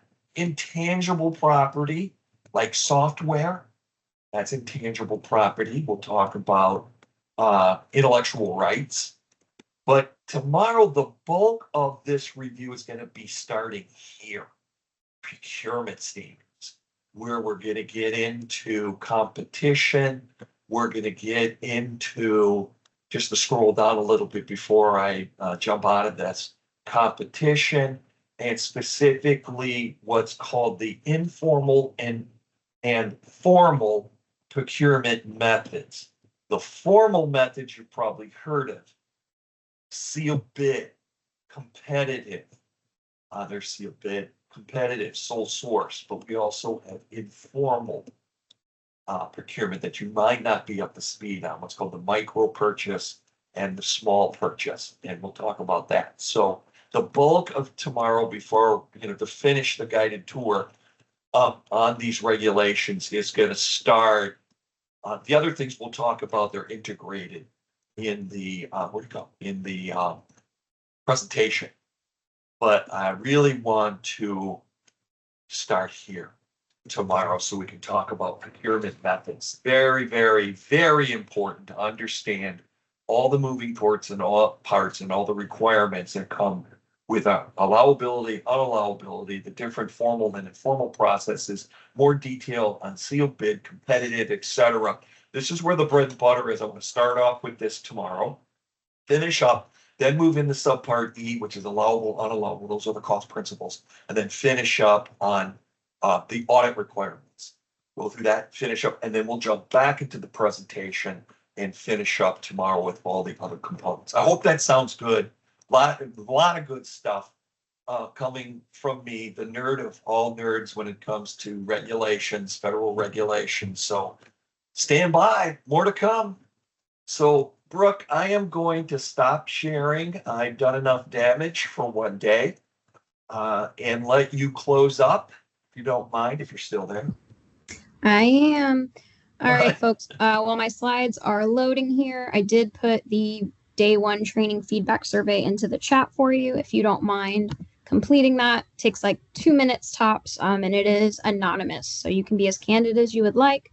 And it helps us at the Native Learning Center, as well as our instructors, know how to improve.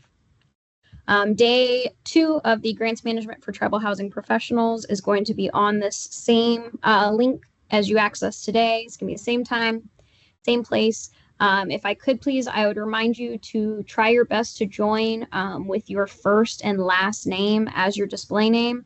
I'm out here fighting for my life, folks, trying to take attendance on this, and it's really difficult when people are named after their organization, or they have their nickname, or they have just a first name.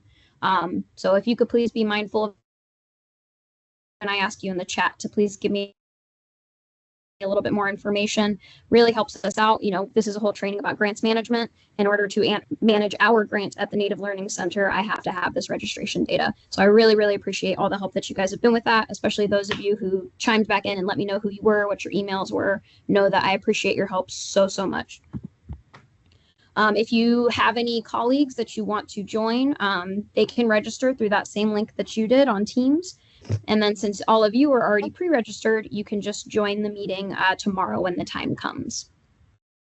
Oh no, Lillian, you're good. I was able to switch it. You're fine. It's still your first and last name, so no worries there. I got you checked off. You are good to go. We will post the recording of this. It's going to take about a week because we'll have to edit down some of the gaps and things like that. But we will post it, and we will also send it out as an email to all of you. So if you had to, maybe go out for a doctor's appointment, or maybe you weren't able to join on time, or I know somebody was saying like their internet was going in and out, not to worry. We will have the recordings available for you so that you can see everything in full. That's not a problem. And I do encourage you to check out our Catheta webinar archive on our YouTube channel. You can look at all our recorded webinars, and that's a good resource available to you guys completely cost-free. I encourage you to check out the other upcoming training events that we're hosting. We post about them on our various social media.